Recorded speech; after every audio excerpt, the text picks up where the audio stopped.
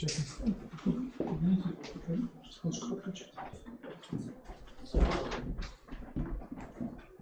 будете проверять, да, свою флешку? Да, проверим. Что, проверим?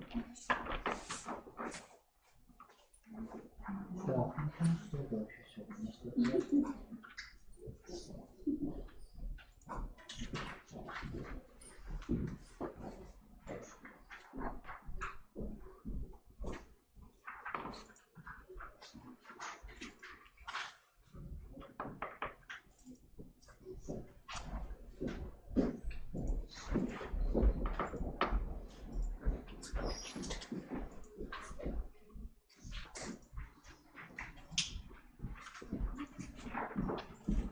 Я не знаю, как лучше раздать большую игру.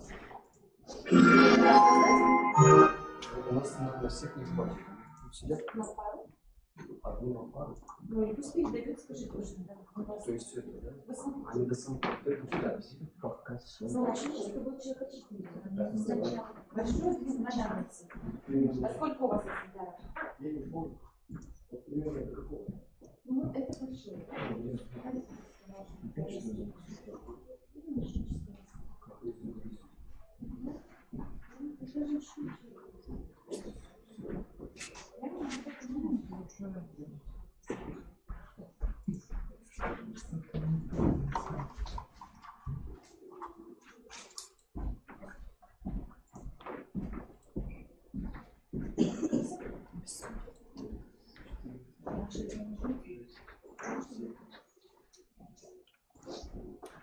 Если по новой добавляете файлы, лучше все на рабочий стол скиньте, да? Да, музыка. Потому что, чтобы потом пути к этим файлам Да. после скидывания.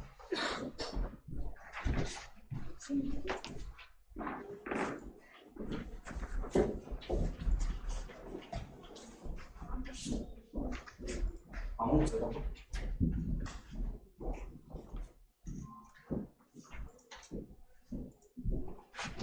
Виктория Валерьевна, Да. музыка работает? Музыка. Вчера работала. А сейчас? Проверить хочу. Вы первый.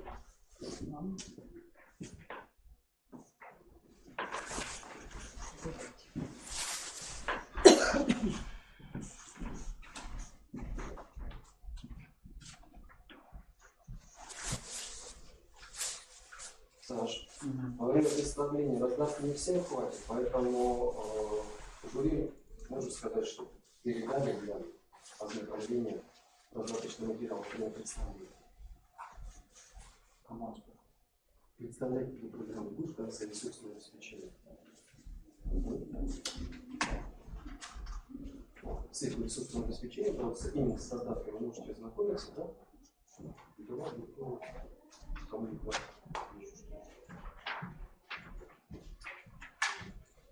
Красиво. Ну, это сила.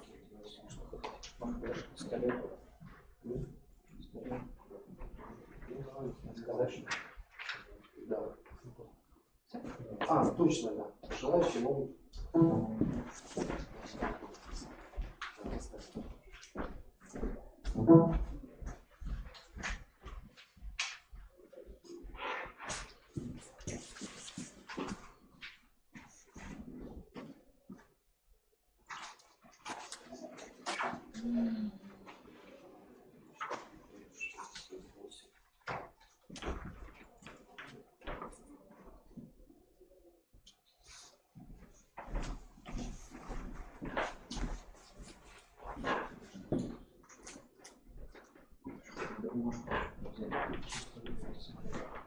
Так, по водороду, слушай.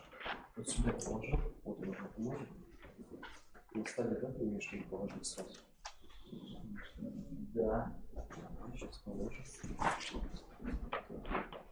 Ошибки смотри, у нас все, да?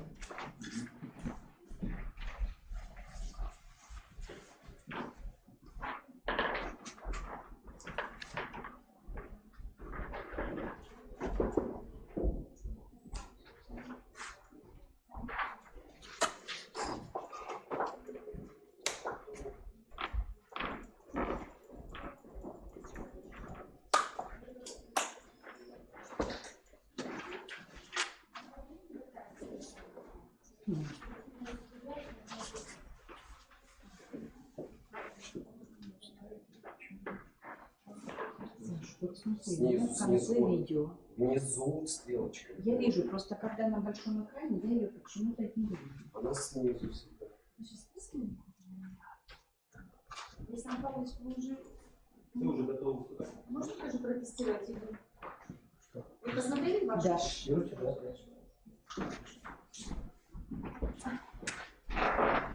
Почему оно перепрыгивает? Вот оно у меня из этого режима. Хочу видео посмотреть. Учитель. Ну вот F5 я нажала. Теперь смотри, я листаю. И оно на этапе. Вот ваше видео. Ага, все, теперь вижу. Оно просто, я, видимо, быстро листаю. Еще раз? Нет. Не знаю. Так. Вот хвостик. Прямо на треугольник нажмите. Да.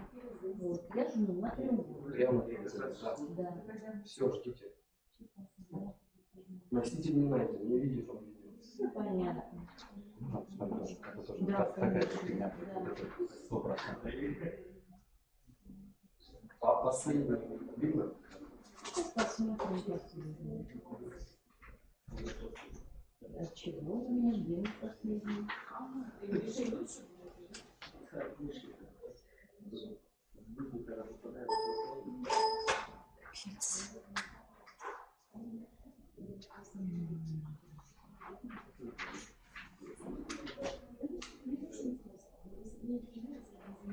Сколько начинается?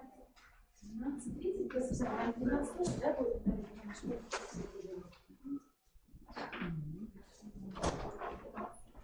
Последний тоже носить не надо.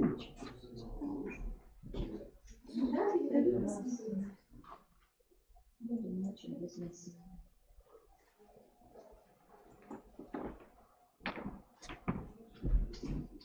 Нужно корректировать. Вот туда я уже не буду. Вот это, да?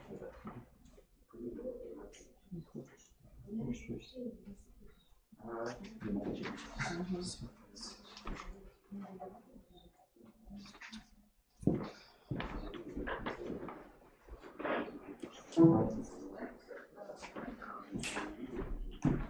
Лучше не хватит.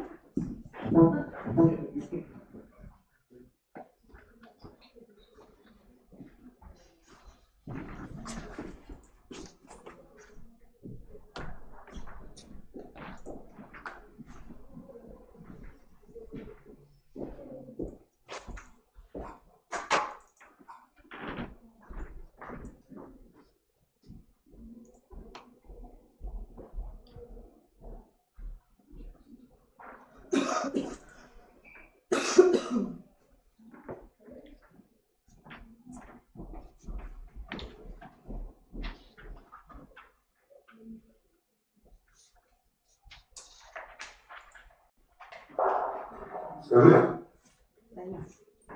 в каком у вас формате? МТС, только с камерой.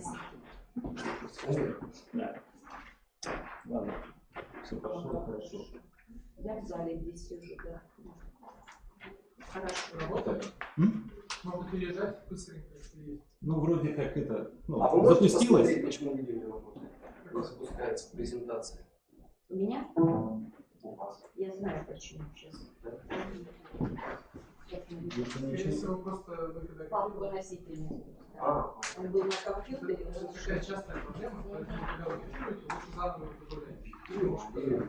Ведь запомнили, но есть такие. А какая разница? Вы себе дома ставили эффективно, у вас диск бывал. Скопировали, а у нас интегрируется в музыку. Полностью. Лучше как делать.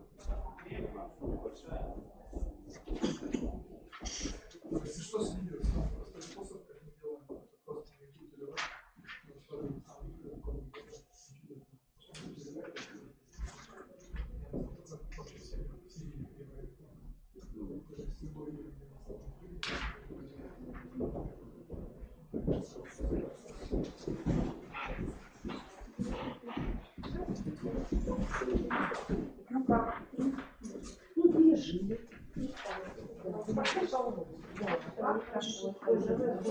Вот, смотрите, пока свободно.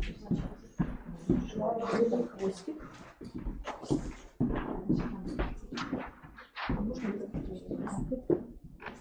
Не хочете ничего, не хочешь шоколада, слышишь?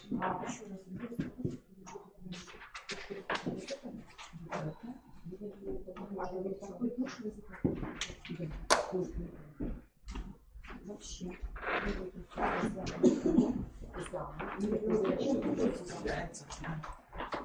А у вас во сколько? Восьмой. Да ладно, что Восьмой, не могу, слышишь?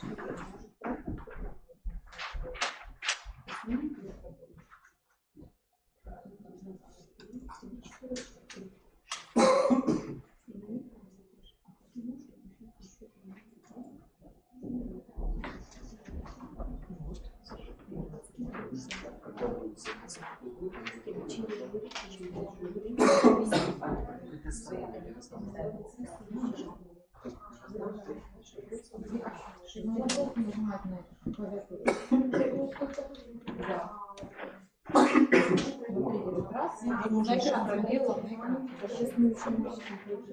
Подожди, откуда там это? Подожди. Ой, Вот, смотри, вот здесь вот внимательно. У тебя мышка вниз. Вот, да, это ясно. Звук повесить. Попрыгунья стрекоза. Все, а последнее. Ну, здесь не надо. Что, будем проверять? Ну, проект песню. есть.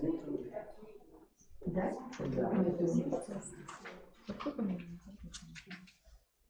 Проверяем. Вот, Лига. Песня.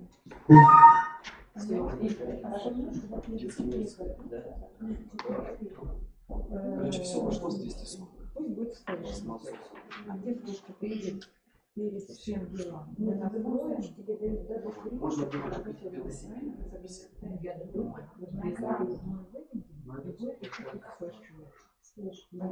Потому что а цифровая, она может ходить. Или она Ну, будет короче, здесь стоять? Ходить может? посмотри, она что подправляется. Вот так делать. Ну, ты же уже умеешь так делать. Не умеешь. Не, он же прям показывает, что тут такого.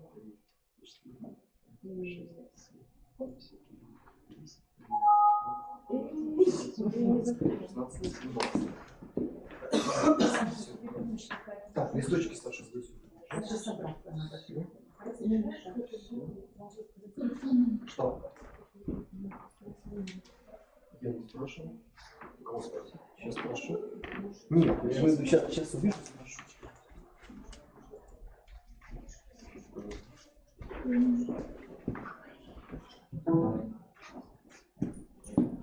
Ой, не написано. Ну ладно, мы уже не видим. Нет, все, я флешку взяли. Теперь разобрались.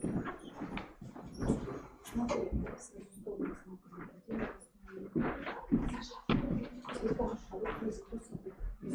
модератор. Не стану, знаете, сейчас не стану. Не стану.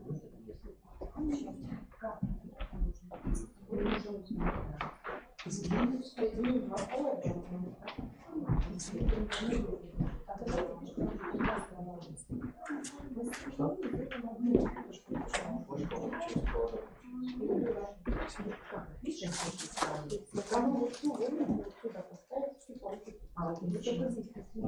Саша, все видишь, слушай.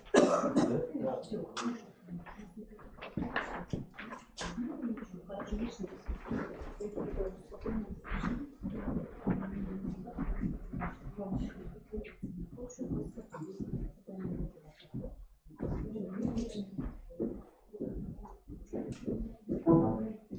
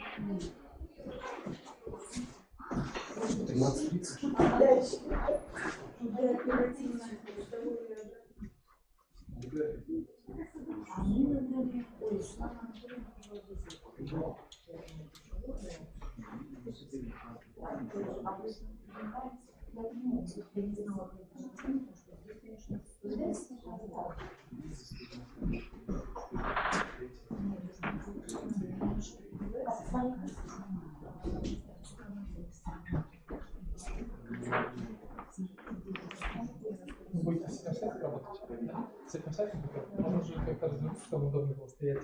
Совсем неудобно так. Не, имеется в виду, что никто не снять, просто двигайте как он удобно. Если вот так поставить, вот так вам будет гораздо удобнее стоять. Его никто не использует.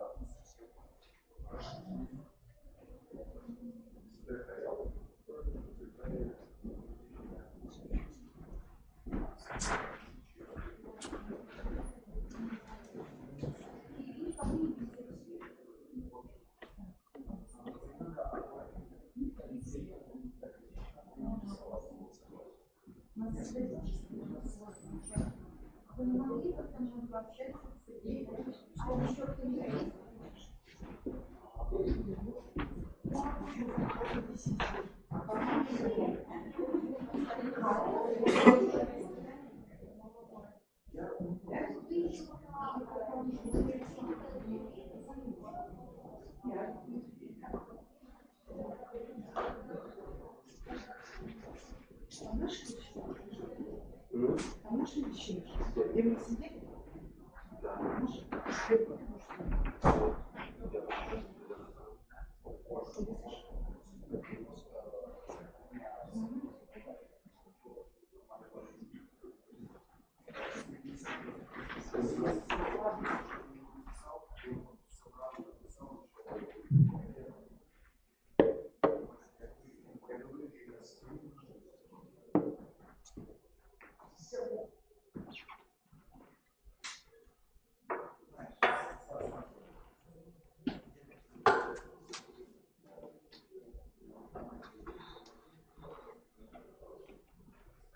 А если он ходить будет?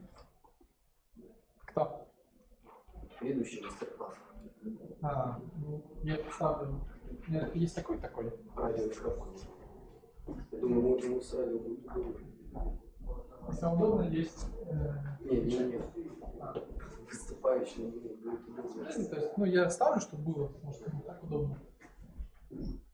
А он, в принципе, представляться он будет, наверное, здесь, на месте. Поставлю все, а кому какой будет удобно. Пусть тот использует.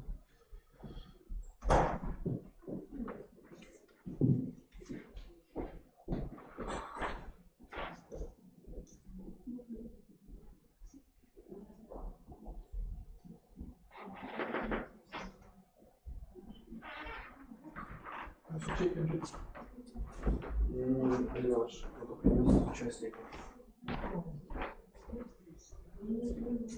Да, кто-то из участников.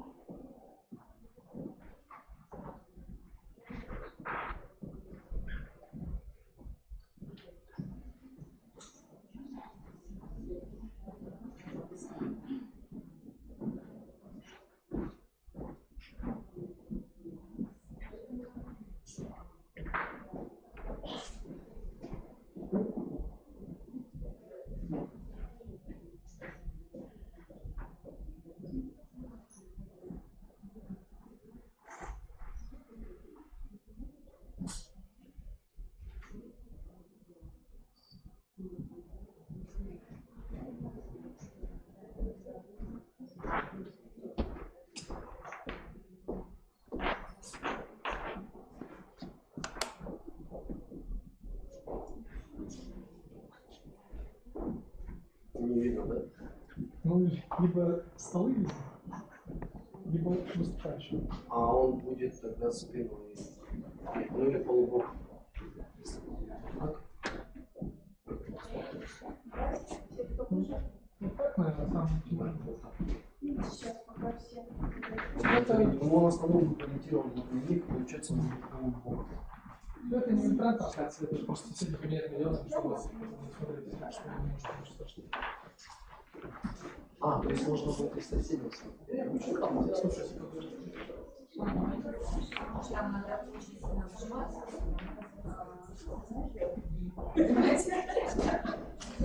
Потому что я тоже не очень люблю.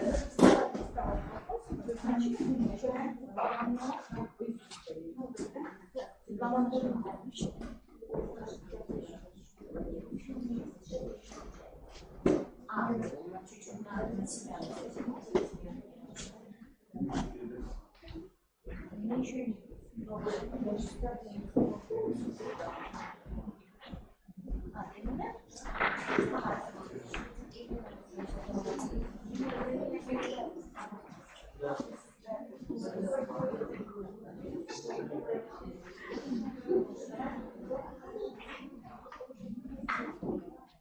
Потому что, мне кажется, вот больше не меня,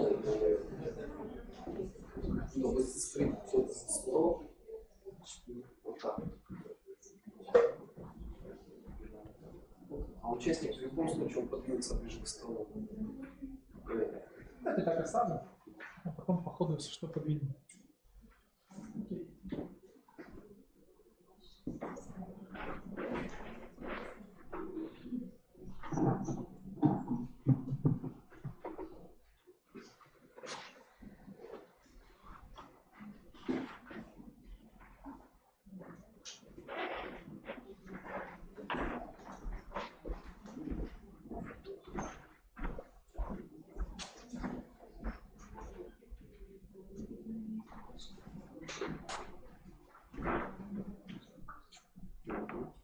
Ну, это может сказать, Саша, еще раз. Включай лучше свою презентацию, покажи, что ты готов.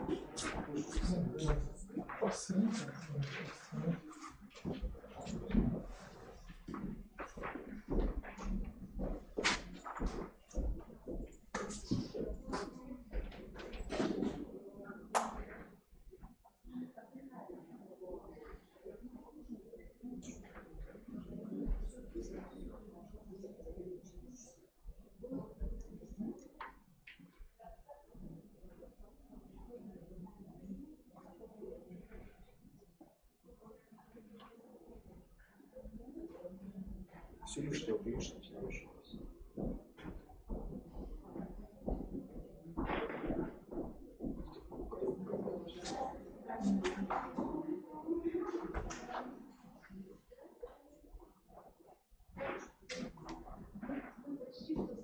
Смотри, а когда будешь вести, можешь взять в ноги.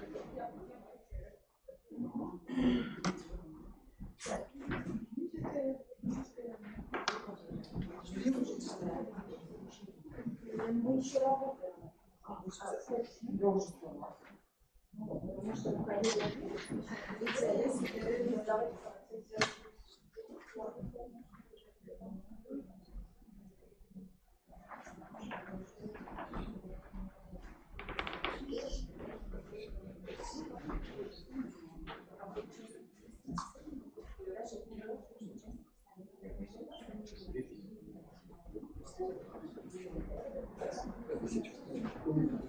Поздоровайтесь с ногтями.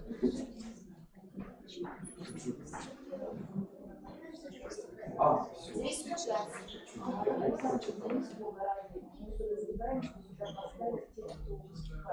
А у меня сюда почему-то. Просто чтобы вас в последний момент не узнать. Нет, здесь участник. Здесь участник большой, который выступает. Который выступает. Который пошли. А участники, это Не, уходите, вы сидите, только меняете. Вот эти выступят молодые человек. Меняться хочется, не страшно. Зачем человек разбивает туда-сюда? как будет формироваться фокус? Главное, все такие молодцы. Участники,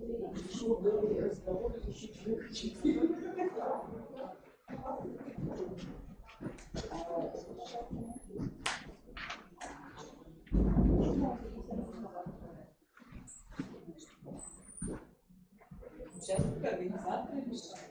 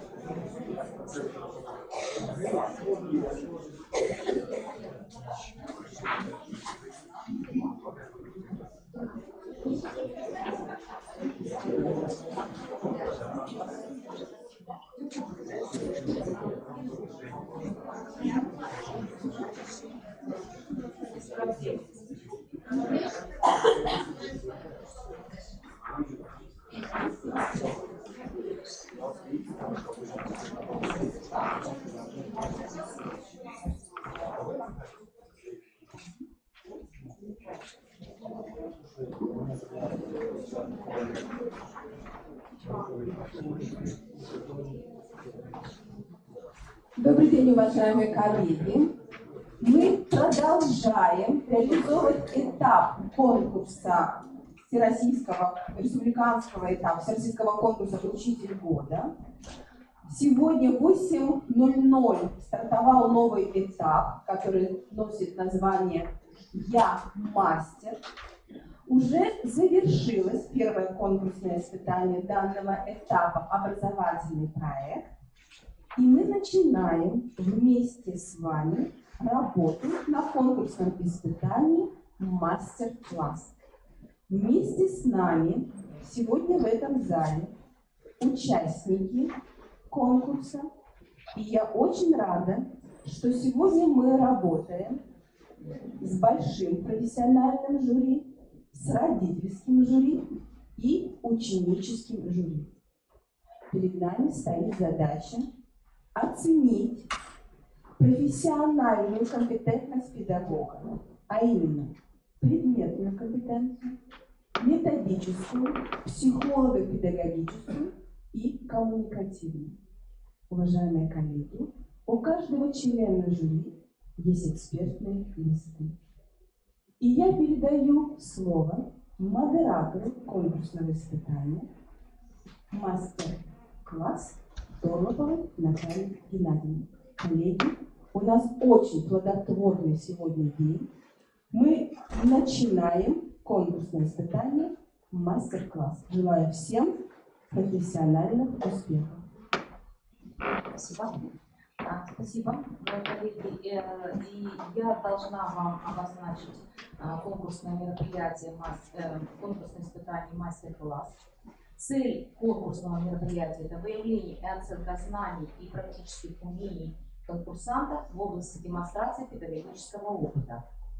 Задачи – выявить и оценить знания и применение конкурсантов концептуальных методических подходов проектирования образовательного процесса, выявить и оценить компетентность конкурсанта в отборе содержания, форм и методов трансляции педагогического опыта, выявить и оценить применение предметных, методических, психолого-педагогических, коммуникативных компетенций конкурсантов в ситуации решения профессиональных задач. Формат проведения – интерактивная демонстрация конкурсантам, умение представить и передавать педагогический опыт. Оценку конкурсного испытания осуществляет большое жюри, ученическое жюри и родительское жюри. Регламент проведения конкурсного испытания. У нас 8 участников, 8 мастер-классов с перерывом на кофе-паузу. В первой части проходит 4 мастер-класса. Каждому участнику выделяется 40 минут на его выступление.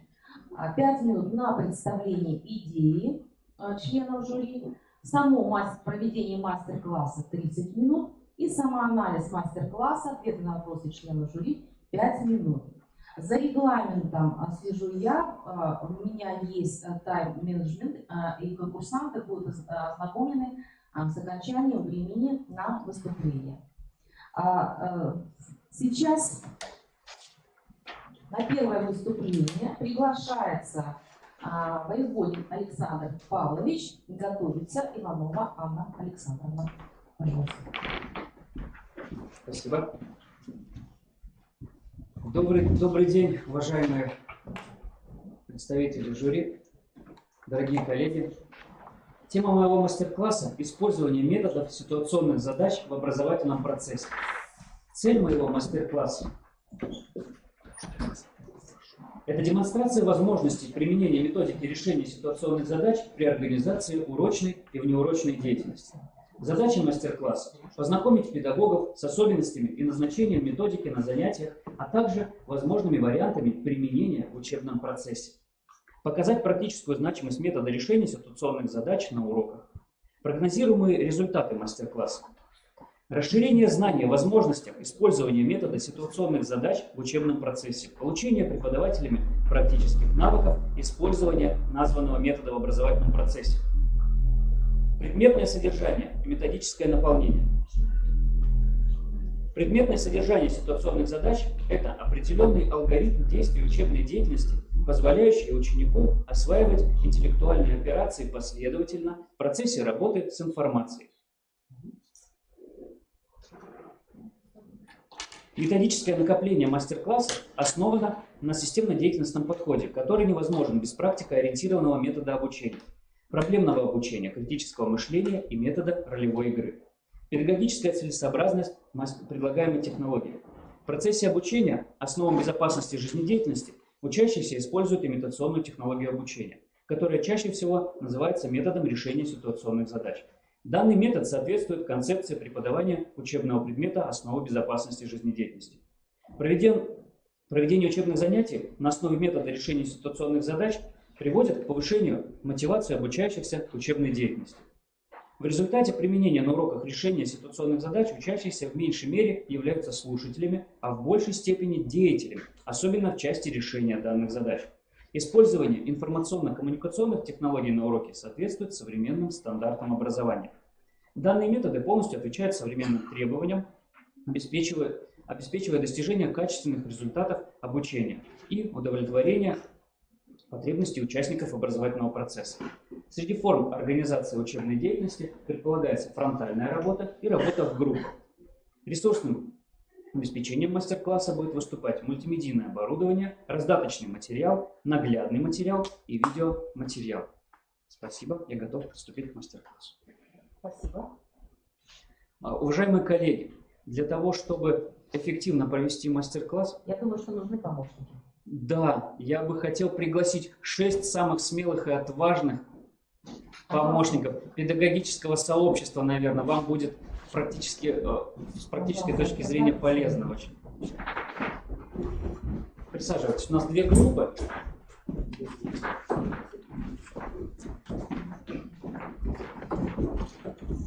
Спасибо большое вам.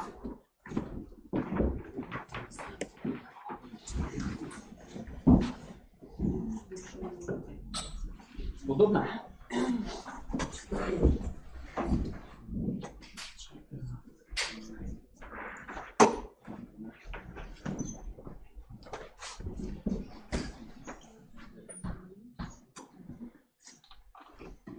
В декабре 2018 года Министерством просвещения Российской Федерации была утверждена новая концепция преподавания учебного предмета «Основы безопасности жизнедеятельности», где были определены основные проблемы реализации моего предмета.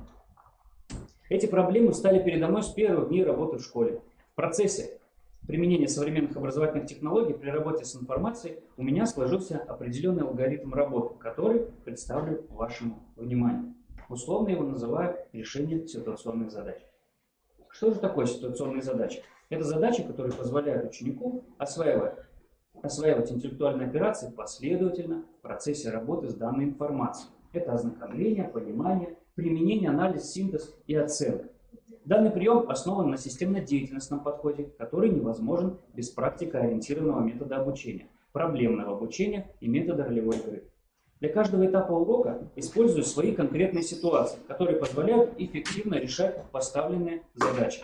Остановимся кратко на отдельных этапах урока. Поскольку я перед собой вижу преподавателей разных учебных предметов, то в качестве темы мастер-класса я выбрал всем известные понятия и общую тему. Дорогие мои коллеги, обратите внимание на эту заготовку. С чем ассоциируется у вас данный предмет? Желтый чемоданчик. Совершенно верно.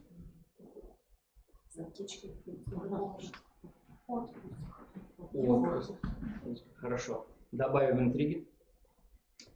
Немного цвета. Я уже услышал правильный ответ. Добавляем цвета красного. И что у нас получается? Совершенно верно. Как думаете, о чем же мы будем говорить сегодня? Оказание первой медицинской помощи. Прекрасно, справились. Это один из методов, который можно применять для того, чтобы эффективно вводить в тему нашей работы. Достаточно. Пока можете спокойно ознакомиться с внешним видом.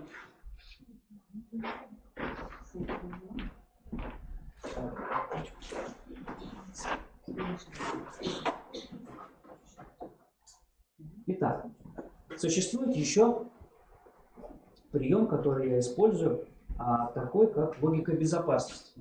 Мы уже с вами сформулировали тему, поскольку вы профессионалы и быстро ориентируетесь в информации. Но данный прием также помогает детям эффективно входить, погружаться в тему и называть ее собственно. Подтвердим с вами мои предположения.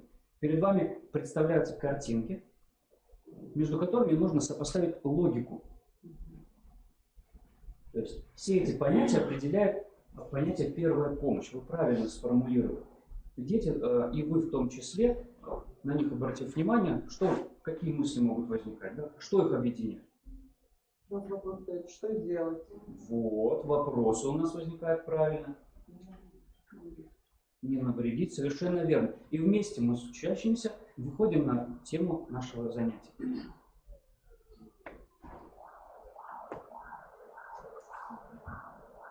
Также есть метод ассоциации. Скажите мне, пожалуйста, какие ассоциации у вас возникают с понятием первая помощь? Вот первое, что в голову приходит? Аптечка.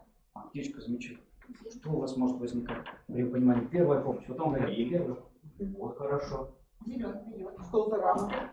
Хорошо, вопросы опять возникают. А вот как мои дети отвечают на урок. Мы проводим с ними тоже опрос. Это скорая, какие-то телефоны, экстренных служб. Больно, что-то случилось.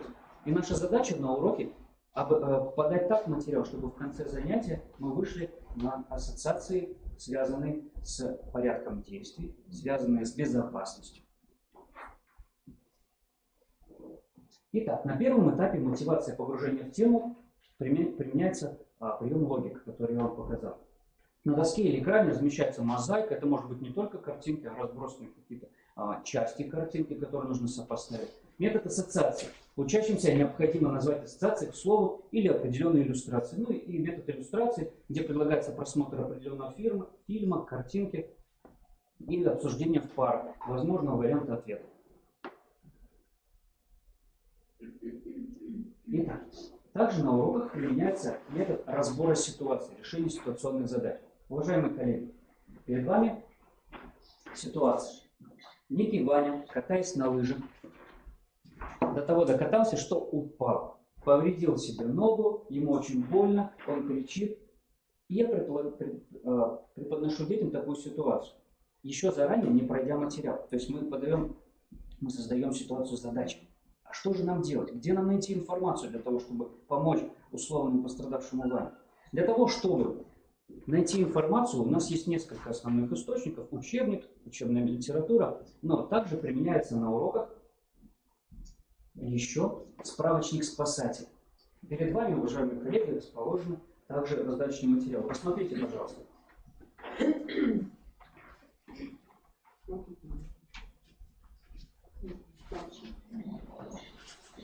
Справочник спасателя, в котором представлены уже варианты решения данной ситуации. У вас немножко хитро поступил, я подготовил вам полностью готовую информацию, но также есть вариант, когда учащимся предлагается поступить следующим образом. Предлагается уже часть готового материала, но который необходимо дополнить. А дополняем мы его поиском в справочной литературе, дополняем его поиском в учебной литературе, либо в конспект. Это помогает нам в межпредметных связях, так как можно этот справочник спасатель использовать также на уроках по биологии, допустим. Если другая тема у нас представлена, то на других биологиях. И, соответственно, с ребятами мы заполняем подобную табличку. И в итоге получаем ответ. Ну и что же мы можем здесь с вами сделать? То есть, после того, как пройдем данный ответ, посмотрите, пожалуйста, какая же это может быть травма? Правильно ли у меня все? Ознакомьтесь, пожалуйста, со справочником. На уши, похоже, видите, не всегда у нас будут одинаковые мнения. Может быть, закрытый перелом. Закрытый перелом, совершенно верно. И у ребят возникает дискуссия, так или иначе поступить. И поэтому в этом справочнике также есть первая помощь, которую вам оказывает, и дополнительные сведения о том, что же это может быть. Но наше предположение будет, что это, как вы правильно сказали, может быть закрытый перелом, совершенно верно. Что же мы будем делать? Первая помощь также представлена в подобных справочниках, таким же образом мы будем поступать. Ну, чтобы Ваня не замерз, естественно, его согреть необходимо. Наложить Ване шину. Из чего можно делать шину? Подручные средства, совершенно верно. Лыжу, палку, все что угодно, совершенно верно. И здесь важный момент, чтобы ребята понимали, прослеживали логику действий. Не только то, что табельные средства есть в аптечке, но и можно подручными средствами. Скажите, пожалуйста, вот подобные приемы, и в том числе этот, который я привел, вы могли бы на своих уроках применять? Если да, то как? Можно поинтересоваться, у вас какой учебный? Английский язык. По-моему, вполне даже можно применять. Ну, если мы изучаем, например, грамматическую структуру, какое-то время грамматическое, также можно составить такой справочник, например, написать название времени, например, да, present perfect, признаки его, когда мы его используем, а ребята пускай здесь запомнят, как строится, формулы вписывают, пускай, или наоборот, когда мы, формула есть, а когда мы его используем, дети могут писать, да? Можно? Хорошо. Технологической карте по технологии, да, когда мы виды операций изучаем, идет эскиз и инструменты. Можно какие-нибудь ячейки из этого убирать, и дети уже будут вписывать то, чего не достает. Совершенно верно, спасибо вам большое. Дорогие коллеги, перед вами аптечка. Сейчас отложите, пожалуйста, ваши справочники. Перед вами аптечка. Откройте ее. Аккуратненько. Просто откройте, посмотрите, что же там есть. Вот буквально 10 секунд, чтобы ознакомиться с материалами, которые там есть.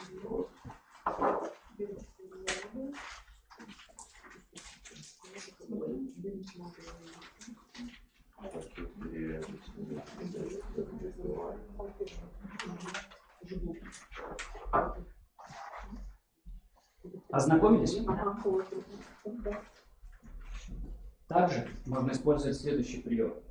Сейчас перед вами будут две картинки. Задача по группам. Первая группа, вторая группа. За 5 секунд, анализируя полученную информацию, достать из аптечки, отложить в сторону только то, что понадобится для решения конкретной ситуации. Задание понятно? Попробуем. Итак, пока аптечку мы не трогаем. Внимание на экран. Готовы?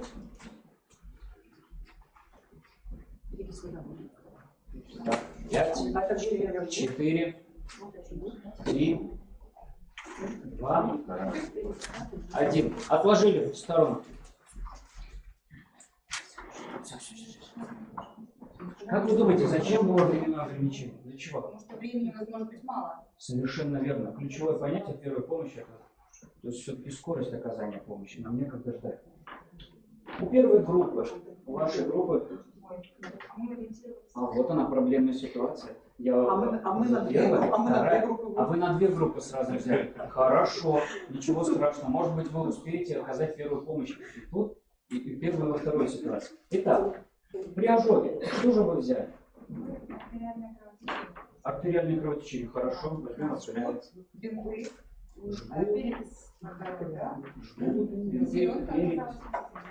Скажите, пожалуйста, коллеги, послушали, что взяли у нас? Да? Жгут, бинты и так далее. Как вы считаете, этого хватит, чтобы остановить, чтобы помочь в данной ситуации? Остановить, да?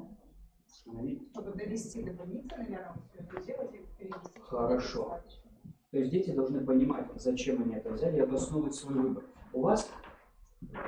Вы для всех ситуаций, покажите, пожалуйста, что вы взяли, для чего, почему? Ну, мы взяли, вот это вот, что получается, жгут. Жгут, совершенно верно, кровоостанавливающий. Это что? Салфетку. Это мы для термического ожога. А это что? Холод. Это индивидуальный перевязочный пакет. Опять ситуация незнакомая, когда ребята, в том числе и в реальной жизни, не знают, для чего же нужны вещи некоторые в аптечке. Это не ошибка. И я вам двоек не поставлю за неправильный выбор, и вы себя тоже не корите, пожалуйста. Моя задача не научить вас оказывать первую помощь, а показать, какие же есть приемы.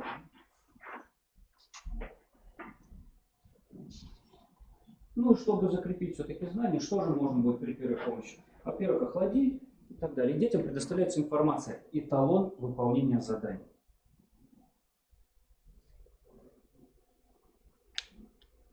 Итак, в начале занятия мы с вами поговорили о том, что же такое ассоциации с первой помощью. Вот сейчас мы выполнили некие действия.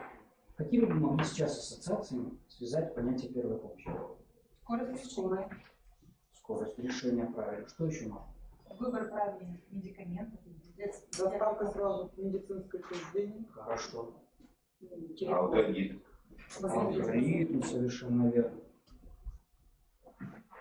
Но это идеальный вариант, к которому мы с ребятами должны прийти в конце урока. Получить правильный порядок действий, как вы совершенно верно сказали, алгоритм определенный. Это какие-то средства для оказания помощи в определенных ситуациях, аптечка и так далее.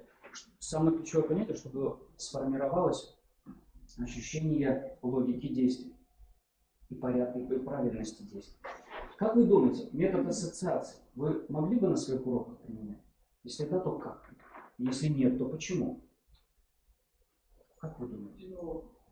У вас какая предметная область? Технология. История обществознания, да? Да, применяем. Применяем. Отлично. Ну, например, скажем, на методе введения в тему, например, мотивации, да? Да. Мы можем на закреплении. Хорошо. Закрепление нужно. Но вообще можно везде применять его, это очень удобный метод. Да, И он развивает дисциплину деятельности детей. совершенно верно. А что нам он позволяет сделать как педагог? И в работе с терминами мы можем работать. Мотивировать детей. Мотивировать. А допустим, это первая тема, которую еще не проходили, не изучали. Вот на таком уроке что нам позволяет? Дети что Слова не знают уже. Совершенно не верно. полагаются на что уже изучили когда-то. Да, Что-то узнать, какие же ассоциации. Может быть, они знакомы с этой темой настолько хорошо, что урок пройдет просто великолепно. И дети будут активны, и нам в меньшей степени придется мотивировать. Совершенно верно. Уважаемые коллеги, не зря со мной был желтый чемоданчик. Из кинофильма «Желтый чемоданчик».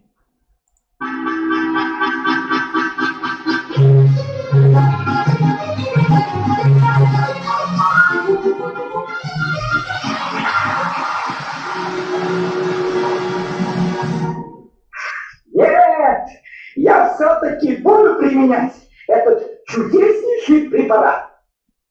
У этого замечательного доктора из фильма, как вы правильно сказали, «Приключения желтого чемоданчика», был свой желтый чемоданчик, в котором находились волшебные лекарства и средства, которыми он лечил своих пациентов. Я надеюсь и верю, что у каждого педагога есть свой виртуальный желтый чемоданчик, в котором он хранит свои волшебные приемы и методы, которыми помогает детям. Я надеюсь, уважаемые коллеги, что я хоть скромно, но пополню богатство ваших виртуальных чемоданчиков своими приемами. Для того, чтобы нам с вами закрепить наши занятия, предлагаю выполнить следующий прием. Для первой группы я вам даю насос и шарики. Будьте добры, каждому вашему участнику по одному шарику предоставьте. Вторая группа, чтобы тоже поучаствовать обязательно. Аптечку можно сложить.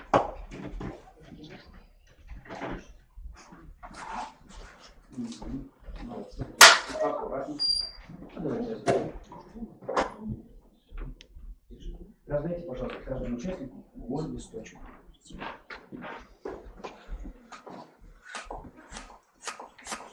Вот молодцы, без команды. Первая группа. У вас задание. Пожалуйста, наполните данный воздушный шар воздухом. Но и достаточно вас строить. Наполните, но не завязывайте, подержите их в руках. Это будет нашей ассоциацией с тем, как мы наполняем наших учеников знаниями. Поэтому наполняйте аккуратно. Так, да, наполняем. Вторая группа, а мы с вами сделаем самолетик. Это будут наши ассоциации. Современное обучение предполагает вместе с детьми. Первый этап – ставить проблему и находить решение. Нашли середину листа, смело сгибаем. Второе – активно взаимодействовать, решительно сгибаем наш лист. Применяем знания в новой ситуации. Снова сгибаем. Молодцы. Работаем в команде. Соединяем наши крылья. Получается?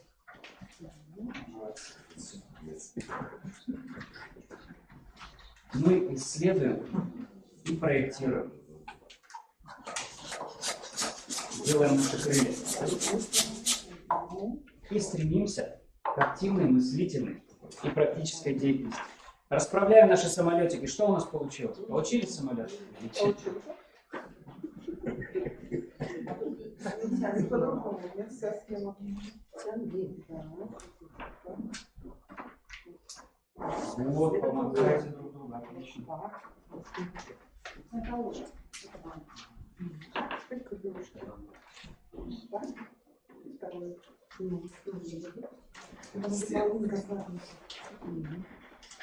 Не думаю, что такое сложное будет задание. У меня младшая дочка на свете равна, когда это было. Получилось? Расправьте, пожалуйста, крылья, чтобы у нас получился красивый самолет. Молодцы. Дорогие коллеги из первой группы, пожалуйста, поднимите шарик и отпустите его.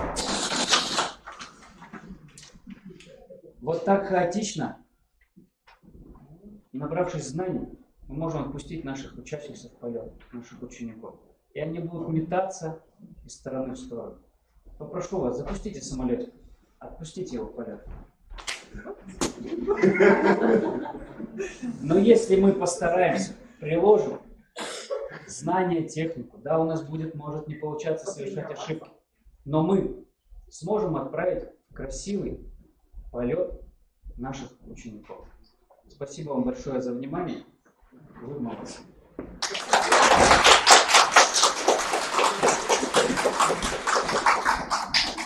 Участникам 5 минут на самоанализ.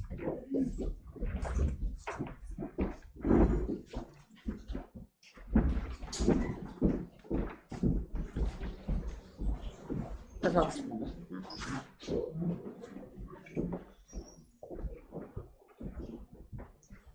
Уважаемые члены жюри и коллеги, я совершил тотальную ошибку.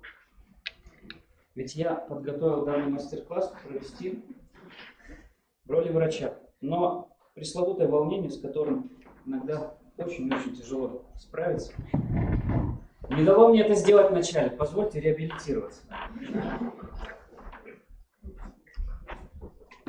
Где ваш желтый чемоданчик? Ищи в руки желтый чемоданчик. Он очень тяжелый, там много опыта и багажа знаний. Хотя какой у меня опыт? Тема моего мастер-класса – использование метода ситуационных задач в образовательном процессе. Все представленные задачи, как я планировал, в практически полной степени удалось реализовать. Мной были продемонстрированы возможности применения методики решения ситуационных задач при организации урочной и внеурочной деятельности. В целом, мне мастер-класс понравился, хотя не полностью им удовлетворен. Несмотря на мой небольшой опыт, тема мастер-класса дала педагогам возможность узнать новое. И, конечно, им актуализировали знания свои. Коллеги обозначили практическую значимость метода, где они могут применять. Это для меня было крайне важно. Получить также опыт, а не только демонстрировать свой. Мне было легко общаться, конечно, с моими коллегами. Практическая часть прошла на позитиве, но в небольшом напряжении. Все справились с заданием, не совсем стопроцентно правильно, но это и не была задачей нашей. На этапах мастер-класса имели логическую последовательность. Начали мы с презентации педагогического опыта, продолжили представление в систему учебных знаний, определили приемы работы, которые демонстрировал я слушателям. Проведение небольшой имитационной игры, где мы пробовали себя в роли спасателей, так можно назвать. Моделировали мы вместе. Совместно со слушателями проводили обсуждение моих моделей, в том числе, опять-таки, опыт я перенимал. На этапе рефлексии мы проводили опрос, также где можно применять данные. Ну и закрепление проводилось несколько красивым, если можно так назвать, лиричным окончанием в виде символичного отпускания в полет наших учеников, которые набрались либо хаотично знаний, либо мы вложили в систему и отправили их в красивый полет в виде самолетика. Из того, что не получилось, могу сказать, волнение, прошу прощения, не дало реализовать в полной мере задуманный мной потенциал. Но задачи, которые я ставил перед собой, это, во-первых, продемонстрировать свой небольшой опыт и получить опыт коллег, мною были достигнуты. Спасибо. Спасибо. Вопросы, пожалуйста, жюри. Есть ли вопросы у жюри? Я так понимаю, вопросы у жюри конкурсанта нет. Есть вопросы? Кто готов задать вопрос? Скажите, пожалуйста, на чью теоретическую основу вы опираетесь при разработке данного мастер-класса демонстрации? Теоретическую основу? Да. У вас предметное имя? Источники. По источникам. Я работаю с информацией, которая касается предметной части. Это сайт Министерства чрезвычайных ситуаций, учебная литература, методическая, с которой я работаю. Спасибо большое. А с методической точки зрения? С методической точки зрения, наработки коллег, которые я могу, своих коллег-преподавателей ОБЖ, в том числе и по России, которые демонстрирую, в том числе на различных образовательных ресурсах, где программы основные, ну и концепции преподавания основ безопасности жизнедеятельности. И еще один вопрос. Различаете ли вы методы и приемы? Согласен, актуальный вопрос. Могу сказать так, что с точки зрения теоретической подкованности я ощущаю свою слабину. Потому Вы что сегодня приводили, например, ассоциацию, да? Это метод или прием? прием. То есть вот, видимо, кого-то так, все-таки вы показывали, демонстрировали приемы, а то использовалось в большом экономике. Да. Вопросы еще есть у жюри? Если вопросов нет, то мы отпускаем участника. Спасибо большое, Александр Павлович. Готовится к проведению мастер-класса Иванова Анна Александровна. И к следующему мастер-классу готовится Кетова Надежда Ивановна. Несколько минут предоставим участникам менять площадку.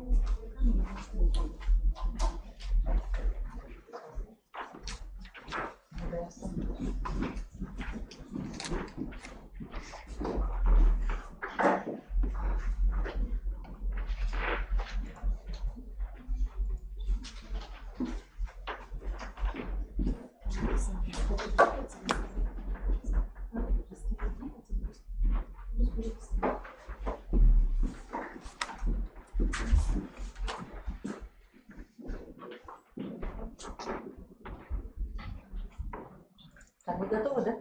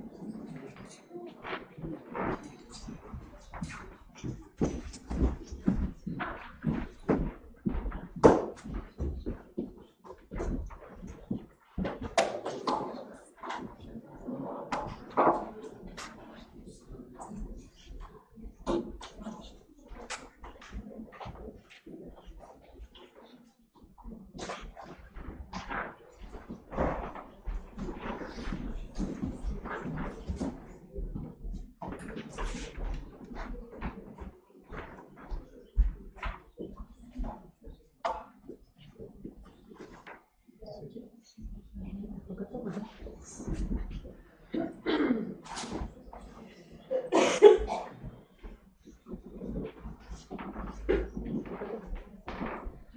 Так, участник готов. Значит, мастер-класс проводит Иванова Анна Александровна. 5 минут представления мастер-класса. Добрый день, я рада приветствовать вас на мастер-классе.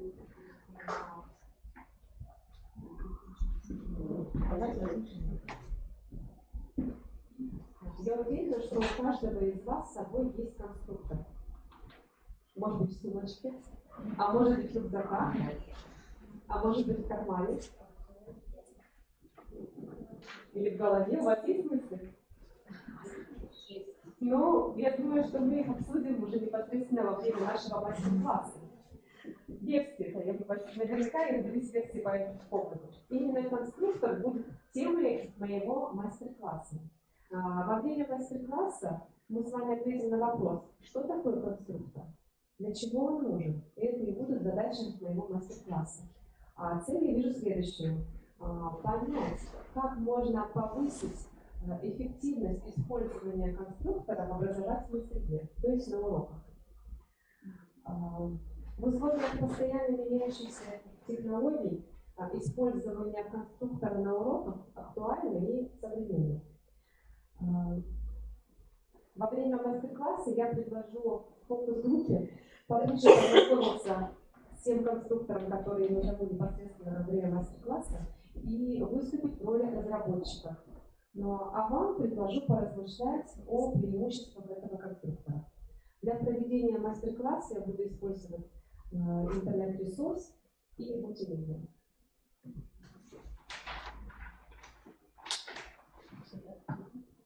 Мы приступаем к мастер-классу. Что же вы представляете, когда вы слышите слово конструктор? Лего. Лего. Еще ваши версии? Пазлы. Кубики. Наверняка. Кирпичи. Может быть, игрушечные или настоящие. Ага. Вы наверняка покупаете конструктор своим детям. Для чего? Для развития. Интересно. Сегодня я представляю вам конструктор, который позволит развиваться не только учащимся, но и учителю.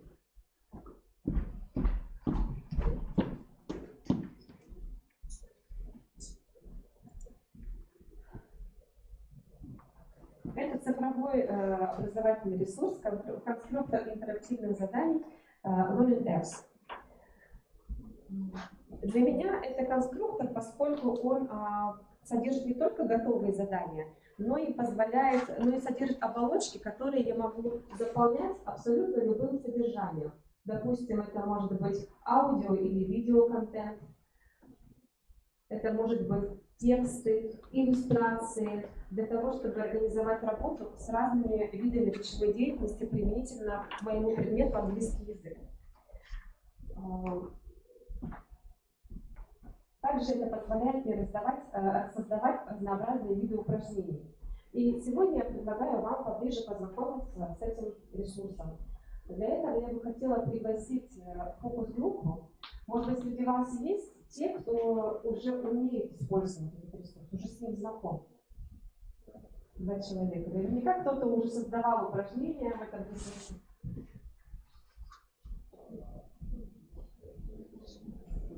Выходите.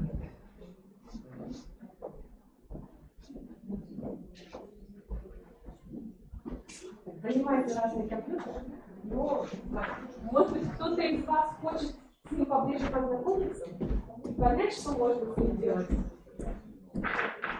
Если у вас есть такое желание, то я вам предлагаю присоединиться к нашим экспертам. Что-то еще делать?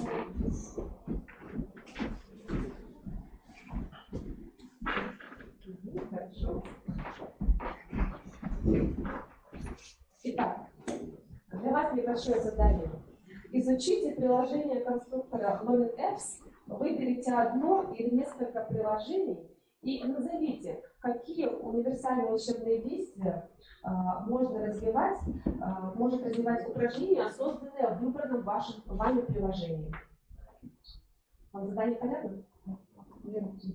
То есть вы можете сейчас познакомиться с помощью эксперта в вашей группе с приложениями, которые доступны в этом конструкторе, Мы вообще ничего не понимаем. Среди вас должен быть один знаток. Кто уже Нет, знаком вот с этим бизнесом. Ну, тогда я думаю, что вы справитесь. Вот. Это все приложения, которые возможны, вы можете прокручивать вниз, иметь полный перечень. Да? И нажав на любую оболочку, вы можете подумать, какое упражнение вы бы, наверное, создали применительно к вашему предмету, и какое универсальное учебное действие можно было бы развивать с помощью этого упражнения. Уважаемые жюри, пока фокус-группа работает, я расскажу вам о разнообразии возможностей данного ресурса. Во-первых, ресурс имеет большую базу готовых заданий по любому учебному предмету. Даже можно выбирать уровень образования, любой предмет. Таким образом, вы можете конструировать любые упражнения с учетом разного уровня сформированности предметных и метапредметных результатов ваших учащихся. А также с помощью такого интересного приложения, как сетка приложений,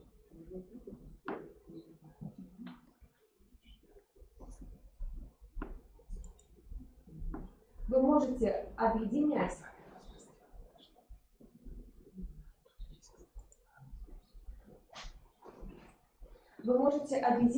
разные задания в одну форму. Таким образом, вы можете создать целый комплекс. Например, в моей практике в рамках уроков во время карантина или во время активных дней мы организуем дистанционное обучение. И соединяя разные приложения в один комплекс, я могла скомбинировать, допустим, работу с текстом на этапе предтекстового, текстового и посттекстового этапа.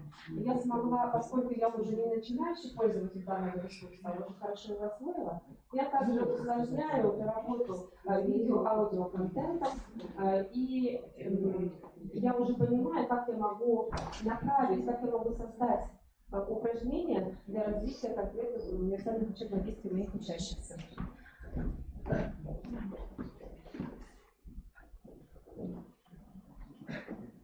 Итак, как протекает ваша работа? Мы нашли скорее. Ага. Так расскажите, какое вы выбрали приложение? Мы выбрали хронологическую цепочку. Но так как на уроках истории очень актуально использовать, да, задания, связанные с восстановлением, да, так скажем, хронологических цепочки событий, да, последовательность выстраивать. Поэтому для нас вот очень актуально такое приложение. Хорошо. Как вы можете связать такое упражнение с развитием универсального учебного действия учащихся? Какое это будет универсальное учебное действие? Не одно, наверное, будет и разные познавательные. Если мы дадим это задание учащимся в парах, они будут развивать и коммуникативные. Потом, в принципе, если ребенок допустил ошибку, он может попробовать ее исправить, и либо, ну, в данном случае с хронологией сложнее, если выбрать, допустим, другой из... конкретно вот это задание. То есть у вас учащиеся будут соотносить историческое событие, да, например, с датой, а может быть целую эпоху с какой-то личностью. Например, современники Петра Первого, вот тут есть очень тоже актуально. То есть это задание на соотнесение. Какой результат у вас получился? С чем вы познакомились? Мы выбрали заполнить пропуски. Ну, тут, конечно, есть пример уже готовый. Можно сделать для своего предмета, да, создать новое приложение. В чем суть этого задания? То есть нужно вставить недостающие слова. А вы какое приложение выбрали? Как называется? Заполнить пропуски. Интересно, здесь, конечно, идут исторические факты, да? То есть ребенок сразу же или что-то новое узнает, или применяет свои знания. Но если работают они в парах, это даже будет легче. Они могут посовещаться, коммуникативные тоже. И личностные, универсальные действия развиваются, я думаю, что практически. Я, в свою очередь, тоже проанализировала все приложения, доступные в этом конструкторе, и соотнесла их с разными учебными универсальными действиями. Вот что у меня получилось. Ну, например, приложение «Найти пару» мне с точки зрения английского языка позволяет дать задание на соотнесение лексической единицы с русским эквивалентом, с образом или картинкой, с синонимом, а также позволяет соотносить грамматическую формулу с видово-именной формой глагола. Это будет познавательное учебное универсальное действие на сравнение способа определения значения слова. Ну, наверное, одной из любимых форм в данном конструкторе у многих учителей является кроссворд. Что можно сделать в этом приложении? Соотносить слово с графическим образом или синонимом, правильно писать слова. Здесь я вижу регулятивные учебные действия на самоконтроль.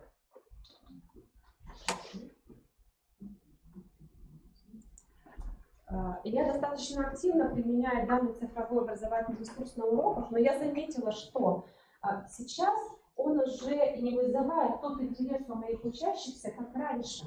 Даже к такому разнообразию форм заданий можно привыкнуть. Поэтому я столкнулась еще с одной, даже не проблемой, я хочу к вам обратиться еще к этим вопросам. Я понимаю, вот, наверное, все возможности этого ресурса, я не хочу от него отказываться. Давайте порассуждаем, как же можно повысить эффективность использования этого ресурса на уроке. Если у вас какие-то версии. Живи отвечай, да? Аудитория. Да, аудитория. Есть у вас варианты? Спасибо. У меня, кстати, была точно такая же идея. То есть можно учащимся предложить роль разработчика упражнения. И я бы хотела обратиться к членам ученического жюри. Не хотели бы вы попробовать роль разработчика упражнений? Да? Присоединяйтесь к нашим экспертам.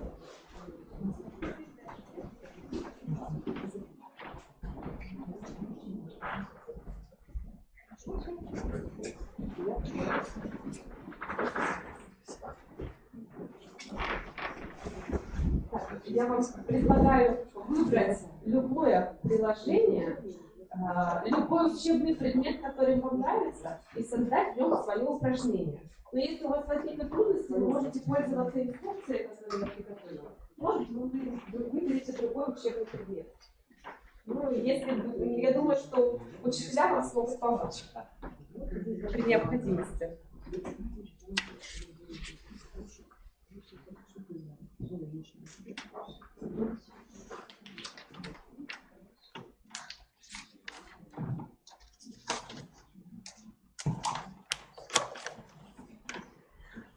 Пока члены ученического жюри выполняют задания, я бы хотела также поговорить с вами об обратной связи, поскольку меня, как учителя-предметника, интересуют результаты и обратная связь.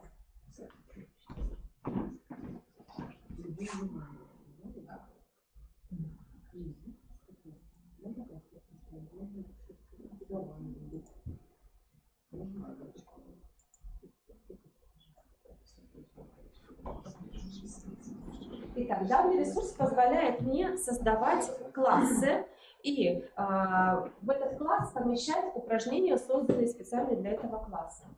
И с помощью вкладки «Статистика» я вижу, какие учащиеся приступали к заданиям, и я вижу, кто из них справился без ошибок. И если я вижу красную клеточку, то это значит, что в этом задании были ошибки. Я могу также увидеть более подробный анализ результатов с помощью вкладки «Активация». Здесь я вижу, сколько раз человек открывал форму, приступал к ее выполнению, и сколько попыток ему понадобилось, чтобы выполнить это задание. Я считаю целесообразным использовать такую обратную связь больше на этапе отработки умений и навыков, ну и, конечно же, для самоконтроля, для самооценки, поскольку учащиеся сразу видят правильный ответ непосредственно после выполнения.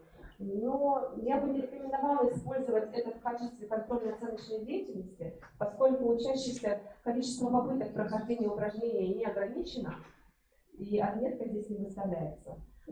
Из своего опыта я могу сказать, тоже для себя такой сайт нашла. Если я хочу заложить критерии оценивания, ограничить попытки прохождения данного задания, то я, например, предлагаю использовать ресурс онлайн-тест-пак. Там тоже можно создавать классы, задания и уже осуществлять оценку. Так, ну что, Алексей. Сейчас мы разбираемся. Мы еще выбираем такую форму. Не так уж просто, да? Интересно? Да. Какую форму вы выбрали? Какой учебный предмет? Вообще я интересуюсь в большей такой степени, может быть, информатикой.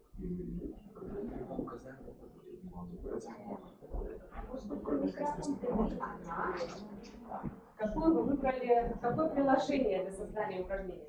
Ну, вообще, мне больше нравится такая вещь, как, ну, вот обычный такой тест, понятный, суть самого задания понятная. То есть вот вопрос, есть перед несколько вариантов ответов, нужно выбрать правильно. Вот. Собственно.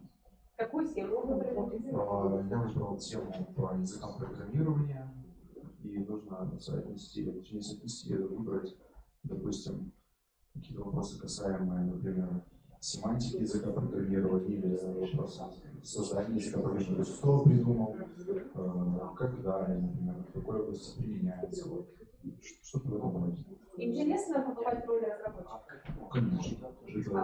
Вообще вас очень иногда просят разработать упражнения? Да, у нас, вот, особенно учеников старших классов, нередко привлекает вот именно таким творческим заданием, например, разработать для учеников с 7, 8, 9 классов какого-нибудь теста или провести какую-нибудь викторину в игровой форме для закрепления материала. Сколько это полезно для вас? Как для меня, как организатора. Да, для создателя такого упражнения. Ну, в том числе самому вспомнить. Актуализация. Да, то есть вспомнить, как это работает, какие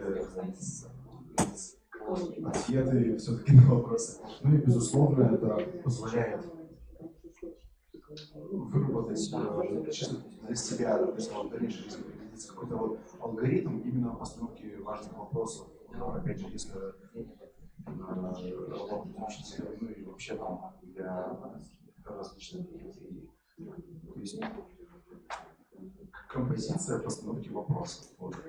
Не всегда, то есть просто сформулировать правильный вопрос. Да, то есть, допустим, вот стоит какая-то задача, нужно ее понять правильно, и все, то, как ты эту задачу будешь решать, зависит от того, насколько правильно ты ее понял, насколько ты ее в себе в голове поставил. Спасибо. Какой вы выбрали учебный предмет? Мы выбрали английский. Мы выбрали английский язык. Мы выбрали задание найти пару. И сейчас будем его прогонять. Еще не пробовали. Ну, мы его создали, но сейчас мы работаем. Какая у вас тема? Экология. Тема экология. То есть у вас будет задание на соотнесение проблем, которые у нас есть, и то, что их вызывает. Ага. Их причин. Причинно-следственные связи. Да. Ну, в принципе, получилось. Да, это вполне работает. Он соединяется, это очень... Склеивается, Раскочено. Я, например, это упражнение обычно использую для отработки лексических и грамматических навыков, а вот вы нашли другое применение. Причинно-следственные связи, по-другому увидели. Тоже на английском. Да, тоже на английском. А у вас уже в вашей практике было такое, что вы уже создавали свои упражнения? Может быть, для вашего же урока, для своих же одноклассников? В моей практике не было. Как вы думаете, могло бы такое задание, роль разработчика упражнений, понравиться вашим одноклассникам? Возможно, у нас есть люди, которые очень заинтересованы предметом. И они, наверное, нашли бы применение такому виду заданий. А как вы думаете, с какими трудностями еще можно столкнуться при выполнении упражнений? Я бы сказал, что при отсутствии конкретной темы у людей, может быть, просто глаза разбегутся и не знают, что они хотят сделать. Как вот у нас было сейчас, я очень много времени пытался понять, что я хочу сделать. Вы выбрали сложный путь, да? Вы не использовали мою инструкцию. Я использовал вашу инструкцию. Но уже по своей теме, да? Ну да. Поэтому было немного сложнее. Хорошо, спасибо. Я бы еще хотела обратиться к членам родительского жюри. Поддерживаете ли вы такие формы заданий для учащихся?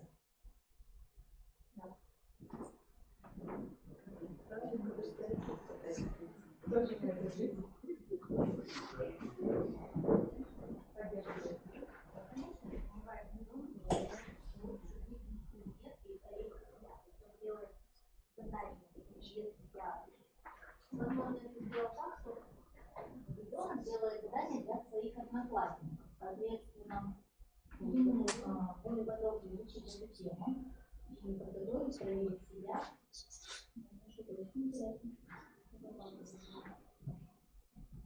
То есть учащиеся, наверное, лучше понимают те проблемы в каждой теме, да, с которыми они сами сталкиваются.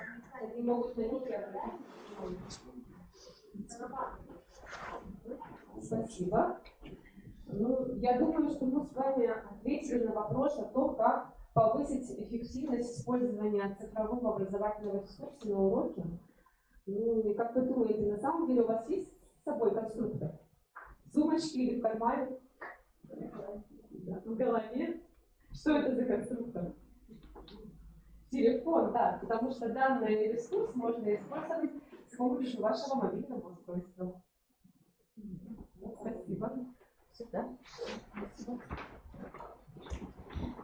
Спасибо большое участникам мастер-класса. Далее перейдем к самоанализу, ответы на вопросы. Пожалуйста.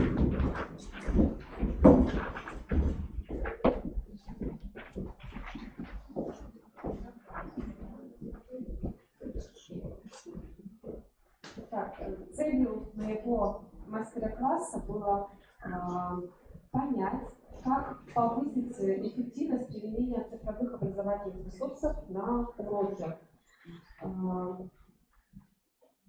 Для этого я сегодня показала, что на самом деле этот ресурс удобен в использовании, потому что за достаточно короткий промежуток времени даже те коллеги, которые раньше с ресурсами работали, они нашли применение этого ресурса к своему предмету. Мы также задействовали членов ученического жюри, которые пошли не легким путем, да, а выбрали свой любимый предмет, свою тему. И я поняла, что на самом деле наше решение, оно продуктивно, оно помогает решить как раз ту проблему, с которой я столкнулась, то есть привлекая учащихся к новой роли разработчика упражнений, мы на самом деле можем поддерживать их интерес, ну и повысить, наверное, эффективность их работы на уроке. Наверное, если бы какие могли быть способы корректировки мастер-класса? Не все сразу почему-то решили выйти за компьютеры. То есть я поняла, что в нашей аудитории есть те, которые с этими ресурсами знакомы. Да? То есть если бы аудитория, моя фокус-группа была менее подготовлена, наверное, можно было бы больше посвятить времени разработке самого упражнения, а не знакомству с приложением. Такое я вижу развитие мастер-класса. Ну, наверное, все. Если все, то, пожалуйста, жюри. Есть ли вопросы у жюри участников этого мастер-класса? Это Федоровна, пожалуйста. Традиционно. Скажите, пожалуйста, какой педагогический подход можно реализовать, используя средства РНА?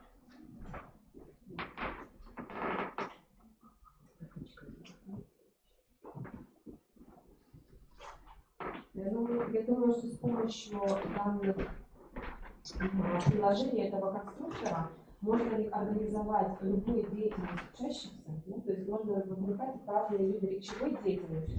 Это чтение, аудирование, говорение. Это могут быть, возможно, активные методы обучения. Комментируйте, когда вместе с тем вопросом личностный ориентир. личностно-ориентированный подход. Наверное, личностно-ориентированный подход здесь возможен, если как раз таки учащиеся будут сами разрабатывать эти упражнения. Но возможности тогда посмотреть learning apps в соотношении категории детей, которые могут быть испытывать трудности в обучении, либо, например, находиться на длительном обучении, возможности таких. И тогда это позволяет обеспечить индивидуальный подход. Я могу создавать упражнения разного уровня сложности, ориентироваться на разный уровень сформированности предметных результатов. Как раз таки при организации дистанционного обучения я исхожу из этого. Скажите, пожалуйста, планировали ли вы заранее некий какой-то отдельный конкретный период, которым вы бы участников мастер-класса хотели научить?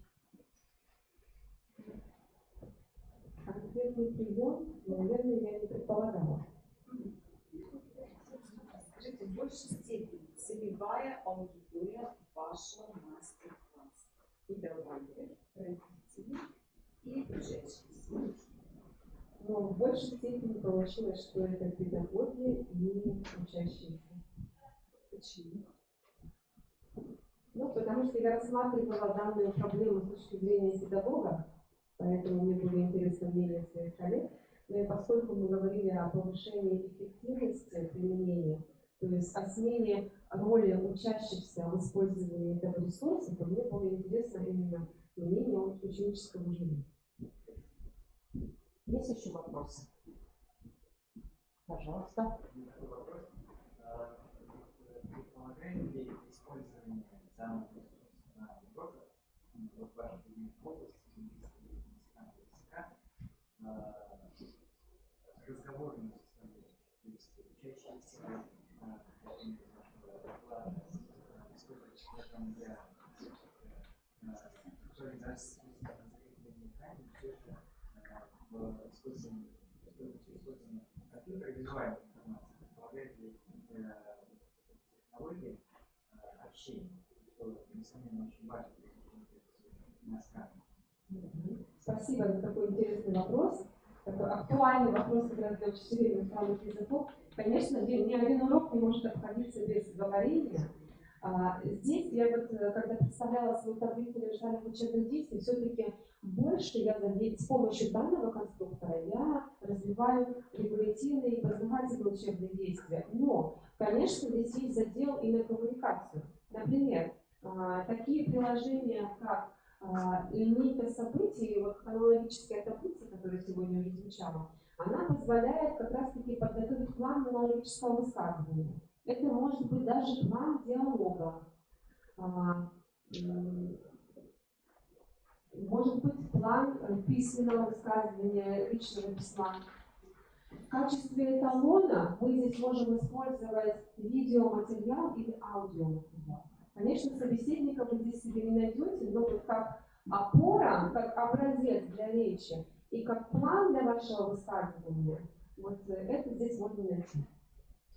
Да, спасибо. Я думаю, что 5 минут диалога у нас состоялось. Я должна поблагодарить участников за столь содержательные диалоги и беседы. И отпустить Анну Александровну, пригласить на следующий мастер-класс Кетову Надежду Ивановну.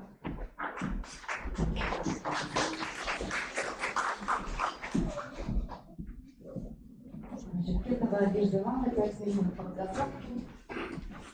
Готовится Королева Юлия Васильевна. За Надежду Ивановну.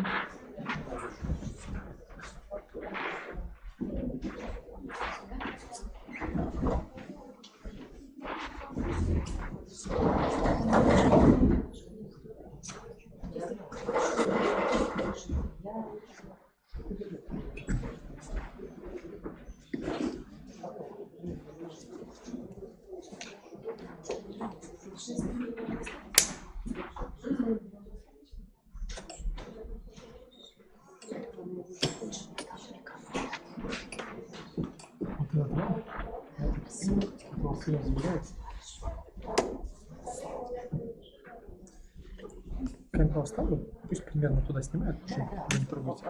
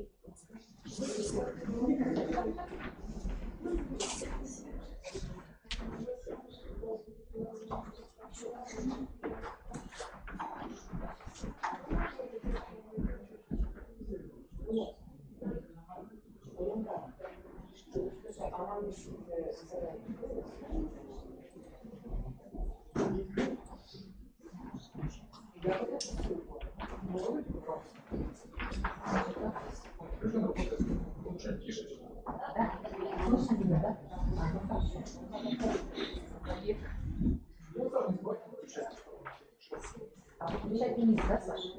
Есть.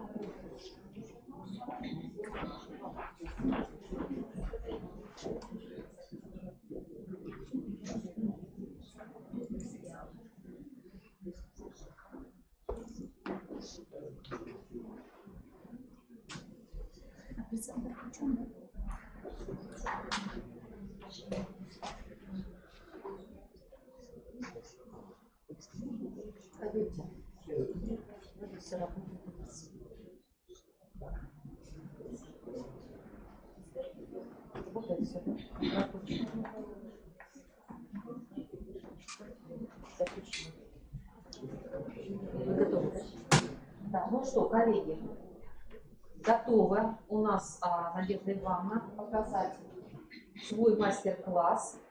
Значит, 5 минут на представление мастер-класса. Пожалуйста. Добрый день, уважаемые жюри. Уже день сейчас, да? Вашему вниманию будет представлен мастер-класс по теме организации работы с текстом с применением технологии активные методы обучения.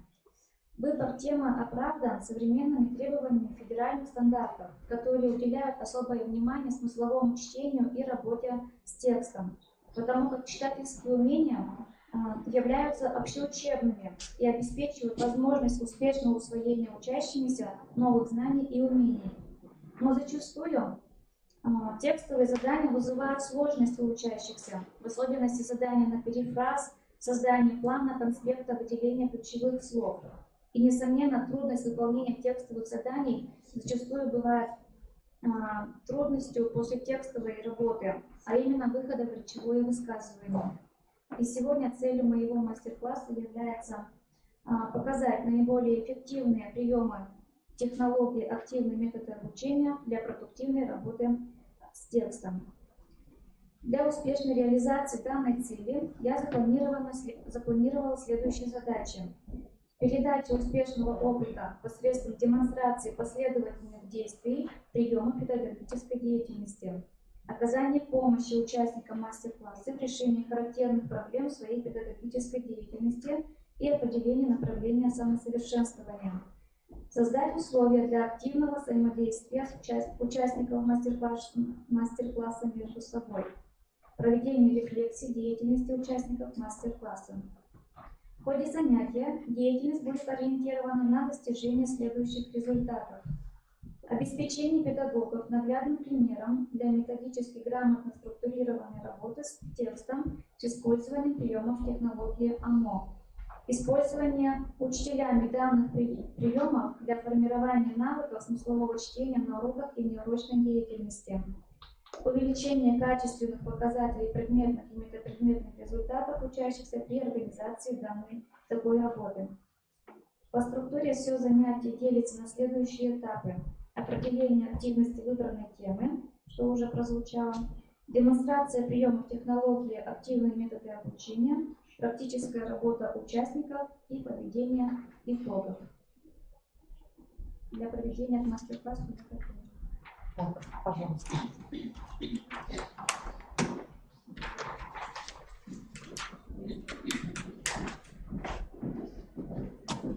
Добро пожаловать на мастер-класс по теме «Организация работы с текстом с применением приемов технологии активного метода обучения». Хотелось бы, чтобы он оказался для вас полезным и чтобы мы остались довольными проведенной работой. Одна фокус-группа у нас уже вышла, но сейчас я немножко сделаю небольшой опрос, чтобы разделиться на группы. Итак, для мастер-класса мне нужны добровольцы, и я определю их с помощью небольшого опроса. Поднимите руки, если это так. Среди вас есть любители тихой охоты? Это среди нас? Среди аудитории. Мне нужно 2 помощника для тихой охоты. Вы можете входить, да?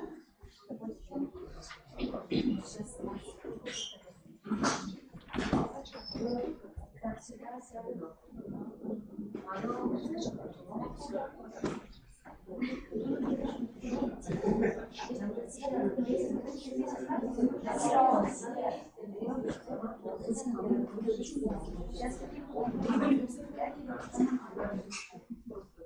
Так, вы можете сюда присесть. Ну, сюда мне еще один доброволец нужен. Я думаю, кто из вас останется.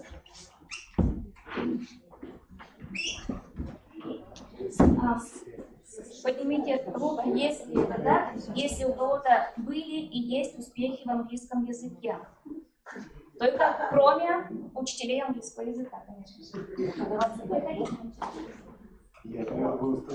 Да, у вас.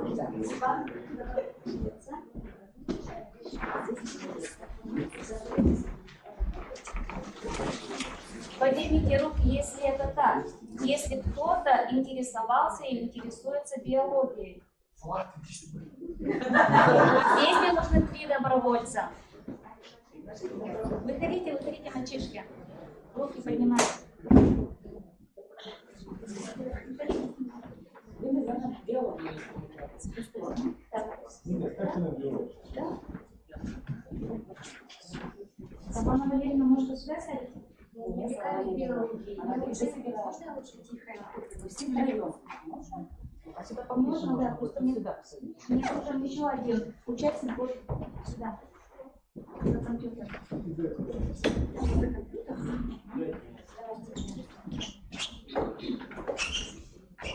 Итак, у нас образовались группы любители биологии, любители географии и любители английского языка. На первый взгляд совершенно разные школьные предметы, и вы будете работать с разными источниками информации, но на одну общую тему. Мы с вами поговорим о дереве. Надо будет взять еще ручки. Хотя бы одну ручку. Итак, любители биологии. Вы будете работать в группе из 3 человек. О чем речь в ваших текстах, вы узнаете при помощи моей загадки. Это дерево большое, на ветвях его растет, не листва, пустая хвоя зеленеет круглый год. И всегда на шишке щепь, исполин, сибирский кедр. Молодцы! Вы правильно определили тему. Именно о таком редком дереве, о таком редком для нашей местности дереве вы узнаете из ваших материалов. Итак, вам предоставлен текст из учебника, у вас статья из энциклопедии, а вы просмотрите видеофрагмент по данной теме. Познакомившись с содержанием ваших текстов, вам необходимо зафиксировать его по пунктам данного буклета. По истечении 3 минут, у меня где-то должен быть помощник. По истечении 3 минут вы заканчиваете работу со своим материалом и переходите к другому по часовой стрелке. И каждый из вас вносит, дополняя информацию. Да, вносит запись, дополняя информацию. Понятно, да? Любители английского языка. Воспитание любви к природе начинается в семье. Поэтому перед вами текст My Family. По содержанию текста вам необходимо заполнить медальную карту. Она у вас в виде дерева. Толстые ветви древа обозначают членов семьи, а тонкие ветви – это детали, которые относятся к членам, представителям семьи. С ними вам не придется работать. Чтобы ваша карта стала ярче и креативнее, я подготовила для вас стикеры, шаблоны. Вы их можете использовать вместо ключевых слов. И любители географии. Прочитайте заголовок вашего текста и скажите, о чем будет текст. Если мы поможем заблудившемуся лесу, это будет, наверное, деревья. О деревьях, которые как раз ориентируют на выход. Как верно. Все мы любим ходить в лес, иногда не замечаем, как теряем нашу тропинку. Да? И чтобы этого не случилось, вам необходимо заполнить памятку. Памятку для любителей тихой охоты. А для этого вам нужно прочитать текст и передать его основную информацию в виде памятки. Потом у вас имеется. Вопросов нет? Все понятно, да? Да. У вас 10 минут. Пока участники готовятся, я немного прокомментирую те приемы, которые использую в работе, в организации работы данной темы. Так.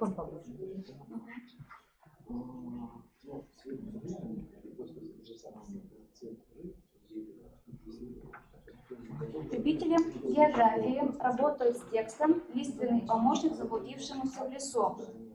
На предтекстовом этапе, извините, пожалуйста, вы на предтекстовом этапе мною использован прием знакомства с заголовком, который ориентирован на формирование навыков прогнозирования. Далее им предложено задание на основе содержания текста создать памятку. Здесь применен прием анонс, который нацелен на формирование умения выделять главное, умение составлять план-конспект. Прочитав текст, учащимся необходимо сжато передать его содержание, при этом используя перефраз. Для выполнения задания нужно подготовить форму представления новой информации. Это может быть памятка, буклет, инструктаж, но обязательно с какими-то вводными фразами и словами. В этот прием иногда добавляю соревновательный дух. У кого из учащихся самый короткий текст, и получается он победил. Перед началом работы с текстом любителям биологии предложено разгадать загадку,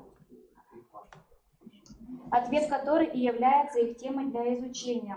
Здесь мною использован прием «Догадайся», который тоже направлен на формирование прогнозирования, на формирование навыков прогнозирования. Вместо загадки можно использовать опыт из жизни, необычный факт, видеоматериал, серию картин. Далее переходим непосредственно к работе с текстом. Здесь я применила прием «Карусель», который ориентирован на формирование умения отличать основные детали от второстепенных. Учителю необходимо подготовить различные формы, различные виды текстов, источники текстов. Это могут быть вырезки из газет, журналов, видеофрагменты, аудиотексты, статьи из энциклопедий и словарей. Каждый участник группы в течение 2-3 минут собирает информацию на определенную тему из предложенного источника и фиксирует ее, например, в буклет. По истечению времени учащиеся меняются по часовой стрелке и продолжают работу уже с новыми для них источниками, дополняя информацию. Любителям английского языка предложено создать ментальную карту. Так, стоп. Поменялись. На основе прочитанного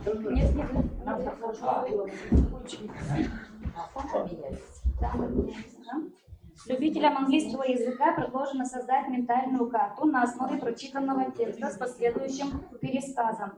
Применяется прием «Шпаргалка».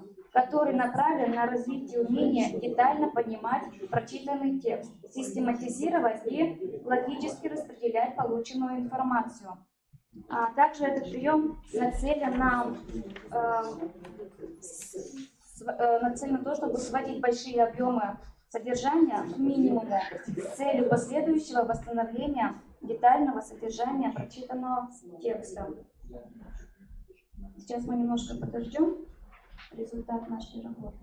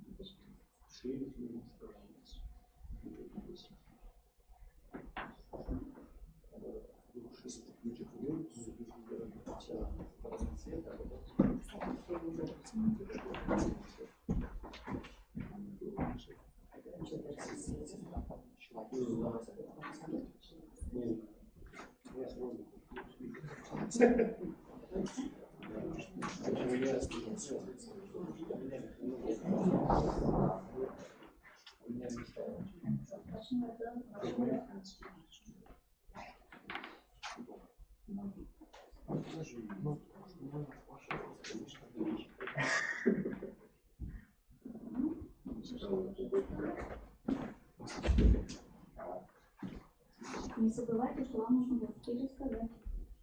По-русски? На английском.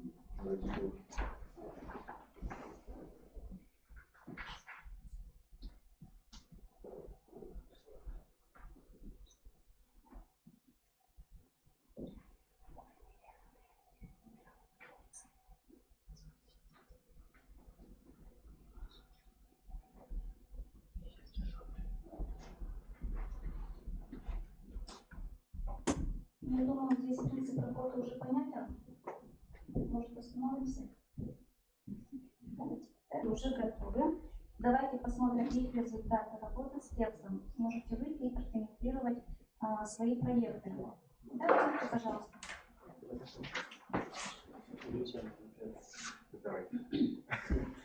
Как вы видите, вы тоже выйдете сразу с бумажками с проектами. С буклетиком тоже выходим.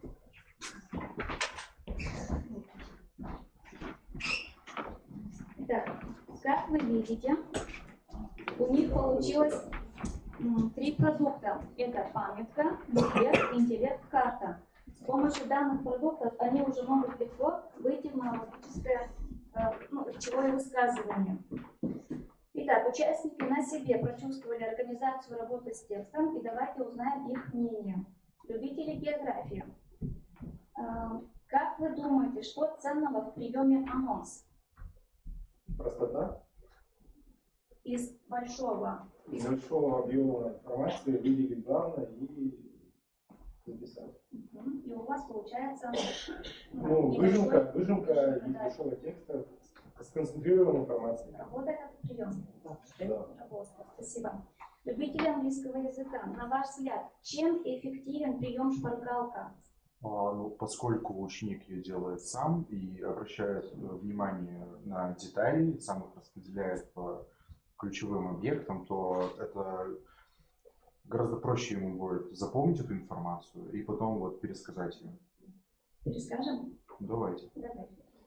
Значит, we have a family tree about Boris and his family. Boris is 7 years old. He have many friends and he likes them. He has a brother. Brother is 10 years old. He is a very good student and he likes play piano very much. Also, he has a sister, which is 5 years old. Okay, simple. And others. Эффективен прием? Да. Я То думаю, есть, эффективен. основываясь на деталях, получается. А домашнее задание? Домашним тоже, потому что Тут ключевой момент, что ребенок это делает сам, и внимание к деталям позволяет ему лучше запомнить информацию. Спасибо большое. Ну и любители географии, биологии. У вас был использован прием-карусель. Он отличается своей мобильностью. Как вы считаете, вызывает ли такой мобильный прием больше энтузиазма работать с текстами? Я считаю, что такой прием, да, вызывает больше желания и интереса работы с текстом, потому что тут задаются определенные временные рамки, и за вот этот определенный промежуток времени хочется найти в тексте как можно больше полезной информации, поэтому улучшается работа с текстом в плане того, что мы ищем сразу тезисы и пропускаем второстепенную информацию. Да, все верно. Сможешь потом пересказать с помощью этого буклета текст по Федору? Да. Ну, спасибо, мы сейчас... Спасибо большое, вы можете присутствовать на своим местам. Как вы видите, прием технологии АМО.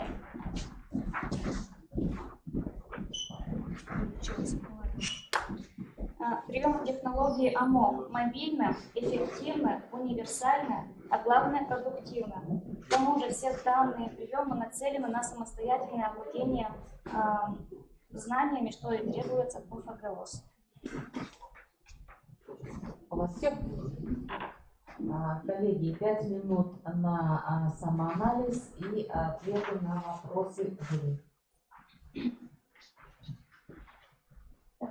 Целью данного мастер-класса я ставила показать наиболее эффективные приемы технологии активный метод обучения для продуктивной работы с текстом. Считаю, что в ходе проведения мастер-класса цель была достигнута. В ходе работы участники познакомились с эффективными, на мой взгляд, приемами активных методов обучения при работе с текстом и получили представление о применении приемов АМО. В основной части мною была организована парная и групповая работа, в ходе которой фокус-группа на практике опробовала предложенные приемы. Все участники справились с заданиями, получили те проекты, которые я запланировала. То есть мне удалось активизировать деятельность по применению данных приемов. На этапе рефлексии участникам было предложено ответить на вопросы об эффективности этих приемов. Ну и оценить их, конечно же. Ну и на практике мы убедились, что результат обучения оценивается не количеством информации, а качеством усвоения и развития способностей к обучению и самообразованию. Спасибо. Члены жюри, есть ли вопросы к участнику? Есть ли вопросы к участнику?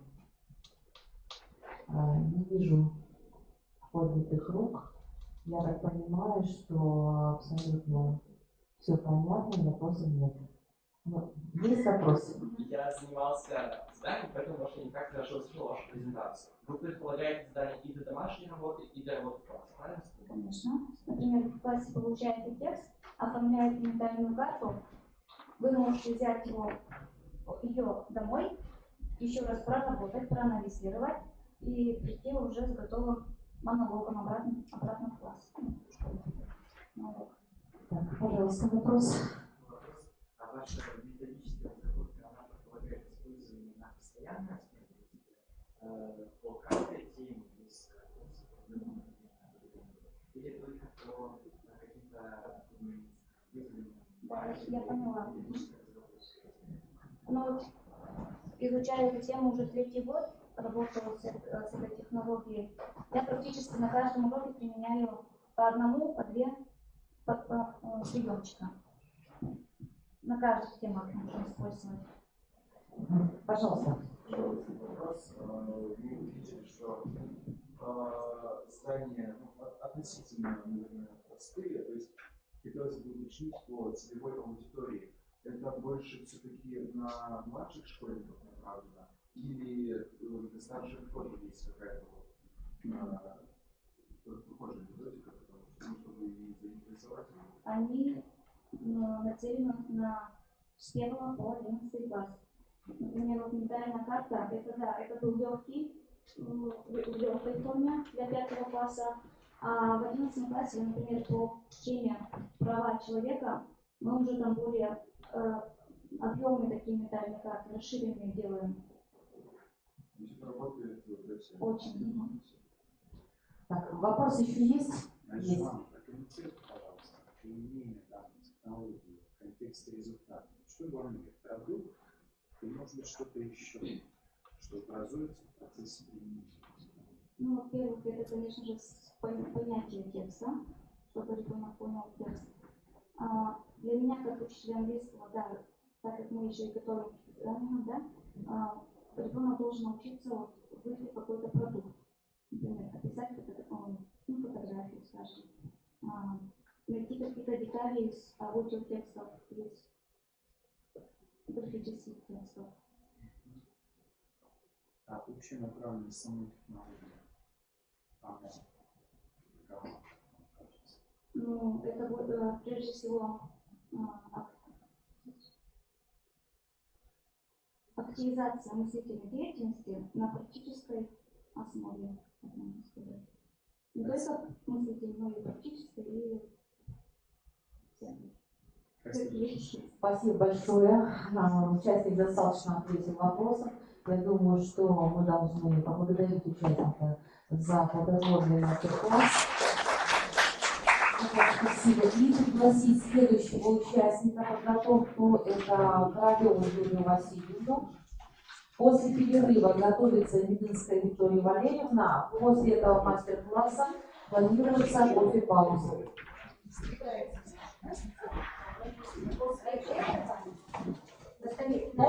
После этого Королевой паузы будет перерыв.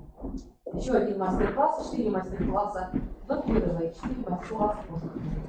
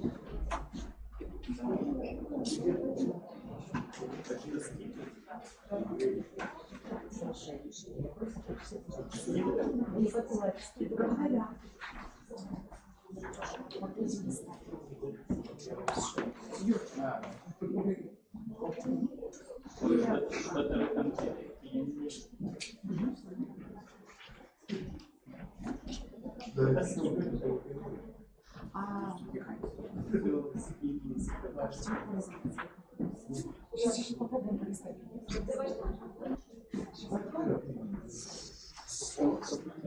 А вот если мышка.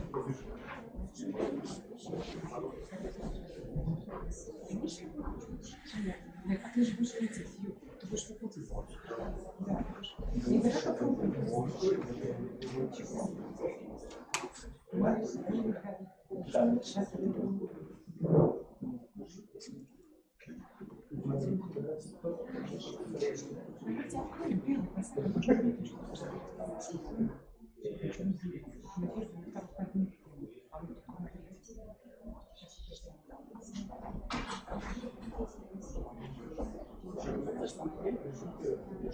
Нет, мы хотим попробовать.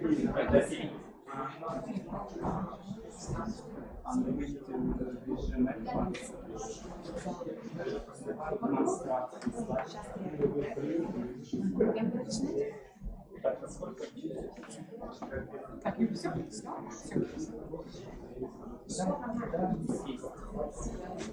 Участник готов. Участник готов. Сейчас немножко подождем, соберутся члены жюри. Еще нет, да? Может, минутка есть у вас? Или микрофон нам поднять? Этим удобно, еще микрофон. Еще микрофон, еще эту штуку надо подсматривать. Все. Но без микрофона вас не слышно. Микрофон обязательно. Попробуйте как-то. Может, без микрофона не слышно, да? Очень далеко там не слышно. Я громко так говорю. Это включается, да? Зеленый огонек, это значит, вот. А что это? Слышите, когда-нибудь? Мы вообще начинаем. Да? Так, коллеги, начинаем. Мне легче ориентироваться, когда, собственно, циферблат ровно стоит на стрелке. Поэтому я предлагаю участнику, сейчас у нас Королева Юлия Васильевна, представить свой мастер-класс. 5 минут. Здравствуйте, уважаемые жюри, ребята, родители, коллеги. Меня зовут Королева Юлия Васильевна, я представляю Республиканский центр образования. Дети в 21 веке не представляют свою жизнь без использования компьютеров и интернета. Восприятие учебного материала совершенно другое. Использование интерактивных информационных методов и приемов актуально, так как они делают процесс обучения эффективным, увлекательным и развивающим. Многое используются возможности, многое вообще сейчас используют возможности информационно-коммуникационных технологий. Одним из интересных инструментов является создание электронного ресурса педагога. Целью моего мастер-класса является познакомить с возможностями выше названного инструмента, с алгоритмом создания ресурса педагога, представить интерактивный ресурс, созданный мной самой. Девизом моего мастер-класса является «Любое достижение начинается с решения «Попробуем». И на этом все. Проект представил. Спасибо. И теперь начинаем, собственно, мастер-класс. Пожалуйста.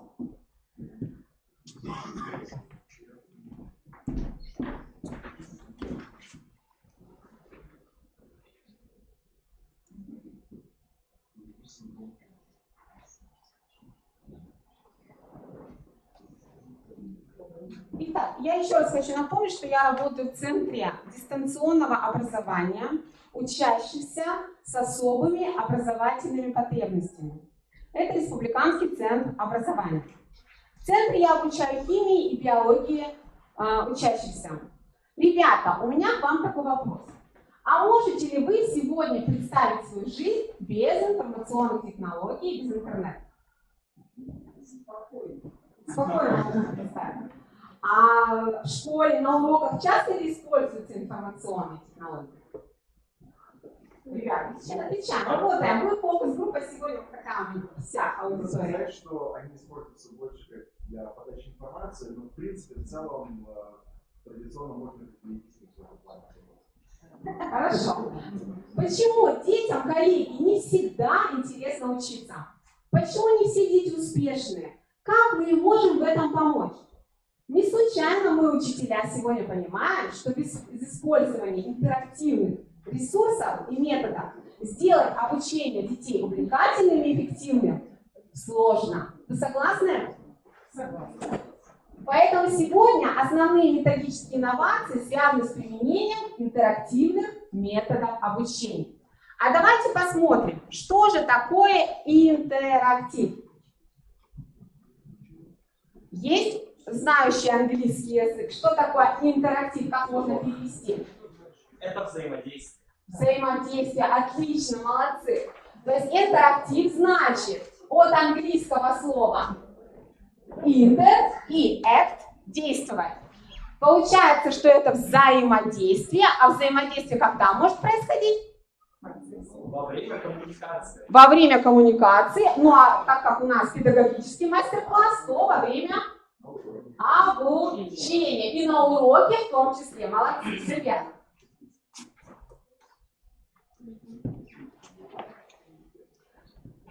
Методов интерактивного обучения существует достаточно много на сегодняшний день. А знаете ли вы, что такое интерактивный плакат?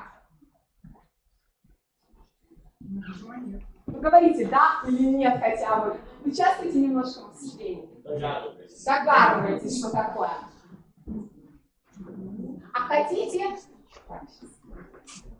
А используете вы интерактивные плакаты или нет?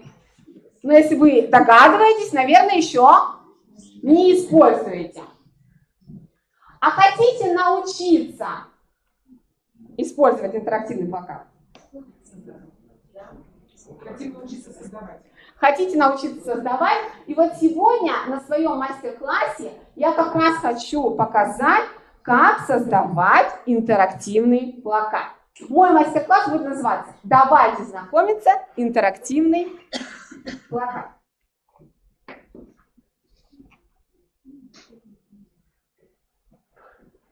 Итак, что же такое интерактивный плакат? Это мультимедийная веб-страница, мультимедийный плакат, на котором могут быть представлены различные тексты, то есть контент, да, фото, видео, звуковые файлы, графика, ссылки на внешние ресурсы, которые можно затем отправлять на другие источники интернет-информации, да, в том числе на различные сайты и так далее. Это вариант разработки современного урока или внеклассного мероприятия. Какие же задачи решает сегодня интерактивный плакат? Это развитие личности обучаемого, подготовка к условиям информационного общества, развитие коммуникативных способностей, развитие умения работать в группе, развитие умения осуществлять экспериментально-исследовательскую деятельность, развитие мышления, наглядно-действенного, наглядно-образного. И это далеко не все задачи, которые могут решать интерактивные плакаты. Какие же существуют на сегодня возможности интерактивных плакатов? Во-первых, это создание полноценных обучающих продуктов. Это применение в урочной внеклассной воспитательной работе. Представление результатов учебной деятельности в доступной форме для учащихся. Взаимодействие с контентом интерактивного плаката. Ну и доступность сознательного освоения материалов интерактивного плаката. Какова же роль и место интерактивного плаката в обучении? Первое. Это современный педагогический инструмент, который осуществляет сопровождение самостоятельного обучения школьников. Второе. Он реализует одно из основных положений федерального государственного образовательного стандарта о формировании универсальных учебных действий. Также интерактивный плакат позволяет учитывать особенности развития универсальных учебных действий по отношению к личностному росту. Ну и позволяет визуализировать, то есть представить наглядно материал на уроках, во внеурочной деятельности, а также на различных сайтах. Результативность применения интерактивных плакатов.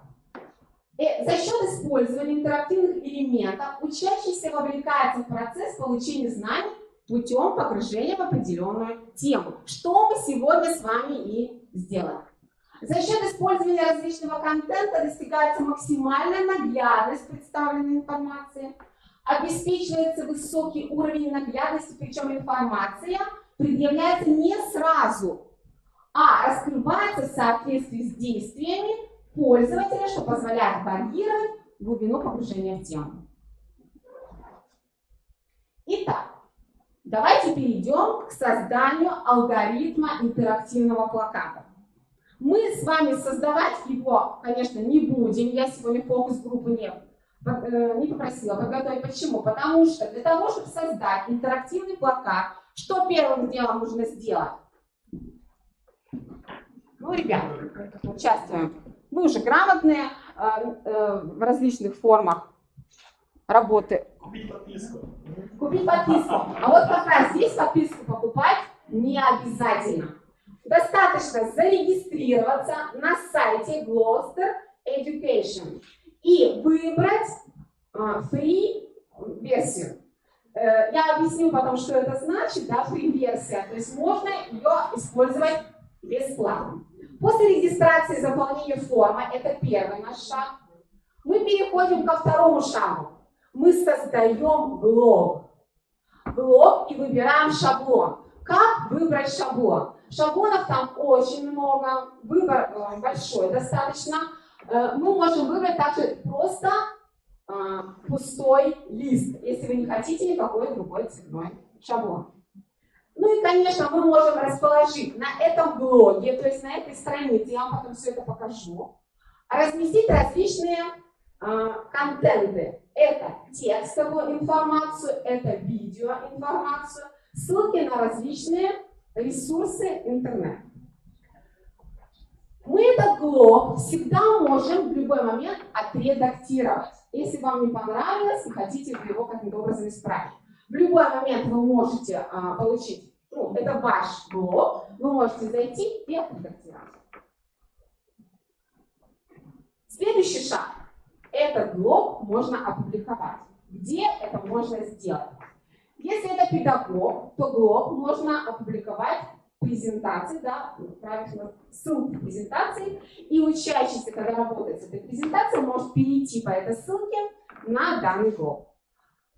Также можно опубликовать на своем персональном сайте педагога, а также в образовательной среде, как это делаю я. Я работаю в специальной образовательной среде для учащихся с особыми образовательными возможностями. Также я работаю на единой дистанционной образовательной среде, Клиро, где тоже можно разместить вот, ссылку на данный блог. Ну и вуаля, интерактивный плакат готов. Ну что, посмотрим, какой интерактивный плакат создала я.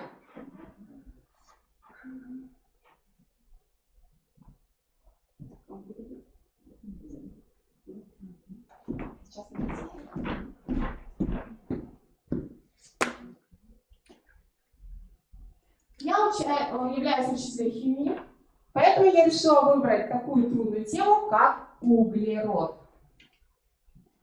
Сейчас мы посмотрим с вами. Вот, пожалуйста, сам интерактивный плакат.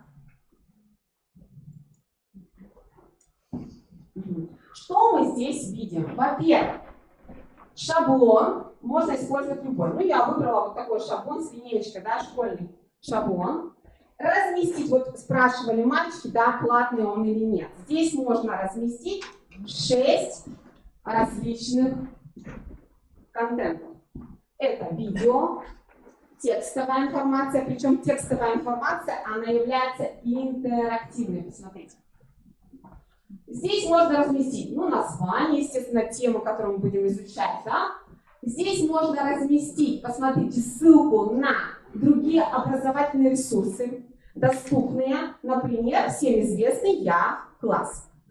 Можно познакомиться с теорией по углероду, например, вот здесь представлены. Ну, ребята, наверное, знают, кристаллические решетки, химические свойства, все можно здесь посмотреть.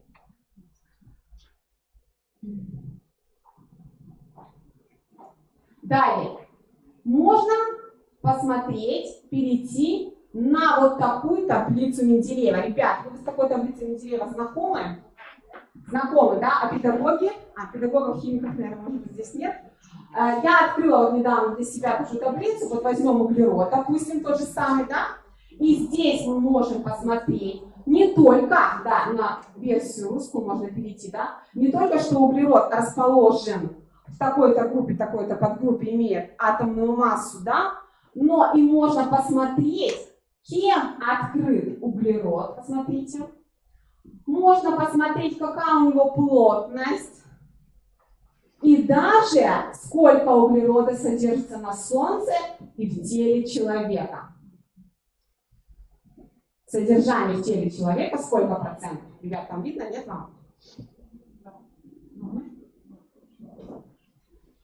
23%.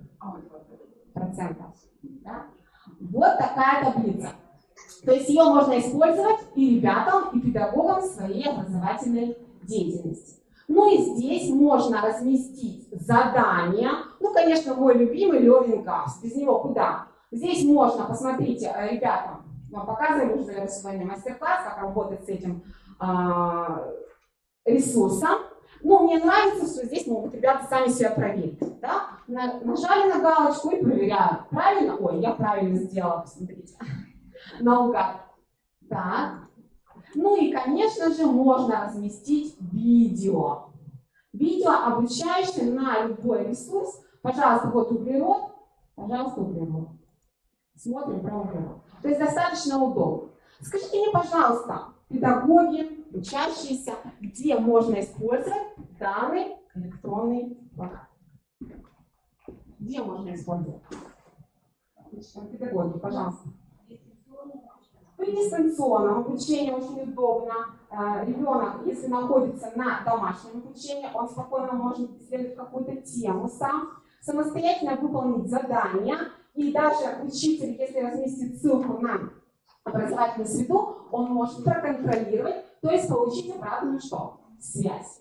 Хорошо, еще где можно использовать? Вот, во время карантина, очень часто у ребят, да, бывает длительный карантин, и педагоги что? Просят выполнить какое-то задание, самостоятельно изучить тему. И затем просят отправить эту тему, да, выполненную, и поставить оценку. Обычно ребята очень не любят вот этот карантин из-за этого. Хорошо. Еще где можно использовать? На уроках можно использовать? Можно. На любом этапе урока можно. И на актуализации знаний можно использовать, на проверке знаний, да, на самопроверке. Можно использовать в качестве открытия новых знаний и так далее. То есть, в принципе, на любом этапе урока. Можно использовать как проект, действительно. Ребята могут создавать сами проекты на уроке. Например, при смешанном обучении. Сейчас очень модно использовать смешанное обучение. Потому что мы переходим потихонечку на, может быть, даже в дальнейшем у нас будет такой переход на цифровую, да, форму обучения. Когда в классе нужно осуществлять, здесь ребята сидят, работают в ноутбуках, пожалуйста, используя этот интерактивный плакат. Здесь ребята работают в учебнике, да, то есть не в учебнике, а с помощью учебника, да. Ну и часть ребят работает непосредственно с учителем. Также можно использовать в перевернутом классе, когда дома учащийся изучает по интерактивному плакату новую тему, а затем с учителем на уроке что? Уже эту тему может рассматривать более подробно. Например, решает олимпиадные задания и какие-то контрольные задания, а также задания повышенного уровня сложности. То есть, посмотрите, масса возможностей использовать данный интерактивный плакат. Во внеурочной деятельности можно использовать действительно в данном даже интерактивном плакате можно продемонстрировать результаты своих исследований и представить на конференции. Мне кажется, это будет очень интересно. Можно отправить на конкурс такой плакат, да, и при изготовлении проекта в группе, в парах, пожалуйста, хоть как. Таким образом, педагоги, можно организовать обучение в разных формах, да, правильно? И парная, и индивидуальная форма обучения, и дистанционная форма обучения. То есть масса возможностей. Скажите мне, пожалуйста, вам информация была полезна, ребята, мастер-класса? Будете вы использовать данный интерактивный плакат? Это сложно или легко? А там очень просто все на самом деле. Регистрируетесь, и я создала буквально его там за час. Предоставляется ссылка.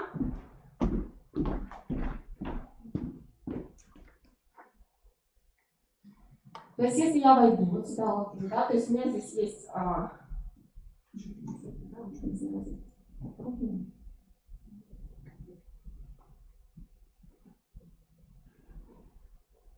я зарегистрировалась, вот создала этот плакат.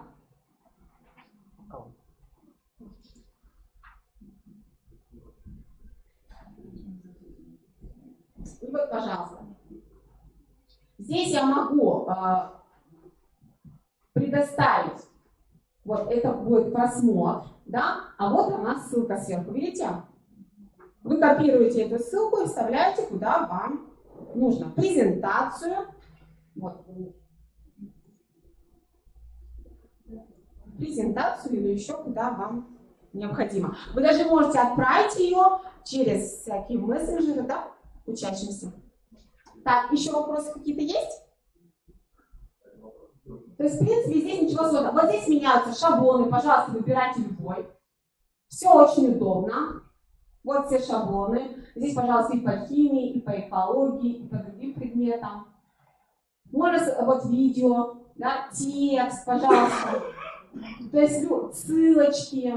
Работать очень просто. Мне кажется, каждый сможет поработать. Любой школьник, и даже вот младший школьный возраст, в принципе, ну, 5 класс, 6 класс с помощью родителей могут создавать такие проекты. То есть очень удобно. Мастер-класс был полезен вам? Ребята, родители, педагоги, полезен был мастер-класс. Да? Я очень рада, что был мастер-класс вам полезен.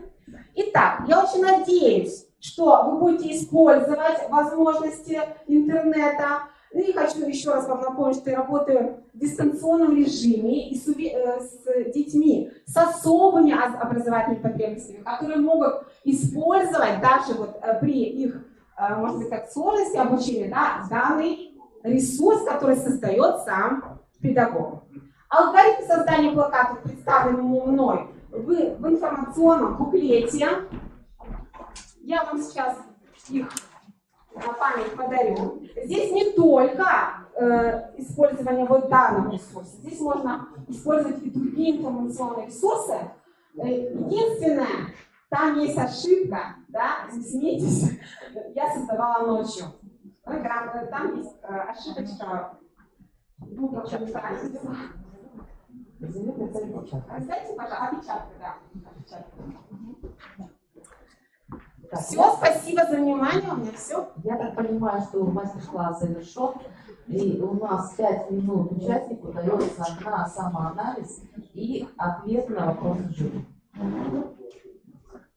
Пожалуйста.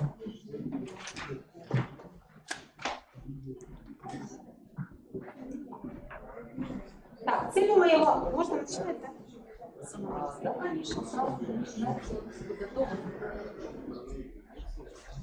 Так, пожалуйста, немножко оживления давайте попримем, потому что осталось только 5 минут, потом у нас будет перерыв.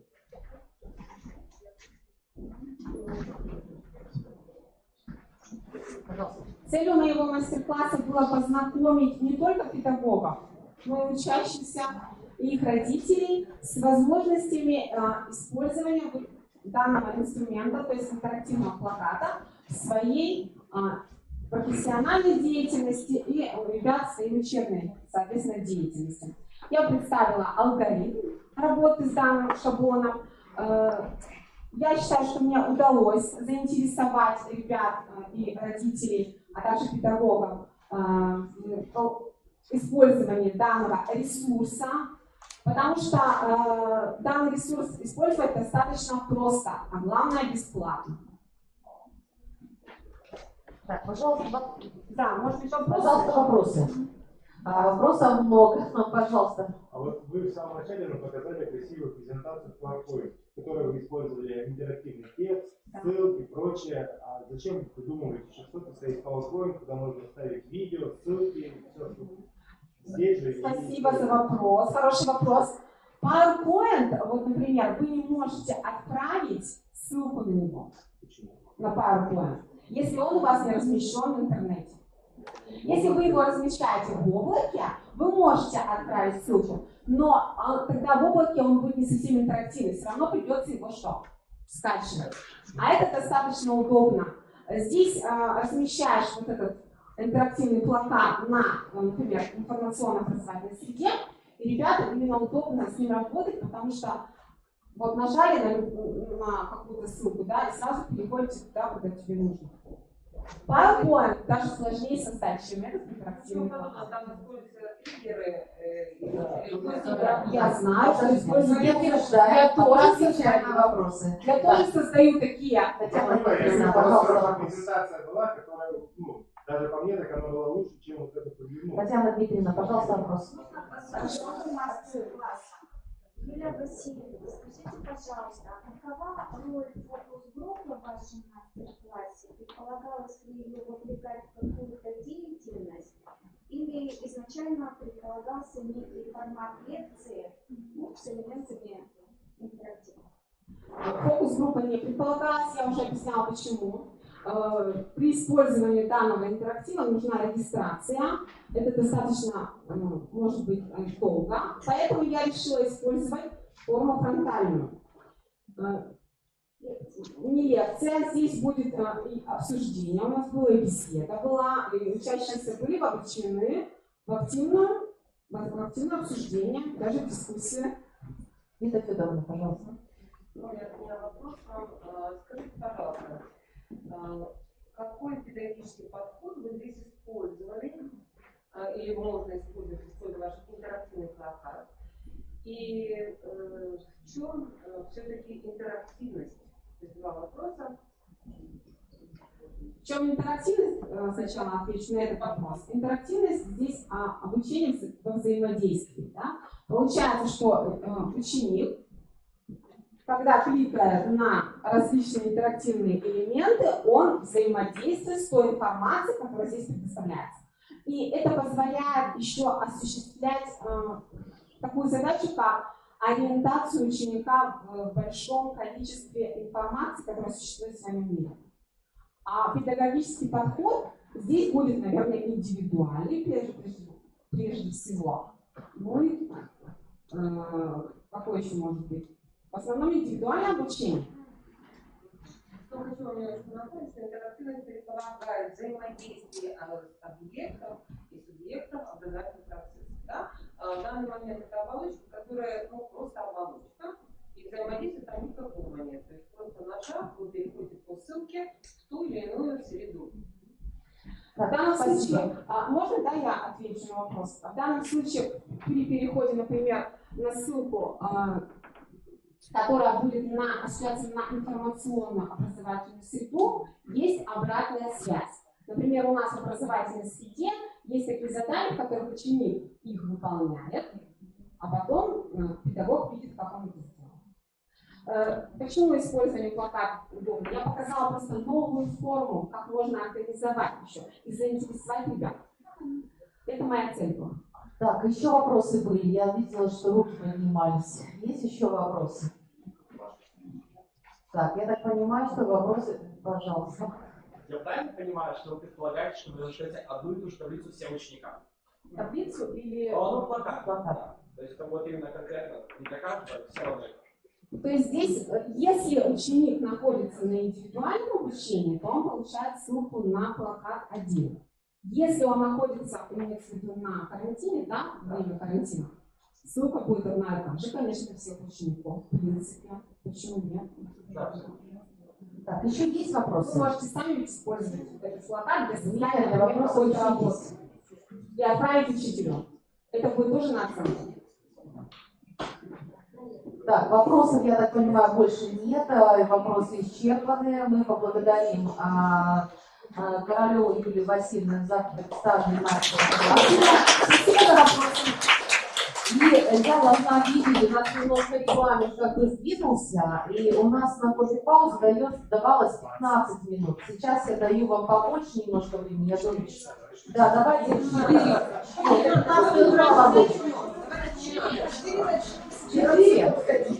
Я так думаю, что давайте 4, хорошо.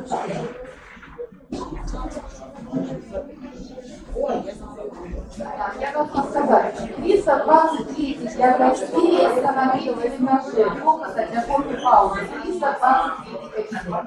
Для жюри аудитория 204 чай попить. Да. Для всех членов жюри 204 аудитория, для гостей 323, значит, на втором и на третьем этаже.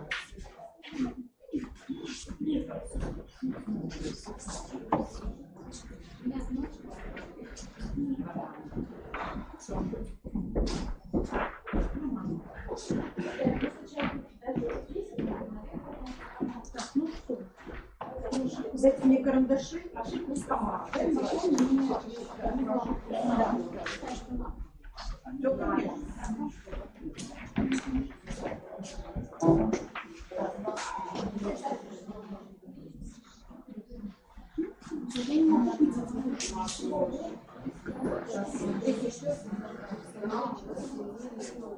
Ну, я хотела пальцем.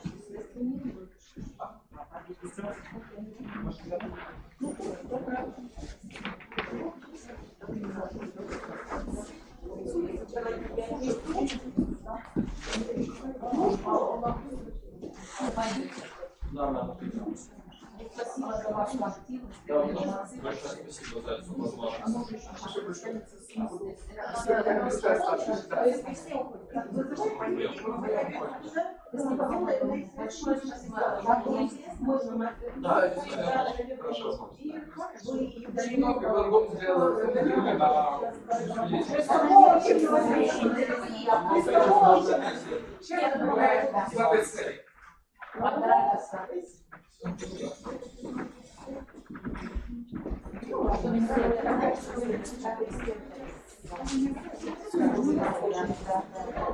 Потому что для них бейджи это очень важно.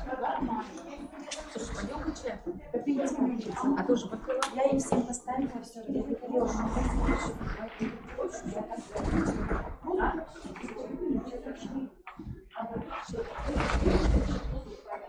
смотри, зачем он туда два ставит? Я не подумала.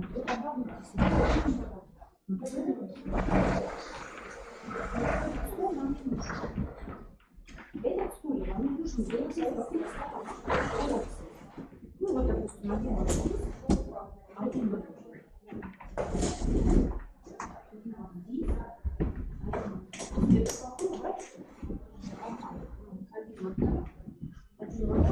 там по стулу,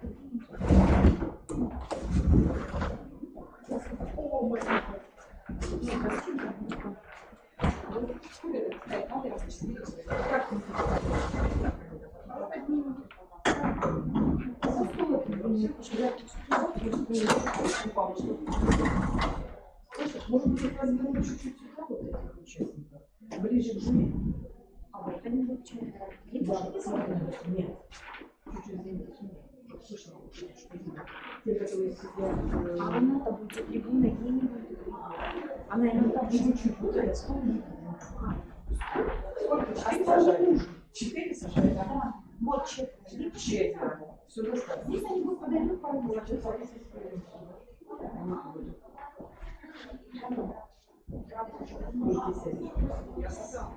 ей нужно три мальчика. Все, давай, я уже принималась.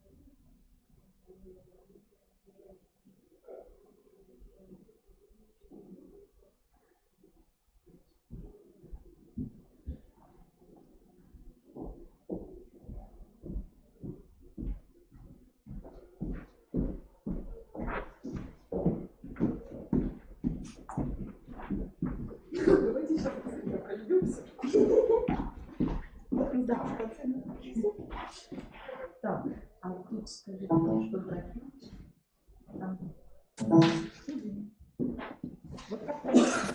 Это тоже так. Лучше переключаться.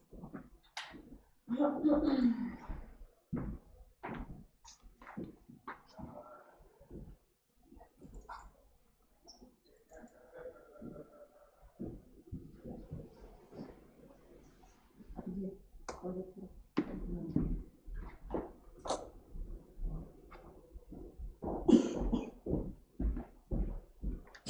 Ты слышишь, Оль? Вика, сильно это не показывает. Ну-ка, пахнет.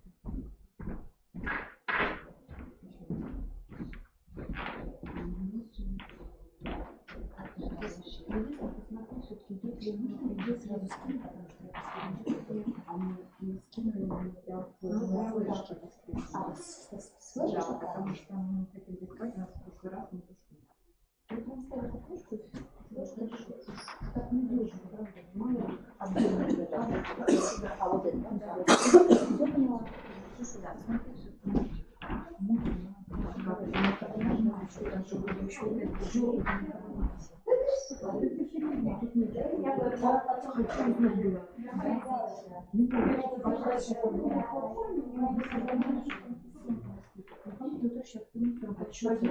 Я не должна, мы на последнем минуте убираем. Ну дальше пицца, можешь вызвать очень слова. Можете главное пройти.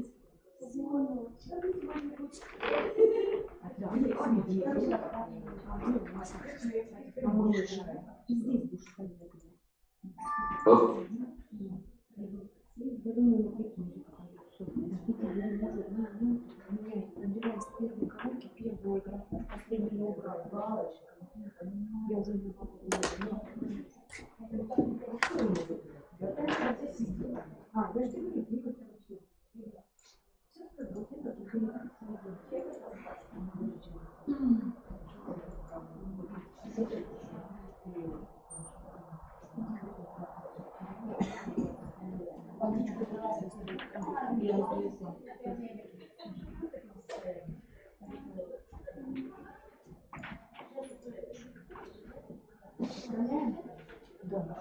Не-не-не.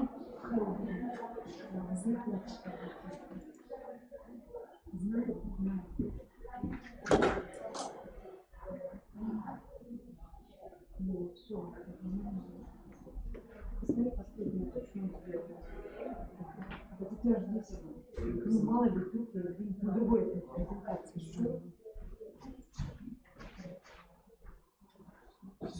Точно, на другой, я же тебе говорю. Тоже следует. Значит, я на другом. Ну, на столе на рабочем. На рабочем. Ну, не ставишь. Слушай, надо сказать, что не надо, не надо, не надо.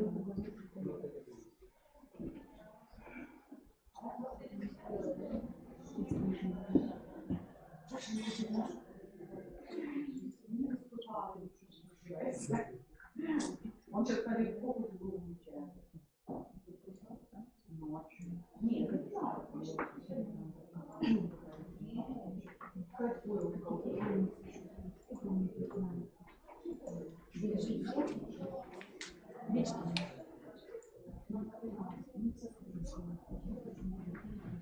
Коля, все нормально идет? Да.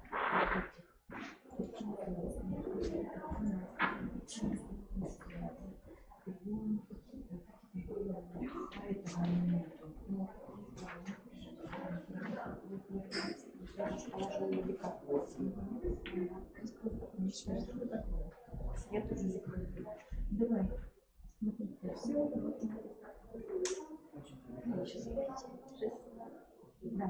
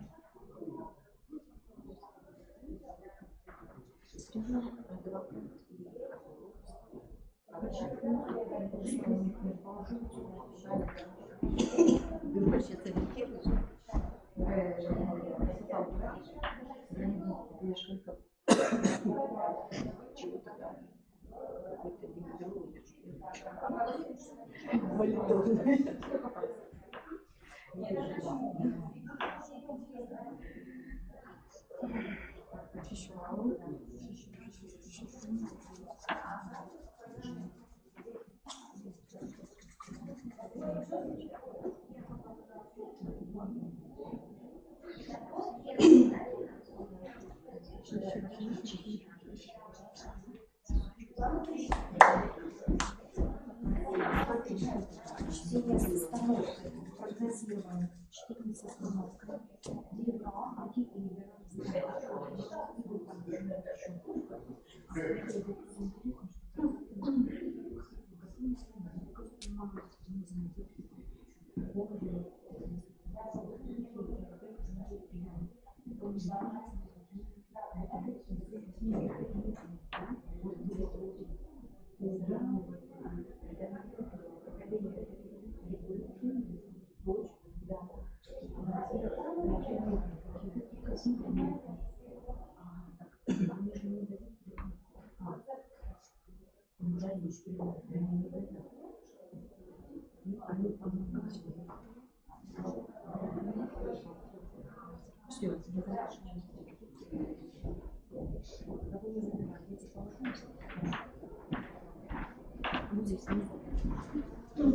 потом положим.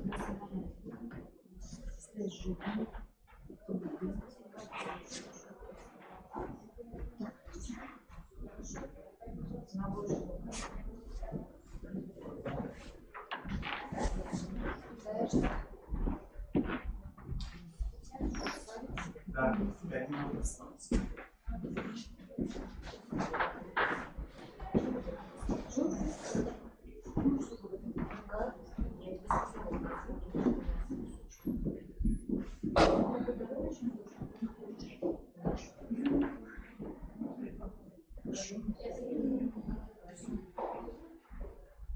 Я не про сон говорю, я не про сон говорю.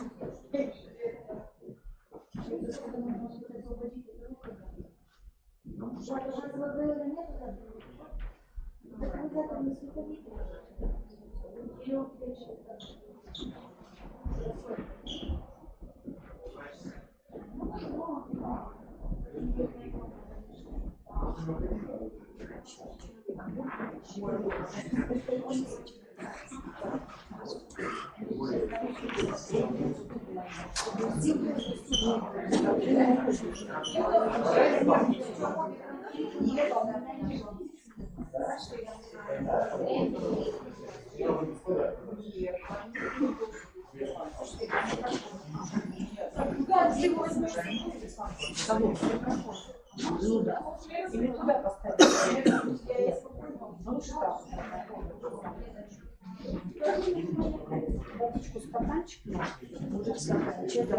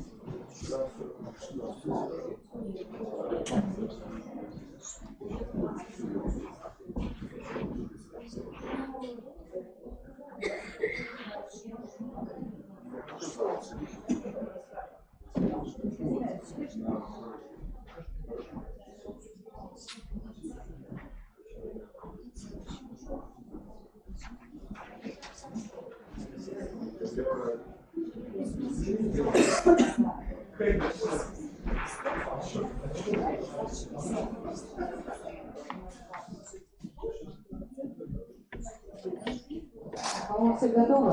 Вы видите, сейчас минутку у вас вашего драгоценного времени потрачу. Я дам большую информацию. В этом году впервые в стране пришел всероссийский изобразительный диктант. Наша республика приняла в нем участие. В бюро была организована экспертиза детских работ. В республике было принято, то есть использовано 166 участников. 16 работ ушли в Москву на участие, в общем-то, на всероссийский уровень.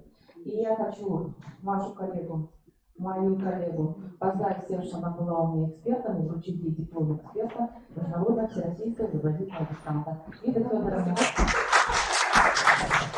Это из Москвы. Извините, что я вот так вас слышу, что мне было торжественно, надо вручить. Продолжаем нашу работу. Так, организационные вопросы. Да, некоторые. Уважаемые участники лауреаты, участники конкурса и лауреаты наши, да, в разговоре с министром принимают участие все 8, да, лауреатов, а не 3. Есть какая-то дезинформация, все 8. Так, мы продолжаем вторую часть наших мастер-классов.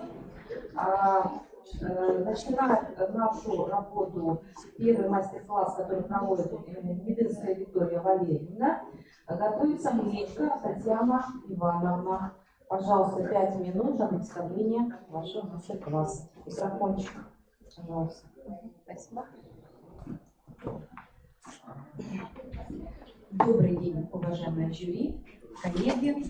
Разрешите представиться еще раз. Я Мединская Виктория Валерьевна. Я приехала из города Баку. Сегодня вашему вниманию будет представлен мастер-класс «Не мыслям нужно учить, а мыслить». Цель моего мастер-класса – раскрытие возможностей использования технологий развития критического мышления для организации активной, продуктивной деятельности обучающихся на уроке. Задачи – это познакомить участников мастер-класса с универсальными приемами этой технологии, вызвать, я надеюсь, устойчивый интерес к данной теме и продемонстрировать технологические приемы как средство формирования универсальных учебных действий. Извините. Создать условия также для активного взаимодействия всех участников мастер-класса между собой. Ресурсное обеспечение будет использована презентация, небольшой видеофильм будет представлен вашему вниманию и раздаточный материал, который поможет мне провести мастер-класс.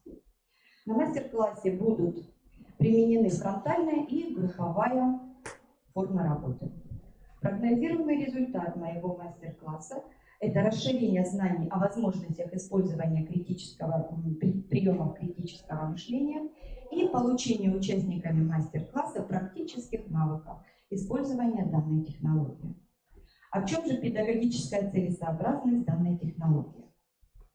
Дело в том, что развитие критического мышления и мыслительных способностей школьников – это, думаю, не будет никто возражать, очень актуальная проблема, которую необходимо решать, и чем раньше мы это начнем, тем лучше. Именно благодаря способности человека мыслить решаются трудные задачи, делаются открытия и появляются какие-то изобретения. Развивать мышление значит развивать умение думать, умение мыслить. Это умение анализировать, сопоставлять факты, определять противоречия, умение аргументировать, осмысливать информацию и устанавливать причинно-следственные связи. В своем мастер-классе я продемонстрирую приемы развития критического мышления лишь на одном литературном произведении. Хотя, конечно, они могут использоваться и в других направлениях, не только в литературе, но и на других уроках, как в начальной школе, так и в старших классах, и на разных этапах урока. Очень надеюсь, что мой мастер-класс будет вам интересен и полезен. Может быть, многие заинтересуются этой технологией, и да, это будет толчок к развитию изучения этой темы дальше. Разрешите начать мастер-класс? Все, да? Разрешаем. Начинайте вашу работу.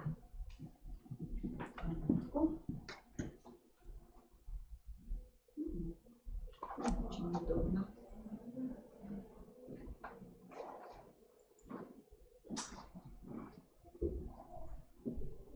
Научи меня думать. Научи меня сомневаться. Научи меня размышлять. А значит, научи меня. И здесь разрешите оставить троеточие. Так называемый прием отсроченной догадки. Мы обязательно вернемся к нему, но чуть позже. Жить в обществе и быть свободным от общества нельзя. Это всем известная истина. А ведь именно так и обстоит дело, когда и речь заходит о стандартном и нестандартном мышлении. Поскольку именно общество налагает на человека определенные правила и шаблоны поведения, а следовательно и шаблоны мышления. Мы часто не видим того, что должны видеть. Из-за этого и случаются тупиковые ситуации, из которых мы не можем выбраться. Человек, обладающий критическим мышлением, способен найти не один, а 2 и 3 выхода из сложившейся ситуации. Он не будет принимать на веру то, что ему говорят. Он будет сам пытаться найти истину. Вот почему сегодня критическое мышление считается жизненно важным мышлением. Попробуем вместе с вами сегодня пройти путь и освоить некоторые приемы этой технологии. Они универсальны и применимы, как я уже говорила в начале, как на уроках в начальной школе, так и в старшей, и на разных этапах. Итак, начнем с игры «Да-нет». Я задумаю какое-то слово. Но для начала, наверное, мне нужно пригласить фокус-группу. Да? Можно попросить, вот у меня есть 4 стула, 4 человека. Желающие? Спасибо. Еще. Хорошо. Мужчины активны. Спасибо.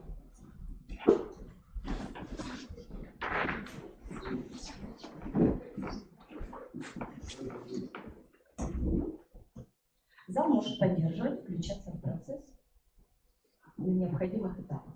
Итак, я задумала слово. Вы должны задавать мне вопросы. Я могу отвечать только «да», «нет». Вы, анализируя вопросы, ответы, должны догадаться, о чем идет речь. Готовы? Так, начнем. Ваши вопросы. Это прилагательное? Нет. Это живое? Да. Это мертвое? Поняли свою ошибку? Это существительное? Да. Это животное? Да. Домашнее животное? Нет. У него есть хвост? Хвостатое? Нет. Такой части тела у него нет. Крылья есть? Крылья есть.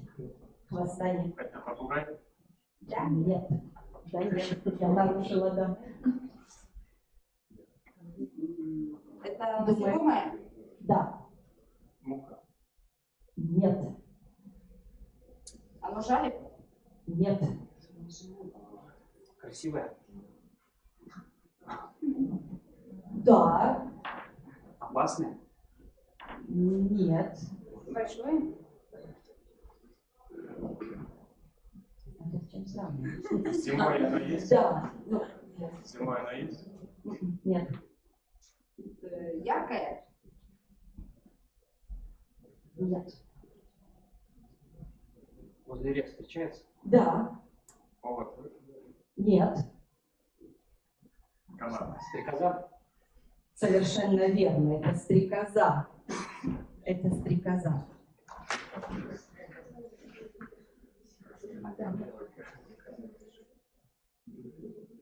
Так, я пропустила. Видите, может, мы вернемся. Да, совершенно верно. Это стрекоза. Хорошо. А теперь попробуем разгадать следующую надпись. Расшифруйте. Стрекоза. Крылов. Крылов, конечно. Читаем надпись наоборот. Да? А значит, речь идет Опасность стрекоза и муравей. Совершенно верно. Речь идет об опасности стрекоза и муравей. Замечательно. Данный прием учит детей по общим признакам определять понятия конкретные и может быть использован на любом предмете и для разной возрастной категории. Выбираем только слово и этап урока. Итак, вернемся к басне «Стрекоза и муравей». А что же мы знаем о данных насекомых, героях нашего произведения в жизни? Итак, я вам буду говорить некоторые утверждения. Вы должны мне верить или не верить. Если вы верите в данное, считаете данное утверждение истинным, вы загибаете палец. Если оно ложное, значит, да, утверждение будет 5, пальцев на одной руке нам будет достаточно. Итак, внимание. Так, пропустила немножко. Так, верим. Русское название насекомого стрекоза образовалось в результате слияния двух старославянских слов. Существительного ягоза, непоседа, и глагола стрекать, то есть скакать или прыгать. Верю или не верю? Если верю, загибаем пальчик. Следующее. Муравьи способны клонировать себя. Многие самки воспроизводят себе подобных без участия самцов. Так это или нет? Верю или не верю? Да, стрекоза является прародительницей первых реактивных самолетов. Верю или не верю? Многие виды муравьев могут находиться под водой несколько суток, и с ними ничего не случится. Верю или не верю? И глаз стрекозы состоит из 30 тысяч мелких глазков. Верю или не верю? Итак, подведем итоги. Кто считает, что все суждения были ложными? Поднимите руку. У нас таких нет. Хорошо. Сомневаюсь. Вижу. Хорошо. Неверящих в данной ситуации у нас нет. Хорошо. Кто считает, что верных утверждений было больше, чем неверных? Спасибо. Можно зал увидеть? Хорошо. Так. Кто считает, что неверных было больше, чем верных? Или я это повторяю, да? Нет, все правильно. Хорошо. Так, извините, волнуюсь в какой-то степени. И идем дальше. Кто считает, что все суждения были верными? Все пальцы. Ну, хорошо. Совершенно верно. Вы правы. Здесь все суждения были верными. Вы правы с точки зрения науки, но не с точки зрения критического мышления. Так как критическое мышление, наоборот, заставляет нас сомневаться, искать доказательства даже в тех случаях, когда мы, может быть, даже уверены в правильности своего высказывания. Данный прием учит анализировать информацию, не принимать ее на веру, находить подтверждение или опровержение информации в дополнительных источниках, побуждает детей к поиску подтверждения, работы с дополнительными источниками. Ну что ж, продолжим. Поднимите руку те, кто помнит текст басни. Текст басни. У нас «Стрекоза и муравей» есть в зале. Хорошо. Кто не помнит? Текста не помню, содержание помню. Содержание помню, хорошо. Но у нас есть руки не поднятые, уже начали сомневаться, да, критически мысли.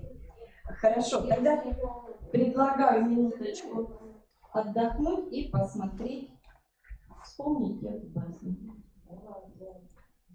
Попрыгунья стрекоза лето красное пропела. Оглянуться не успела, как зима катит в глаза. Помертвело чисто поле. Нет уж дней тех светлых более, как под каждым ей листком был готов и стол, и дом. Все прошло. С зимой холодная нужда, голод настает, стрекоза уж не поет. И кому же ум пойдет на желудок голодный? Злой тоской удручена к муравью ползет она. Не оставь меня, ум милый, дай ты мне собраться с силой и до вешних только дней прокорми и обогрей. Кумушка, мне странно это, доработала ли ты и в лето, говорит ей муравей. О, до того ли, голубчик, было. В мягких муравах у нас песни резались всякий час, так что голову вскружила.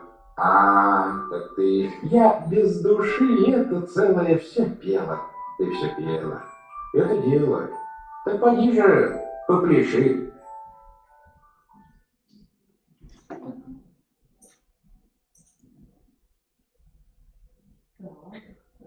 Бы немножечко, да, эту информацию прикрыть. Мы просмотрели, с вами вспомнили, скажем так, произведения небольшого размера, которые изучаются детьми в начальных классах, а ведь в старших классах дети изучают тексты более масштабные, скажем так. И как же увидеть детям целостную картину вот этого произведения? Мне, например, помогает составление ментальных карт. Я думаю, вы не успели прочитать, что такое ментальная карта, поэтому я хочу спросить, вы знаете, что такое ментальная карта? Что это? Утвердительно кивать. Да, ментальная карта – это способ передачи определенной информации в графическом, в ассоциативном, скажем так, отображении информации. Хорошо, очень радует, что у нас уже есть познание, что такое ментальная карта, значит, нам дальше будет с вами легче работать. Хорошо? Ну и я напомню более точный термин. Мы очень часто высказывание детей сравниваем с точным определением. Итак, ментальные карты – это разработка Тони Бьюзена, известного писателя, лектора и консультанта по вопросам интеллекта, психологии, обучения и проблем мышления. Также называют интеллект-карты или карты ума. Вот так вот выглядит интеллект-карта. Это только схема, на которую будет накладываться информация. На что она похожа? На нервы. На нервы, нейроны, совершенно верно. Вот перед вами нейроны головного мозга. Поэтому называется ментальная карта, карта ума. Так, и назначение этой карты, то есть учить детей работать с информацией, способствовать лучшему усвоению материала и учить систематизировать полученные знания. Так, а как же создается данная карта? С чего начать? Как вы думаете? Пожалуйста, дорогой. Начать необходимо с основной мысли. Допустим, если есть была басня, то с основной мысли басни можно начать. Хорошо, спасибо. Но я думаю, что все-таки на основную мысль или на мораль нужно выйти в конце произведения. Поэтому я предлагаю начать... Ой, как хорошо. Вы что-то хотите сказать, да? Нет, все, я поняла, это были маленькие шалости группы. Хорошо. Я предлагаю начать с основного понятия все-таки. В центре должно лежать какое-то основное понятие, от которого мы будем отталкиваться. В данном случае это у нас название басни, правда? Вот у меня уже есть заготовочка, название басни. Как вы думаете, почему вот два таких ответвления? 2 героя. 2 героя, совершенно верно.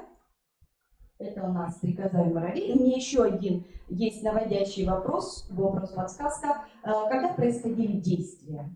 Зимой. Зимой или летом? Летом. А осень была? Нет. Нет. Осени здесь не было. Поэтому вот такое вот изображение. Хочу сказать, что, конечно, когда мы только начинаем работать с ментальными картами, то очень многое зависит от учителя, какой материал он подготовит и что он хочет от детей. В дальнейшем, уже умея и зная, чего же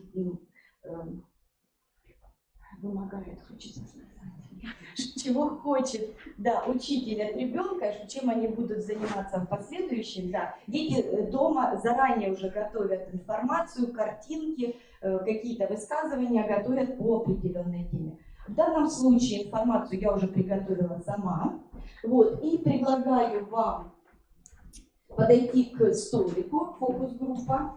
Здесь есть все материалы. Давайте попробуем вместе отобрать информацию, которая касается, например, муравья летом. Посмотрите на то, какой материал у вас есть. Переверните карточки, да. Здесь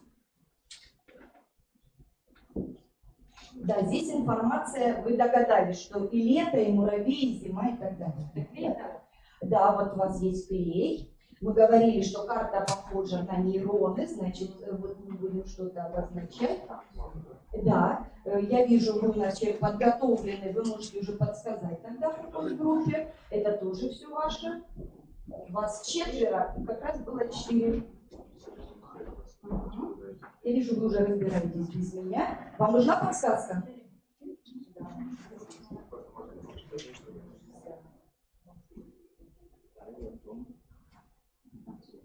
Так, Николай, как уже знающий, тоже понял. Все очень просто, все замечательно.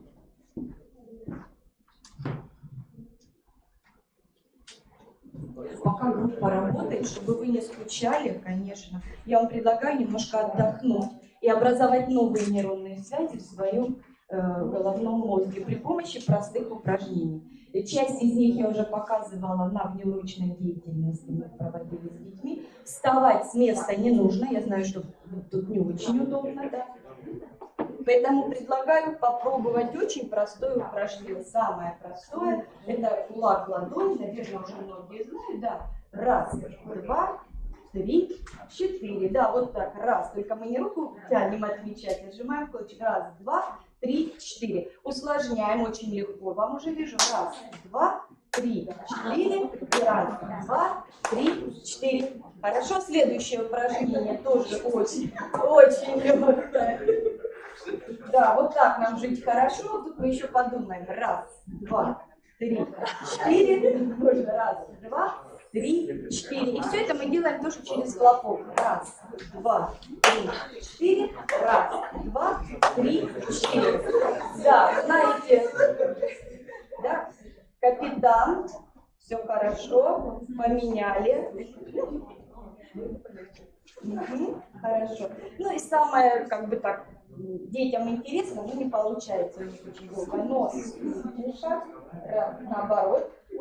Да, 1, 2, 3, 4. 1, 2, 3, 4. Таких упражнений в литературе вы можете найти много. Это упражнение на синхронизацию левого и правого полушария и немножко раскрепостить обстановку.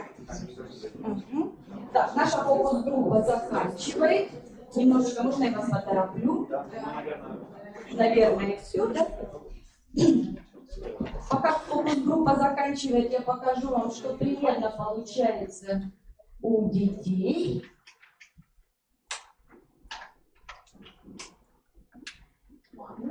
Вот, то есть, летом что делал муравей? Он трудился, делал запасы, у него есть дом, да, в соответствии зимой у него все это тоже есть, и можете посмотреть, да, это дети. Теперь наша фокус-группа, представьте, пожалуйста, расскажите, так, здесь у вас немножечко чего-то не хватает, как вы думаете, каких еще связей у вас не хватает? Да. Ну, как видите, фокус-группа справилась, я думаю, дети наши тем более справятся. Да, спасибо. Да. Вам спасибо.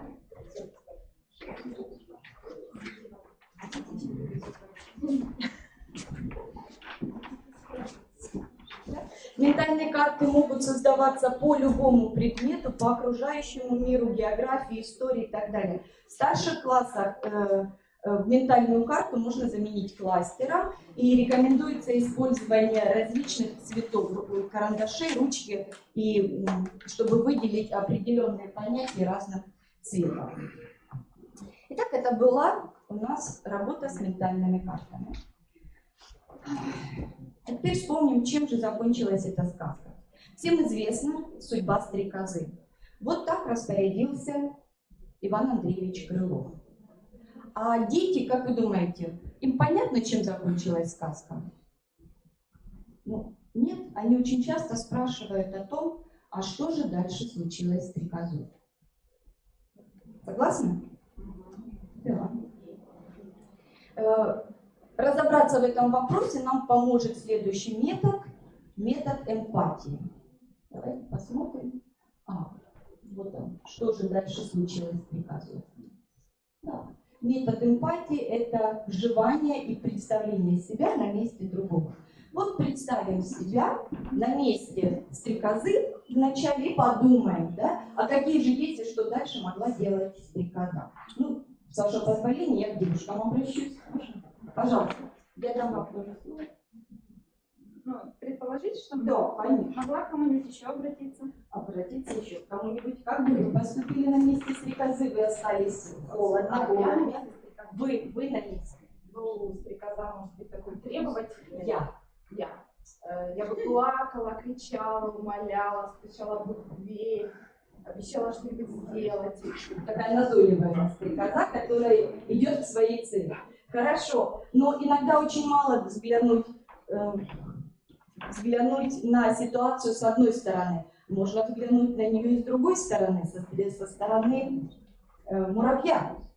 Представьте себе. Я попрошу вас, молодые люди, сюда. Можно? Угу. И взглянуть на ситуацию с другой стороны нам поможет национальное решение. Нет, пока не смотрю. Ну, хорошо, можно посмотреть. Да. Я предлагаю вам решить данный вопрос. Вы выгнали стрекозу, она к вам стучит. Представьте, что вы трудолюбивый китаец. Как бы вы поступили с стрекозой? А вы подумайте и найдите вы изящный выход. Найдите французское решение. Вы джентльмен. Как бы вы поступили со стрекозой? Пожалуйста. Как бы я поступил со стрекозой, да. Я был китайский. Трудолюбивый, не забывайте. Вот это, конечно, к этому жизнь меня не готовила. Итак, но вероятнее всего, я бы сказал с точки зрения китайской мудрости, что так или иначе кто-то должен погибнуть. И сказал бы, что смерть какой-то стрекозы не такая большая проблема. Ну и, так сказать, закрыл бы дверь. До свидания, стрекоза. Хочу сказать, ключевое слово было трудолюбие. Ну. Хорошо, ну вам спасибо. Ну, пожалуйста, изящное французское решение. Наверное, можно было бы сказать: «О-ля-ля, жалко, что ты не лягушка». Ну, вот такие вот у нас остроумные сегодня молодые люди. Спасибо вам, присаживайтесь. Я думаю, что все догадываются, наверное, как поступил бы горячий кавказец.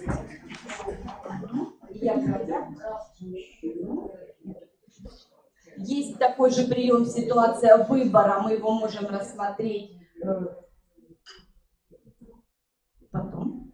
Или вы можете найти этот прием в дополнительной литературе, в дополнительных источниках. Ну и хочу сказать, что мой мастер-класс подходит к концу.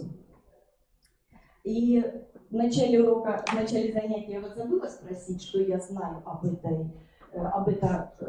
этой технологии. Но я думаю, что наверняка у каждого были какие-то определенные знания по этой теме.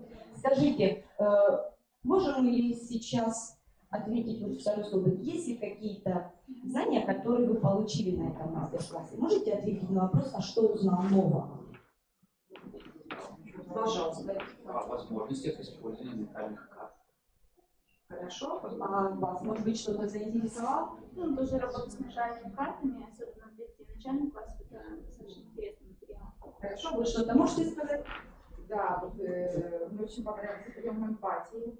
Спасибо. Ну, с точки зрения того, что вы уже многое знали. Ну, это я узнал, да. Да, а что-то новое получили? Ну, новые знания. Интересная формировка эмпатии, да, но в целом я слышал об этом. Хорошо, спасибо. Не применяю, я слышал. Вам было интересно? Ну да, интересно. Хорошо. Мастер-класс подходит к концу. И вернемся к нашей первой фразе. Да? Научи меня думать, научи меня сомневаться, научи меня размышлять, а значит, научи меня жить. Потому что, умея рассуждать, умея мыслить, мы живем, конечно. Мы с вами живем. Здесь ситуация жизненного выбора существует всегда у человека. Вот критическое мышление нас и учит делать правильный жизненный выбор. Спасибо за внимание. Спасибо большое. Хорошо, очень точное внимание, Виктория Владимировна. Фокус-группу предлагаем занять свои места. Фокус-группа садится. Куда по свету белому направиться с утра, иди за солнцем следом, хоть этот путь неведом, иди, мой друг, всегда иди дорогой добра, Идти можно дорогой добра. 5 минут на анализ, самоанализ и ответы на вопросы жизни. Пожалуйста.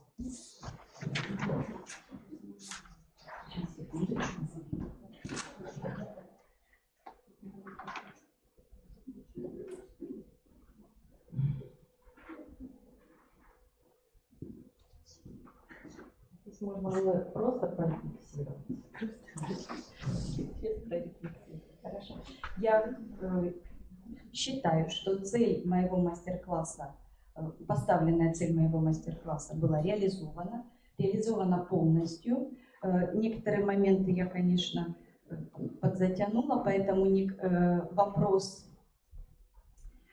прием эмпатии, выбора жизненной ситуации, выбора отношения к герою через пословицу, не напрямую, а через пословицу, он был пропущен, поэтому немножечко вот концовка со словом «жизнь» была смазана. В остальном я считаю, что все удалось. Атмосфера была доброжелательная. Спасибо фокус-группе за поддержку. Спасибо жюри за ваши глаза, да, в которых я тоже видела ответную реакцию. Что еще могу сказать? Я думаю, что на данном мастер-классе все участники получили практические навыки и смогут использовать эту технологию дальше. Так, ну что, вы немножко отдохнули, но вот я вижу, все-таки работа идет. Пожалуйста, вопрос. Скажите нам, пожалуйста, на каком этапе урока вы предлагаете использовать ментальную карту именно при работе над басней? Этапе обобщения, когда уже басня проработана, характеристика героев, когда идет анализ героев. Да, еще вопрос. Скажите, пожалуйста, на этапе анализа басни, какой прием вы предлагаете использовать в соответствии с вашей технологией? Еще раз, на этапе анализа басни. Какой прием? Сейчас думаю. В соответствии с моей технологией. Критического мышления. Ну, есть такой прием, как дерево решений, допустим, где дети строят, скажем так, путь решения неоднозначного выбора героев, допустим.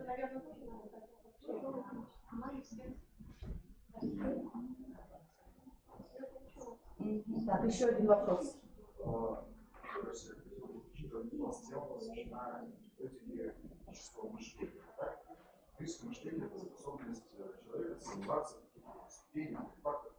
И вот вы представили такой прием, как ментальное исследование ментальных карт. Могли бы уточнить непосредственно, как ментальные карты способствуют развитию навыков сомнения в ступени, то есть именно самого критического мышления. Хороший вопрос, да, спасибо.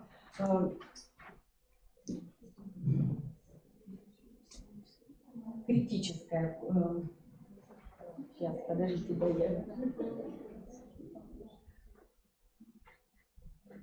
В чем ментальная карта заставляет сомневаться? Вот вы хотите, да?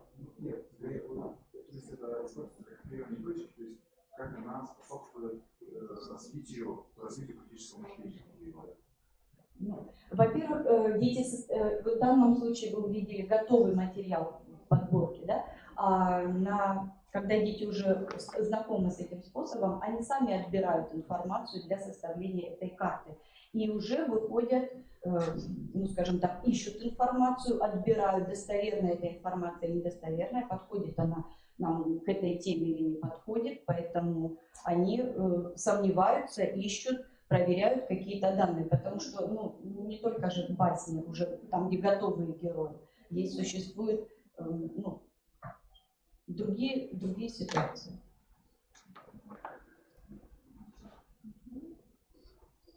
Есть еще вопросы? Ответила вам участник на вопросы. Есть еще вопросы членов жюри? Я не вижу пока не поднятых рук никого. Я так думаю, что надо поблагодарить участника за представленный мастер-класс. Спасибо большое. Сейчас готовится Величко Татьяна Ивановна. Татьяна Ивановна, Сковородникова, Ольга Михайловна. Пожалуйста, 5 минут и подготовьте.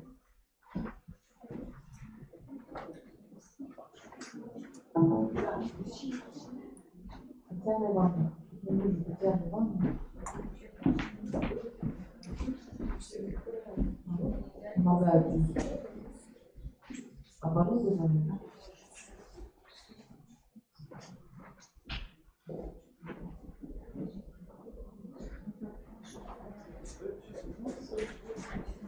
Надо похлопать нашим организаторам за такую помощь.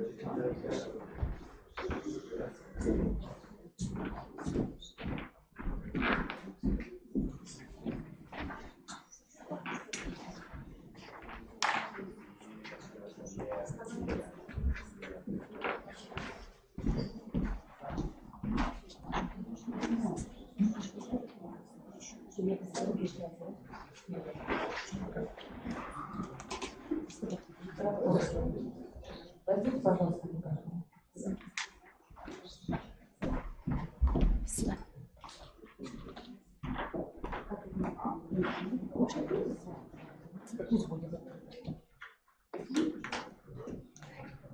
Так, вы готовы? Так, выступает у нас Величко Татьяна Ивановна, и она представляет свой мастер-класс. Добрый день всем. Я хочу продолжить тему использования приемов технологии развития критического мышления через чтение и письмо. И представляю метод оценки ситуаций и идей Эдварда де Боно, магистра психологии, эксперта в области креативного мышления из технологии развития критического мышления через чтение и письмо. Моя цель – продемонстрировать метод, который позволяет формировать критическое мышление через прием 6 моющих шляп. Задача – создать условия для выявления с последовательностью этапов этого приема, рассмотреть на примере работы с роликом, уметь применять прием, и для определения проблемы явился сюжет, который заставляется задумать, поразмышлять и рассмотреть проблему с разных углов, так как режим думающих шляп позволяет нам это хорошо сделать. Формой организации явилась работа в группах, происходит общение мнениями и свободное выражение в виде высказываний на публику, и для проведения мастер-класса используется раздаточный материал и сопровождается мастер-класс презентацией. Спасибо, я готова начать мастер-класс. Так, спасибо. 30 минут в вашем распоряжении. Дам вам на размышление, что у нас 5 часов подошла к концу минуты. Спасибо. Так, все, приступайте.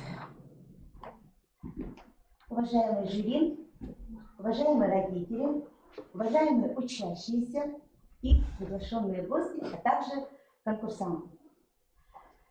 Представляю вашему вниманию мастер-класс на тему, которую пока не хотелось бы раскрывать, и обращаю ваше внимание на эти шляпы. Будьте добры, скажите, как можно использовать в жизни эти шляпы? Одеть на голову, для красоты. Спасибо. Еще варианты? Для игры. Замечательно. Гнездо для птиц. Отличный вариант. Еще? Хорошо. Принимаем все возможные варианты. Так, хорошо, спасибо. А вот мне в практике, ребята, приходится использовать этот метод как способ формирования предметных и метапредметных умений. А вы не задумывались, почему именно 6 шляп? Не задумывались? Вот. Обратите внимание, пожалуйста, на портрет на слайде. Он, к сожалению, немножко так низковат. Это тот самый Эдвард де Боно, магистр психологии, британский магистр, который выделяет 6 разных режимов в процессе мышления, и каждый из которого соответствует шляпе определенного цвета. А сейчас, пожалуйста, подумайте, почему... Секундочку. Или лучше вопрос, с какими ассоциациями у вас связаны эти цвета? Ну, давайте начнем сверху, да? Черный цвет. Неизвестность. Еще, пожалуйста, варианты. Негатив. Политическое мышление. Спасибо. Еще варианты будут? Строгость. Строгость. Вампиры. Отлично. Спасибо. Желтый цвет. Спасибо. Варианты еще. Ребята, я понимаю, что вы ставили. А у вас желтый цвет? Радость. Радость. Спасибо. Потому что солнышко, да? Хорошо. Дальше синий цвет. Богатство. Небо. Доброта. доброта. Спасибо. Следующий цвет белый. Неизвестность. Неизвестность. Чистота. Замечательные варианты. Молодцы. И еще два цвета осталось. Красный цвет. С чем ассоциация? Тревога. Так, хорошо. Принимаем все варианты. Еще раз. КПРФ, да? Коммунизм. Ну и, наконец, зеленый цвет. Жизнь, гармония, хорошо. Безмятежность, спасибо. Очень приятно, что Жили помогает. А вот сейчас мне бы хотелось поделиться не просто, вот вы ассоциацию назвали, а как раз с теми цветами, которые Эдвард де Боно выбрал для этих шляп совершенно не случайно. Рассмотрите, пожалуйста, информацию. Так. Простите, от волнения забыла, что вначале я не представила тему мастер-класса, чтобы вы сразу не вышли на этот метод. Поэтому тема моего мастер-класса звучит так: 6 думающих шляп, эффективный метод оценки ситуаций и идей. О чем мы будем говорить сегодня? Хорошо, в конце вспомню. Ну, еще раз, пожалуйста, посмотрите на... Так, что у меня? Белая шляпа. Прочитайте, кто это может сделать, и попробуйте определить, Мишель, да, функцию белой шляпы.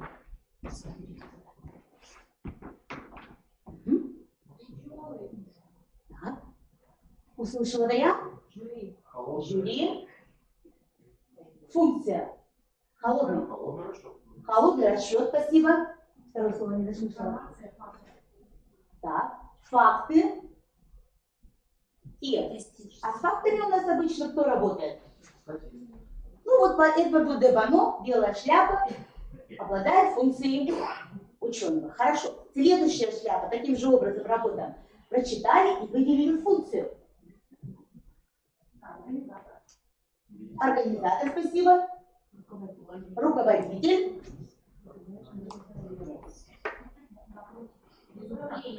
Управленец, спасибо. Хорошие варианты. Давайте посмотрим, как по Эдварду де Боно. Синяя шляпа, руководитель. Кого можно похвалить? Руку поднимите. Я слышала этот вариант. Спасибо, Анна Александровна. Продолжаем следующую шляпу. Нам эта информация сегодня пригодится, поэтому вы, пожалуйста, внимательно работайте. Так, креативный. Еще раз. Бунтарь. Зеленый цвет.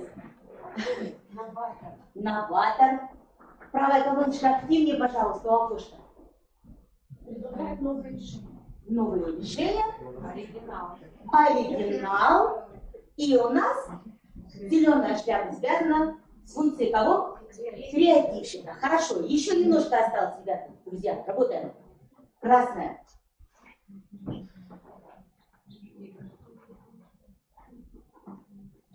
Критик? Слышу еще? Психолог. На эмоциях, да, пока вот так рождается. Еще варианты? Какой молодец. Спасибо. Давайте посмотрим его основную функцию. Он у нас художник. Все правильно подвел молодой человек. Очень приятно. И еще черная шляпа. Мы называли, связывали с негативом, вспомнили, да? Детектив.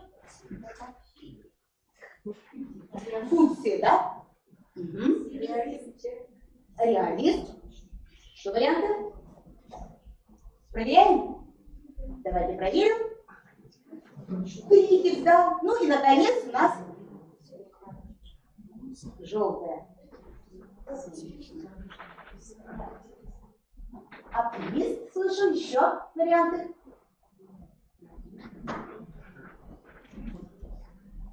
Проверяем? Устали, на 6 шляп. Хорошо, что их только 6. Итак, желтая шляпа – это у нас оптимист. Я сейчас предлагаю вашему вниманию видеоролик. И вы, пожалуйста, внимательно посмотрите, как мы детей учим наверное, с какой-то целью, да, определить тему, а может быть даже проблему. Потому что если вы знакомы с технологией критического мышления, то это технология, которая учит работать с проблемой. Правда? Так, секундочку.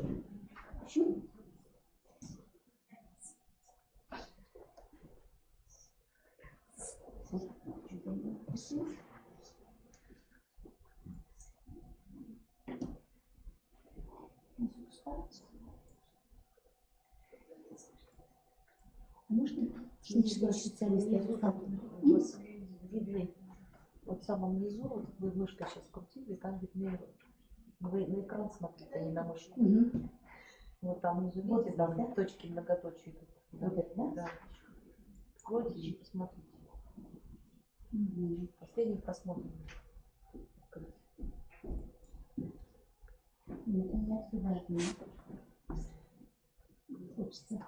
Эти все проверяли, вы будете по мышке. У вас внизу стрелочки, да? Стрелочки там показаны. Еще раз нажмите. Это не открывает дальше. А нет у нас? Понятно. Так. Ну, тогда, пока мы этот сюжет не посмотрели, давайте мы попробуем примерить эти шляпы. Вот, прочитали вы, уже примерно, наверное, возникло желание какую-то шляпу примерить. Есть такие желающие? Уже давайте начнем.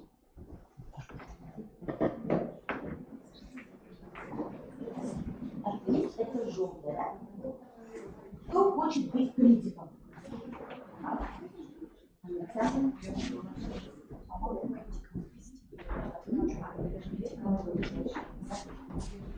Вы на синюю, да? Да, вы тогда туда на синюю, пожалуйста. Это у меня уже не группа, и вы поможете. Да, пожалуйста. Видеоролик включается. Нам надо показывать материал. Мне еще очень хотелось, чтобы носить.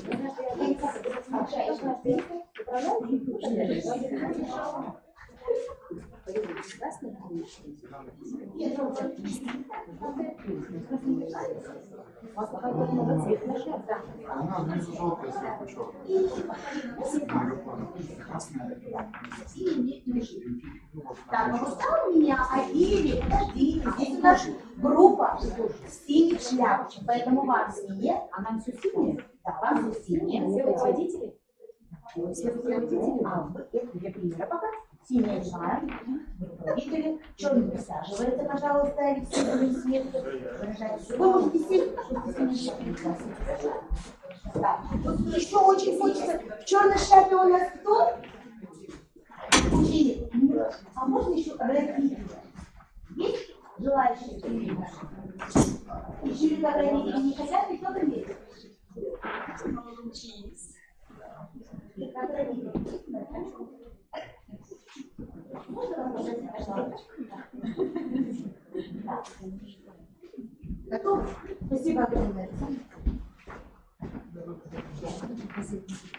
Да. Теперь, чтобы нам было удобно работать, я еще попрошу вас внимательно ознакомиться с тем, что будет выполнять синяя шляпа. Это ваша инструкция. Так, теперь наклеим здесь желтенький. Зеленые.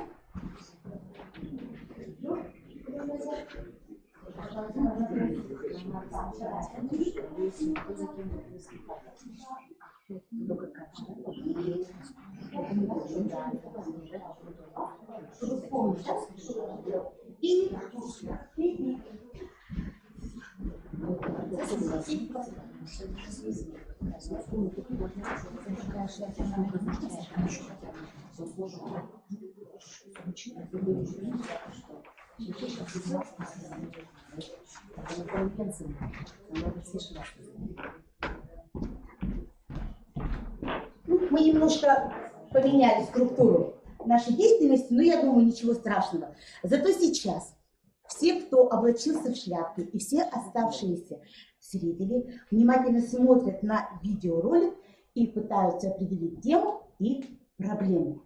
Готовы?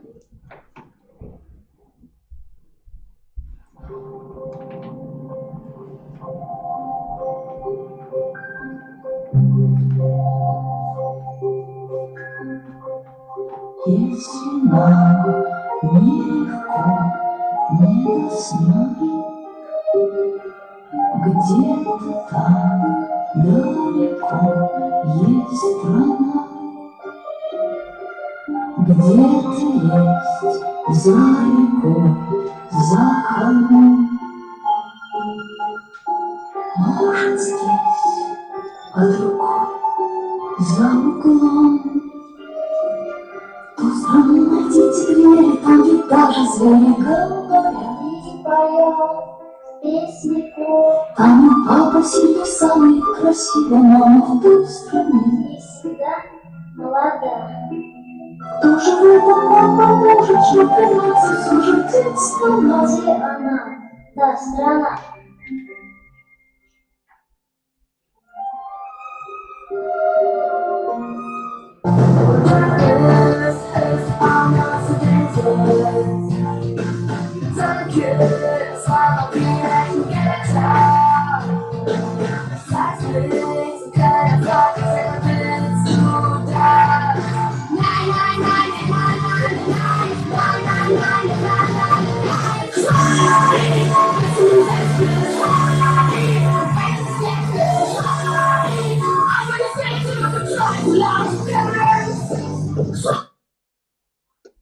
Не пугать зрителей такой музыкой. Пожалуйста. Хорошая. Я думаю, что тему вы зафиксировали в начале, да? А вот давайте сейчас попробуем подумать, какая проблема. Какую проблему мы можем обозначить с вами, над которой нам предстоит работать. Импорт в России. Да, импорт в Россию принимал Алексей. Настоящая жизнь не мультяшная. Так. Противоречие старых традиционных Смена ценностей. И обратили внимание, что с каким возрастом связано? Молодежи. Да. Детство и подростковый период. Ну, я тоже ведь готовилась к мастер-классу, поэтому тема моего занятия мне сегодня почему-то проблема с волнением. Снова? Сейчас, если закрою. Все.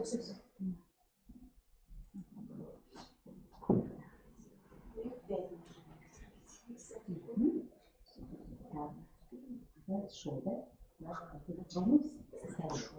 Итак, мы с вами обозначили проблему и пока слабо.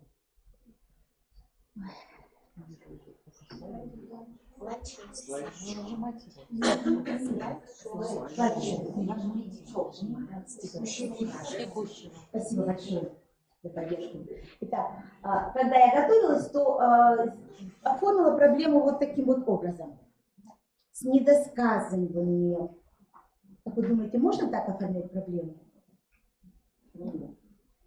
Новое поколение. Мы имеем в виду поколение наших современных детей. И вот сейчас, когда у вас на головах шляпки, вы включаете определенный режим мышления. Он описан в инструкции. Давайте договоримся, что в течение 2 минут желтые, красные, черные шляпы активно готовятся к этому высказыванию, как относитесь к проблеме. Синие шляпы. У вас очень серьезная задача. Вы будете выслушивать мнение, высказывания желтых, красных, черных, зеленых шляп и фиксируете их, абсолютно верно, вы уже увидели эти мнения на соответствующих шляпках.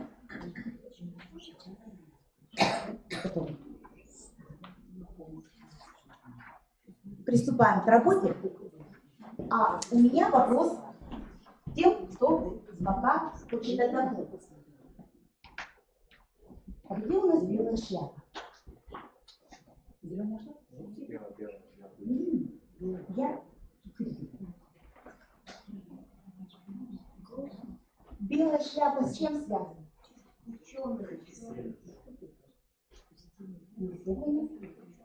Факты, информация, ученый.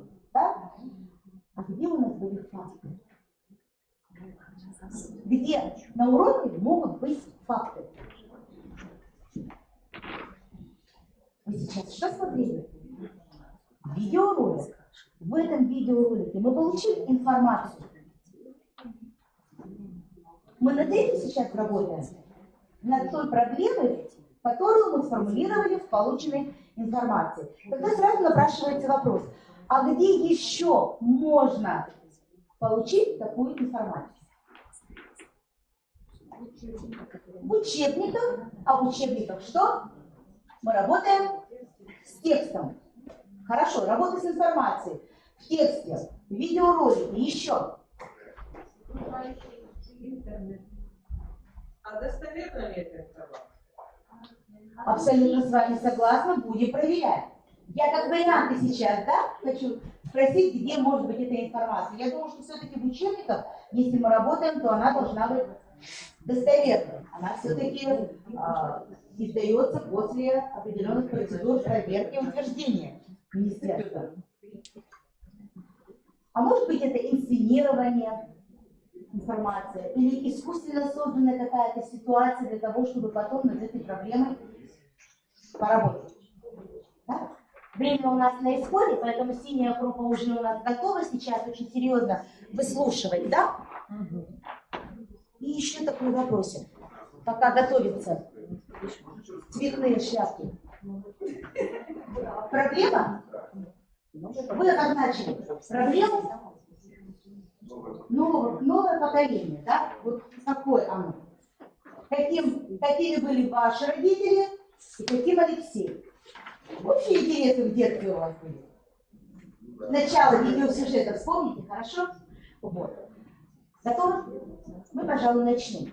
Вопрос такой. С какой шляпы вы бы порекомендовали начать работать? Можно нам вопрос? Нет, я попросила. А мы дадим слово. Обязательно. Мне очень приятно. Есть такие дети, которые, да, мы уже хотим, мы уже готовы. Да, пожалуйста. С какой шляпы? С критиком. Потому что начинаем мы всегда с каких новостей обычно? С отрицательных, да, каких-то моментов, а закончить на позитиве. Спасибо. Пожалуйста, очень хочется услышать родительское сообщество и детское сообщество по этой проблеме. Пожалуйста. Можно с места, пожалуйста? Скажем так, проще, да, в СССР было лучше, как говорится, да, с нашей стороны, да, я вроде не старый, но я застал СССР, да, родились не там. Потом идет переоценка ценностей, то есть с позитивного на негатив. Опасения наши, ну понятно, что тоже, да, чем больше негатива, тем значит развитие преступности и так далее, вот это все к этому ведет. Ну а подводные камни, как раз это вот это скрытые какие-то моменты, которые ведут к плохому. Давайте поаплодируем нашему семейному родителю, и Алексей продолжит критиковать данную тему, проблему со своей точки зрения нового поколения. Ну, с точки зрения нового поколения, как раз вот сразу хотел начать с вот именно подводных камней, это то, что многие родители, когда вот в период воспитания ребенка, основываются на своих уже устоявшихся понятиях о том, как нужно воспитывать детей, и не всегда учитывают мнение самих детей, даже когда они в подростковом, более сознательном таком возрасте. Вот, и это провоцирует иногда вот на подобные конфликты. То есть я что хотел сказать, что не возникает ли такой вопрос, а не путаем ли мы причину со следствием, потому что вот с точки зрения, опять же, нового поколения, вот то, что дети вот таким образом протестуют против родителей, а это не является каким-то вот навязанным мнением со стороны. Вот, то есть, и отвечая на вопрос, что может пойти не так и почему это нельзя делать, но опять же, извечный вопрос отцов и детей, обычно непонимание между этими двумя сферами. Ну и, собственно, вот. То есть, основная задача — это надо найти какой-то компромисс и как-то уживаться. Спасибо, Алексей. Синие шляпы зафиксировали мнение родителей и учащихся, да, детей.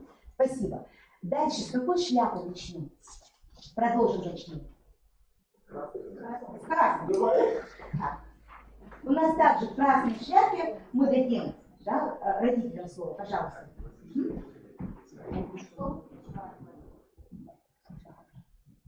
Конечно же, нас настораживает то, что, по нашему мнению, родители поколения другое. Нам кажется, что хуже, чем были мы. Каковы наши догадки? Наши догадки, знаете, затрудняют. То есть, ну что, рано или поздно они это перерастут, это все пройдет. Интуиция нам подсказывает, что все будет хорошо, мы найдем компромиссные решения. Конечно, смутные предположения есть, что это уйдет куда-то более какие-то радикальные проявления, но интуиция и чувства подсказывают нам, что наши дети все-таки более умные, чем мы, и они будут лучше, хотя на данный момент Спасибо большое вам.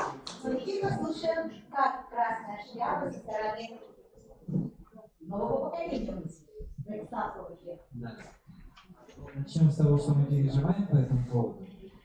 Со стороны вот красной шляпы художника новое поколение переживает по поводу того, что может возникнуть недопонимание между новым поколением и прошедшим поколением.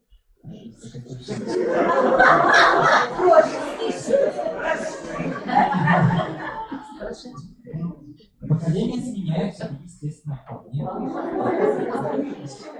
Предыдущее поколение. Мы переживаем, что может возникнуть недопонимание из-за разности ценностей одни и те же, просто может взгляд и подход к этим ценностям немножко разный. Какие наши догадки по этому поводу? Мне кажется, что все противоречия мы преодолеем. Все люди, а все люди нет. Да, уже вроде же, уже тысячелетия живем, и поколение меняется, и все было хорошо. Спасибо, давайте поаплодируем красным шляпам. Да.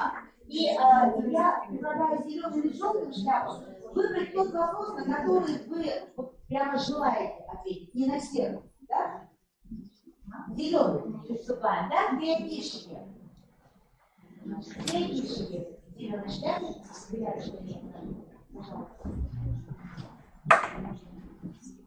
Так, ну, очень много интересных вопросов по этому поводу. Вообще креативщики принимают и старое, и новое, поэтому все, что новое, нужно принимать, нужно уметь это все совмещать и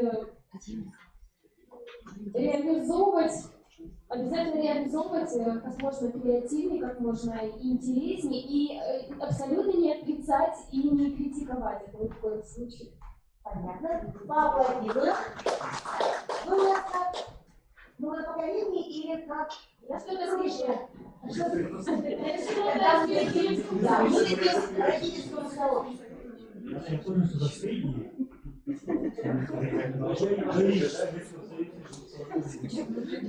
Так, я только начал. Что безумного можно с этим сделать? Давайте мы детей наших, от имени детей, да? Давайте вот молодежь, дети, они пригласят у нас свои мероприятия взрослых, которые боятся вот того всего старого, вот всего того нового, что приходит через телевизор, боящих и так далее. Да? Ну, вот такого безумного характера мероприятия пригласим взрослых, чтобы они меньше волновались. Спасибо огромное. Мы принимаем вашу версию, прослушали внимательно. Желтая шляпа у нас оставит, пожалуйста. Один вопрос. По статистике, средний возраст учителей 50 лет. Поэтому 50 лет это еще не старость, а молодость, потому что мы все учителя работаем с молодым поколением и себя ни в коем случае не считаем старыми. Я думаю, что все со мной согласны. Так вот, я оптимист, и я вижу в новом поколении только светлое будущее. Мы им даем знания, благодаря нашему великолепному, мудрому решению нашего правительства. Я оптимист.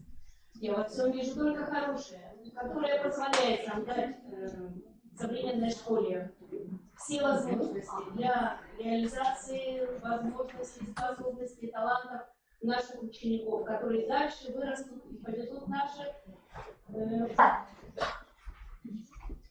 Участники высказывали сейчас свои мнения. Вы обратили внимание, что делал учитель? Какие-то оценочные суждения были со стороны учителя? Собирательные. То есть каждый из участников сейчас имел возможность что сделать? Высказать свое мнение, рассуждать. А синие шляпы в это время собрали всю активную информацию, правда? Давайте, пожалуйста, сейчас покажем и обобщим. Детей желтых, конечно, я пропустила, так, чтобы у нас до конца уже было осмысление, новое поколение оптимистов. Взрослое поколение высказалось, пожалуйста. Чтобы итог нам подвести уже до конца. А вы можете пока вывешивать. Да, соответственно, мы сюда. Оптимизм будет даже наши дети просто в тренде. Они идут к новому поколению. Мы в новом поколении видим только положительные стороны, потому что новое поколение – это поколение волонтеров и добровольцев. Поэтому за ними светлое будущее. Это отзывчивые, добрые люди. Поаплодируем. Приняли версию нового поколения. И синие шляпы сейчас должны, к сожалению, времени очень мало, очень коротко подвести итоги. Да? Мы сейчас рассматривали две стороны медали, два мнения нового поколения, взрослого поколения, так скажем, чтобы не обидеть, да, возраст. Пожалуйста. Я думала, вы вывешиваете с места, да? Ну, планировалось, что эти шляпы появятся на доске и выстроится своего рода схема, которую мы бы могли назвать кластером. Но синие шляпы сегодня хотят работать по-другому. Вы это уже родители говорите? Да. Как родители. Можете как родители, а кто-то как дети. Ну хорошо. Можно и как сторонний наблюдатель разнести, да? А я только, к сожалению, времени мало, да? Хорошо. Громко. Итак, в СССР было лучше, по мнению родителей, поскольку в настоящий момент негатив начинает превалировать в обществе. Однако интуитивно родители чувствуют, что поколение, которое растет в настоящий момент, оно ничем не хуже, чем их, хотя на первый взгляд так кажется. Они понимали бы, наверное, лучше своих детей, если бы совместную деятельность осуществляли. И в этом случае бы смогли бы создать те условия, которые вырастят из них настоящих патриотов, и эти патриоты поведут своего поколения, подводится, два буквально вопроса. Скажите, пожалуйста, вот этот прием 6 думающих шляп, на каких предметах можно использовать? На всех. Прямо на всех. Прямо на всех, да? Посчитайте, Алексей. Прежде всего, предметы, которые затрагивают здесь социальный немножко аспект проблем. Проблема, ключевое слово, да? Ну и еще мы работаем, прежде всего, с информацией, да? Хорошо.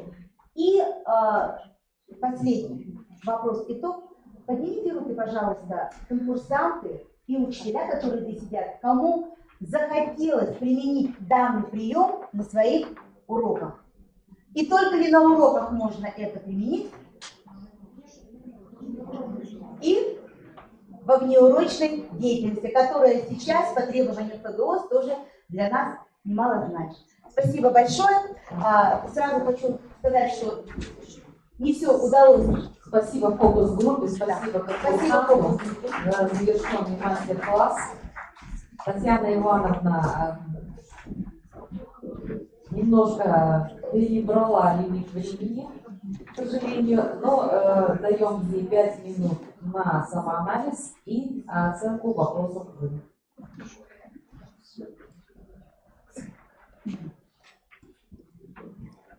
Результативность данной работы я вижу прежде всего в личностном проявлении, формировании смысловых ценностей, то есть для чего мне это надо и зачем.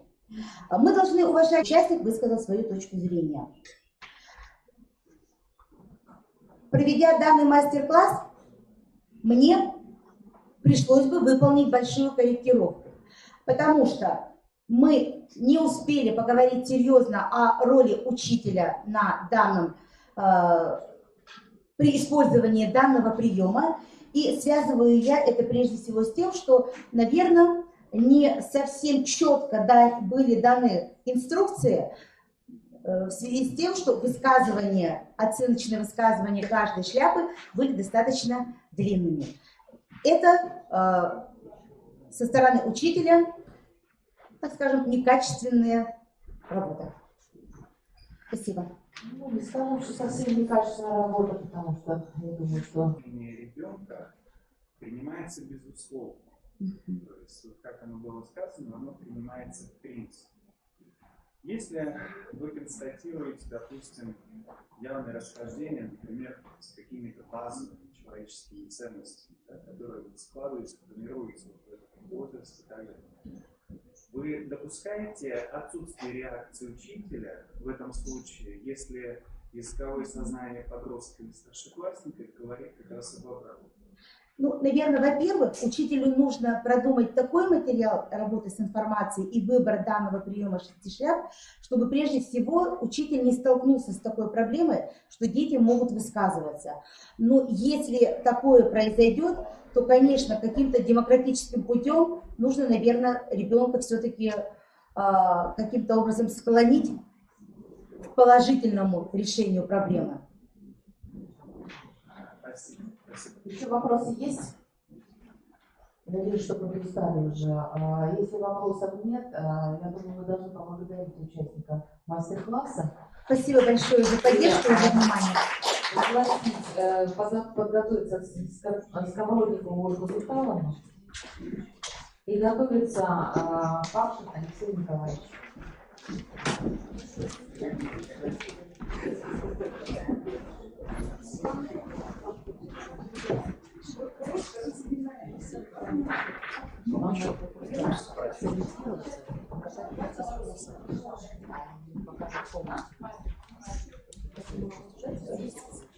Да, мы хотели переговорить, но у вас было много.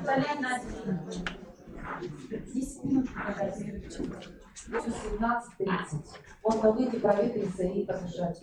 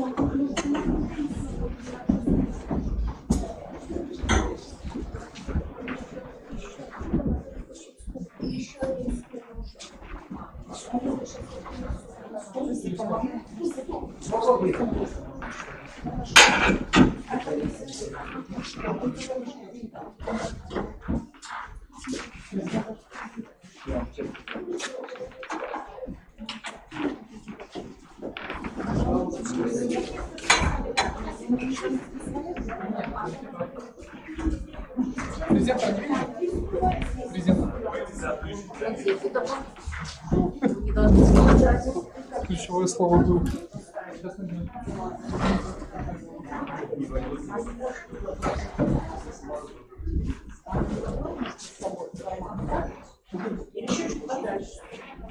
Или неудобно, потому что она его пока не спрашиваем, хотя вам надо что, еще один текст сейчас? А нет, потом свой еще какой наше расположение штаба.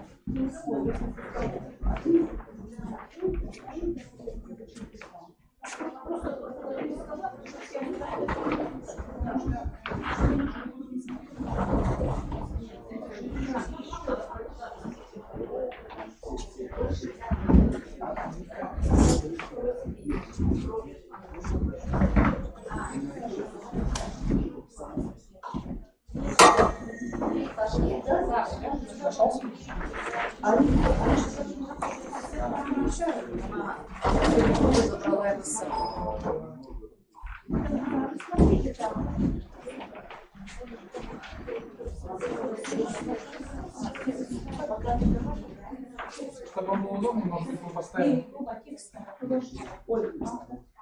Чтобы вам было удобно, может поставить больше книжек. Ну, то есть там был экран, чтобы не так сильно поворачивалось. Ну, не знаю, как удобно. Вы просили, чтобы... То есть экрана второго не так слышно. Микрофон, да, важно. Нет. Какие можно использовать?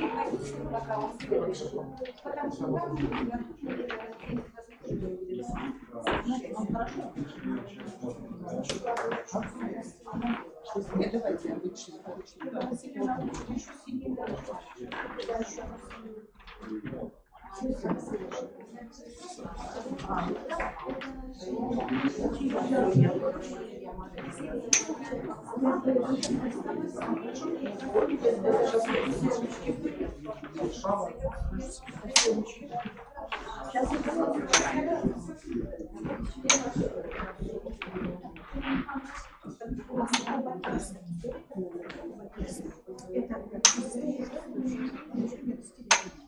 Это на всякий случай чистый листочек.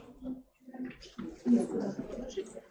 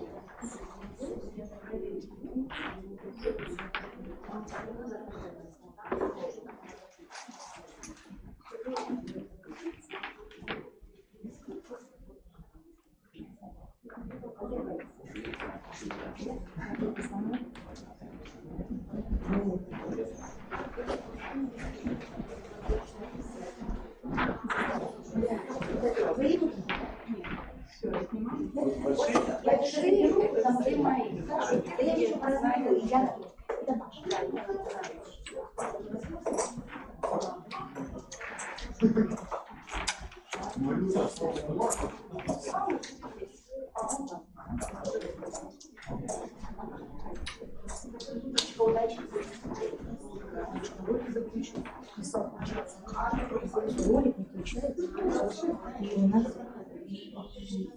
один ответ, я не даже не начали, и ваши проблемы сначала.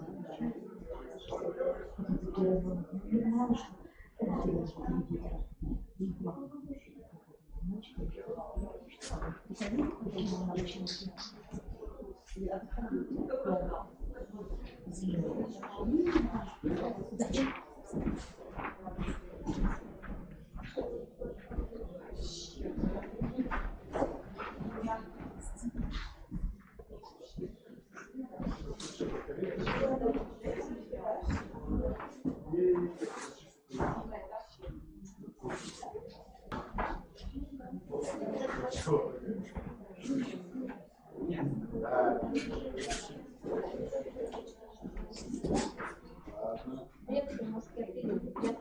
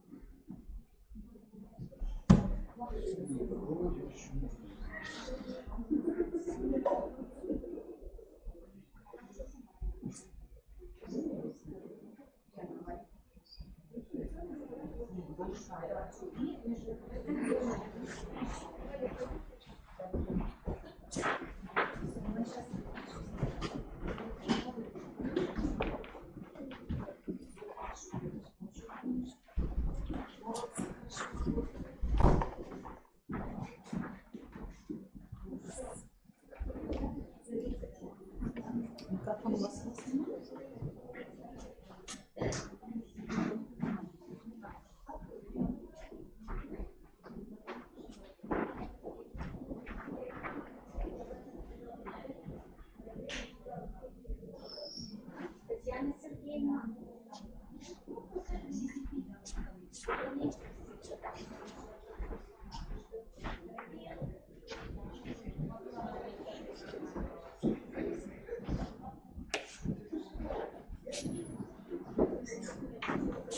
Коллеги, проходите, присаживайтесь. Осталось нам 2 мастер-класса. Больше стрелялся. У нас еще 2 мастер-класса.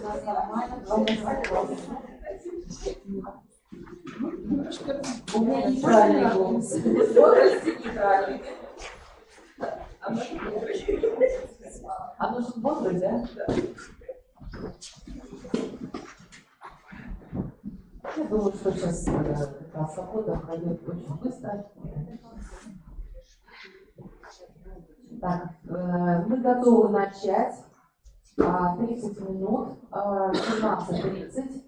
5 минут на сообщение о мастер-классе докладывает нам Ставровникова Ольга Михайловна. Пожалуйста, представляйте свой мастер-класс. Добрый вечер. Добрый вечер, уважаемые члены жюри, коллеги.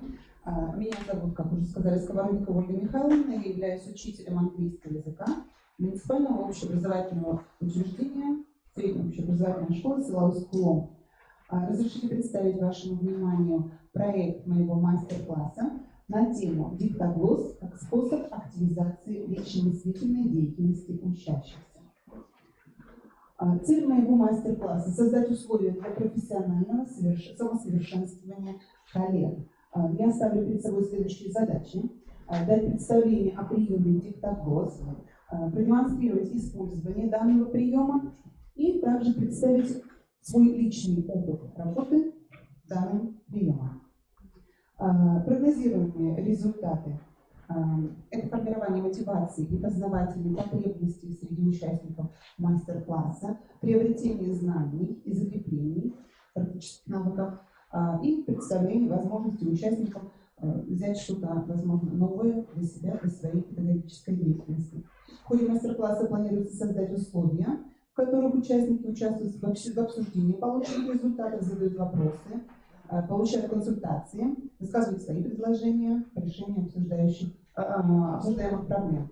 И в рамках своего мастер-класса я планирую организовать взаимодействие участников мастер-класса в форме сотрудничества и совместного поиска. Структура моего мастер-класса состоит из 4 этапов мастер-класса. Во-первых, я планирую представить теоретический материал по своей теме, проведение практического занятия с фокус-группой, представление личного опыта работы и рефлексия. В рамках мастер-класса планирую также использовать различные формы работы. Это индивидуальная, групповая, фронтальная, ну и приемы работы. Это аудирование, чтение, письмо и говорение. Ресурсы, которые планируется использовать в рамках мастер-класса, медийная презентация и непосредственно текст для проведения практического занятия. На этом представление проекта я закончила. Я могу непосредственно перейти. Так, пожалуйста, да, можно начинать. Итак, уважаемые коллеги, скажите, пожалуйста, давно ли вы писали диктанты? Давновато. Давновато писали диктанты. Хорошо. А тогда второй вопрос. Скажите, пожалуйста, а давно ли писали ли вы когда-нибудь необычные диктанты? Необычные в каком смысле? Я очень надеюсь, что сегодня мы узнаем, что значит, что представляет из себя необычный диктант. Мне для работы необходимо 2 фокус-группы. Желающие, пожалуйста, по 3 человека в каждую фокус-группу. Если есть желание, пожалуйста, проходите. Еще желание. Давайте, посмелее, пожалуйста. Присаживайтесь. Еще 2 человека. Спасибо. Спасибо. Еще есть желающие? Так, замечательно. Представитель ученического сообщества. Очень приятно. Присаживайтесь. Спасибо. Спасибо. Итак, уважаемые коллеги, уважаемые фокус-группы, диктоглосс, немного теоретического материала. Диктоглосс имеет свое какое-то определенное обоснование, то есть образован, идет понятие от английского слова dictate и gloss. Так, означает диктант с последующим его воспроизведением. Данный прием относится к технологии работы с текстом. Прием диктоглосс рассматривали в своих трудах многие ученые, однако, на мой взгляд, наибольший вклад в разработку данного приема внесла британка, доктор философских наук Рут Вайн в своей книге «Грамматический диктант». Диктоглосс предполагает следующие этапы. Уважаемые участники, пожалуйста, повнимательнее с этапами, поскольку вам придется работать как раз по данному алгоритму. Во-первых, это подготовительный этап. Если говорить об уроках, он заключается как раз в актуализации уже имеющихся знаний учащихся. Второй этап – это этап аудирования текста. Предполагается двойное прослушивание текста. Во время первого прослушивания участники просто слушают текст, не делая никаких пометок, стараются охватить общее содержание данного текста, а во время второго прослушивания им предлагается сделать различные пометки, ключевые слова, фразы, которые впоследствии помогут им воспроизвести данный текст. Реконструкция текста является следующим этапом, непосредственно как раз работа в группах. Здесь предполагается по реконструкции текста. Здесь участникам необходимо выбрать писаря, ну и совместными усилиями восстановить услышанный текст. И на заключительном этапе этот этап предполагает анализ и коррекцию текста. Если говорить о работе, допустим, на уроке, то данный этап является наиболее важным, на мой взгляд, поскольку именно здесь происходит сравнение текстов между участниками, между группами, да, и анализ допущенных неточностей. Итак, уважаемые участники фокус-групп, я предлагаю вам поучаствовать в данном виде деятельности. И коллеги в зале, кстати, тоже, если есть желание, у меня имеются листы, кто хочет принять участие, пожалуйста, так, вы можете тоже, в принципе, принять участие в данной деятельности и поработать по восстановлению данного текста вместе с нами. Спасибо.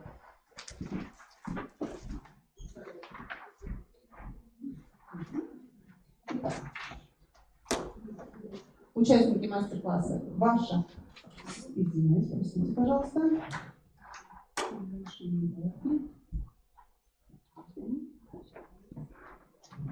Ваша цель на экране. Вам предстоит наиболее точно воспроизвести прослушанный текст. Готовы? Во время первого прослушивания мы сделаем никаких записей. Итак, содержание текста я подобрала в соответствии с темой нашего сегодняшнего мастер-класса. Он содержит теоретический материал. Надеюсь, что вы его услышите, поймете, усвоите и воспроизведете. Название текста – функции диктоглосса. На основе анализа методической литературы Наталья Михайловна Лашук выделила следующие функции диктоглосса. Коммуникативная и мотивационная функция. Прием способствует созданию потребностей в коммуникации одновременно у большого количества учащихся и мотивация работать в группе, чтобы успешно выполнить задание. Диагностическая функция позволяет обнаружить слабые и сильные стороны учащихся в различных видах речевой деятельности, говорении, письме, аудировании и чтении. Диктоглосс позволяет учащимся заметить и осознать пробелы в собственных знаниях. Интегрирующая функция. Диктоглосс развивает все 4 вида речевой деятельности. Интерактивная функция. Работа в группах предполагает наличие детей с разным уровнем владения иностранным языком. Более сильные учащиеся помогают товарищам, что способствует лучшему запоминанию и осознанию грамматических структур и лексики.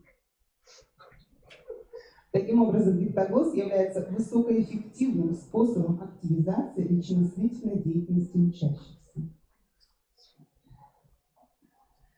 На данном этапе, я надеюсь, вы постарались уловить суть функции диктоглосса, общее содержание текста. Теперь я предлагаю вам сделать пометки. Вы можете записывать любые ключевые слова, фразы, даже целые предложения, если есть у вас такая возможность, если вы успеваете. На данном этапе как раз тренируется навык моментального конспектирования. Готовы? Берите ручку.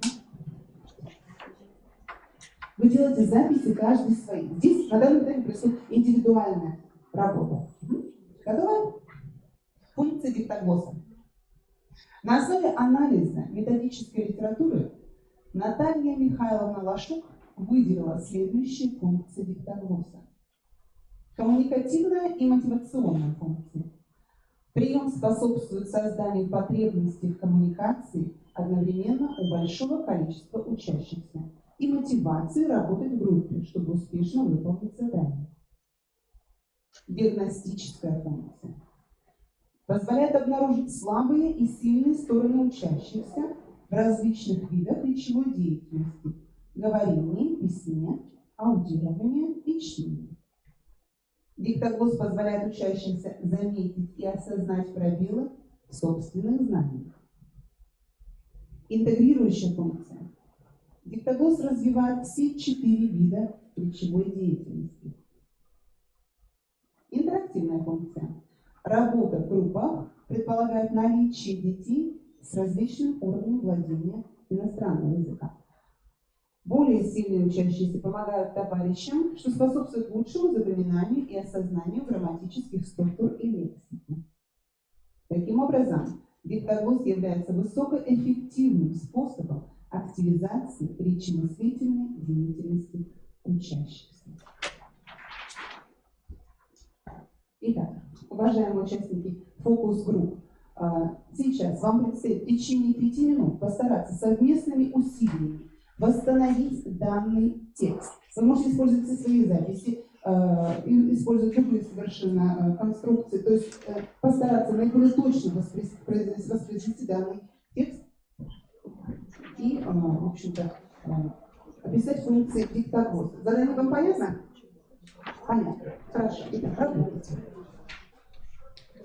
Ну, а пока участники фокус-групп работают, мне бы хотелось поделиться личным опытом использования данного приема. Что касается меня, я применяю данный прием в течение 2 лет. И за это время, в общем-то, уже успела сделать определенные выводы. Итак, считаем, что наиболее целесообразно применять данный прием на этапе обобщения. лексического материала на уроках общения, когда учащиеся уже имеют определенный лексический багаж и могут, в общем-то, грамотно, полно раскрыть тему. Как правило, работа над данным приемом занимает основную часть урока.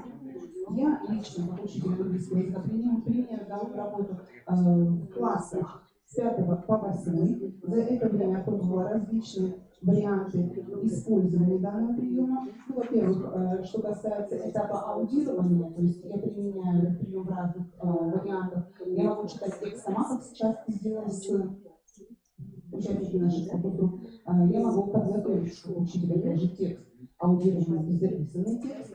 Это зависит, в общем-то, ну, от желания, от цели моей. Может быть, даже целью является разнообразить каким-то образом. Да? Мною разработаны варианты текста для проведения дискуссий в разных классах, разные тематики, разные уровни сложности. На этапе презентации текстов, готовых текстов, мы сейчас постараемся, надеюсь, у нас получится наблюдать данный этап, это презентация. Также применяю различные способы презентации. То есть группы пишут тексты, у них получаются совершенно разные, конечно, тексты, они похожи по содержанию, но отличаются лексической составляющей, грамматической составляющей. И на этой презентации им предлагается сравнить полученные продукты. Здесь происходит анализ текста, коррекция каких-то определенных неточностей, ну и даже, в общем-то, в рамках урока исправления грамматических и лексических ошибок. Презентуем их все же по-разному. Имеется опыт такой, что ребята в группах писали тексты на ватмана, затем мы вывешивали на доску, таким образом осуществляли коррекцию, сравнение. Бывает, что группа обменивается своими листами, на которых делают записи и таким образом в процессе обсуждения сравнивают, анализируют. Есть также вариант использования такого образа, как камера, где можно, которая позволяет нам спроецировать готовые тексты на экран, и нужно таким образом рассмотреть, проанализировать. Я наблюдаю, вот я использование кокосов, я наблюдаю, что данный прием имеет свои положительные эффекты, а именно у учащихся наблюдается улучшение качества письменной речи, навыков аудирования. И кроме этого, детям, испытывающим трудности в изучении английского языка, в результате совместной работы в группе, совместно с коллективными учащимися, дается потянуть каким-то образом знания по английскому языку. 5 минут у нас прошло. Нет. Еще? Ты готов? Извините, забыла засечь время. Уважаемый фокус-группа, как вы дела? Почти. Заканчиваем. Очень хорошо. Ну, можно сказать, конечно, что мне как предпринимателю очень важно, что на всех этапах данного приема я могу создать условия учащимся развивать навыки личностной деятельности.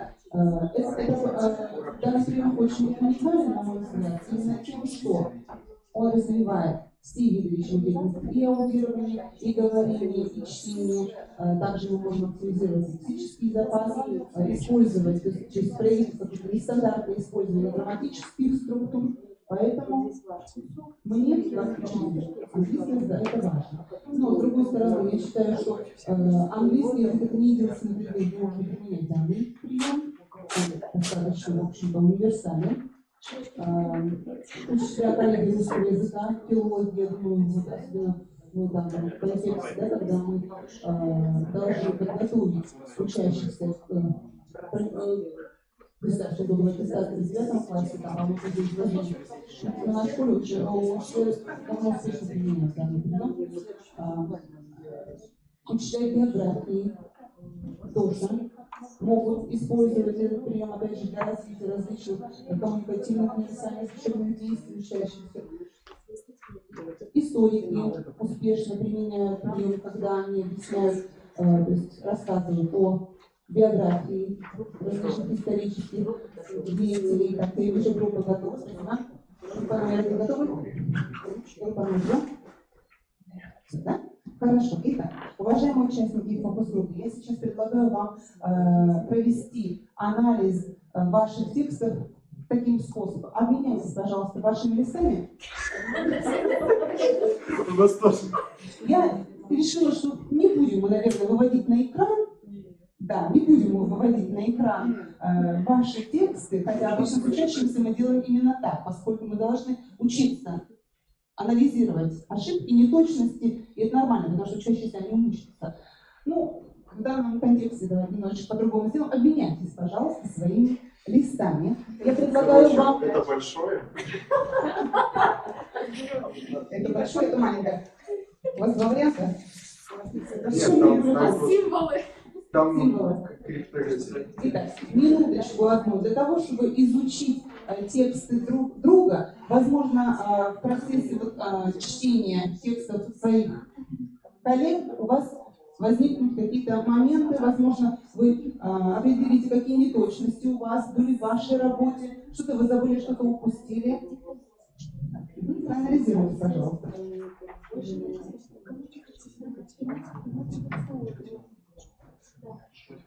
Все функции вы указали.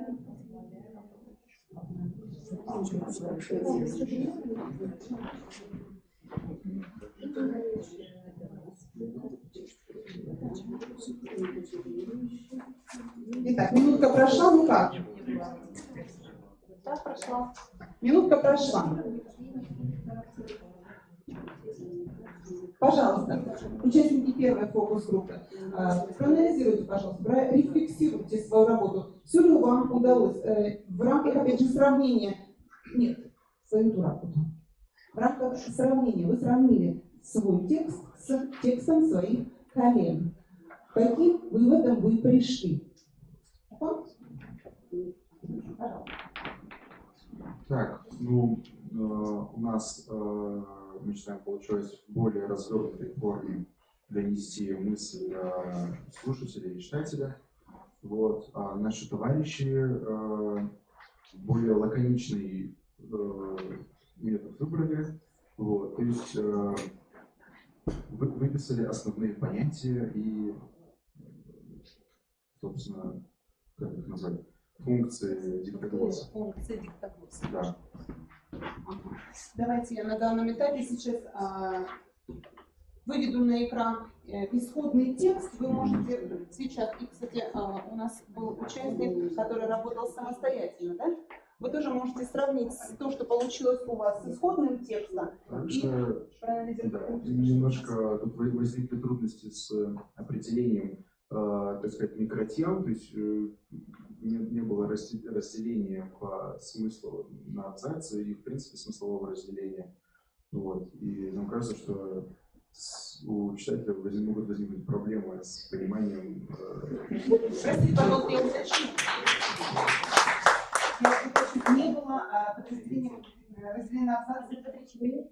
Ну ладно, у вас, ага, у ваших коллег, да. Потому что вы считаете, что вы справились с этим заданием лучше. Хорошо, я очень рада. Пожалуйста, если вы закончили микрофон. Слово предоставляется второй фокус-группе для анализа, пожалуйста. Ну, я хочу сказать более кратко. Здесь просто было использовано два подхода. У наших коллег была задача передать, как они текст понимают, и доработать свои какие-то определенные мысли. Наша была задача больше поработать по исходному тексту, и, собственно, поэтому у нас было более мало, скажем так, записей. У наших коллег было больше, объемисто, то есть они еще какие-то свои выводы, видимо, добавляли в этот текст. У меня все. Если сравнить тексты, это не так. Спасибо за вашу рефлексию. Нет, на самом деле, хорошее замечание, то есть вы ставили перед собой цель воспроизвести текст как можно ближе к эталону. Это и была цель, в общем-то, ваша, да? Первая группа, вы передали общий смысл. Нет. Но достаточно полно и раскрыто на ваш взгляд. Может быть, не хватает слов, но все. То есть вы сравнили свои тексты с эталоном, теперь вы сравнили с эталоном. Что вы можете сказать? о своем тексте или О своем. Ну, наш, мне кажется, в более полной форме отображает суть диктоглосса и его функции. То есть мы считаем, что мы донесли до слушателя и читателя в полной мере, что такое диктоглосс и какие цели он преследует. И функцию, да. Хорошо. Спасибо большое. Вот так и с детьми, в принципе. Так и с детьми. Это ведь мыслительная деятельность детей. То есть как они представляют себе этот текст. У кого-то есть задача довольно точно воспроизвести текст, кто-то более подробно, более полно хочет изложить свои мысли. Тексты получаются совершенно разные. Но если говорить конкретно об английском языке, то здесь я, конечно, преследую цель сравнить тексты на предмет языковой направленности. Сравнить тексты, проанализировать, исправить ошибки. Уважаемые фокус-группы, как вы думаете, каковы преимущества данного приема? Есть ли они?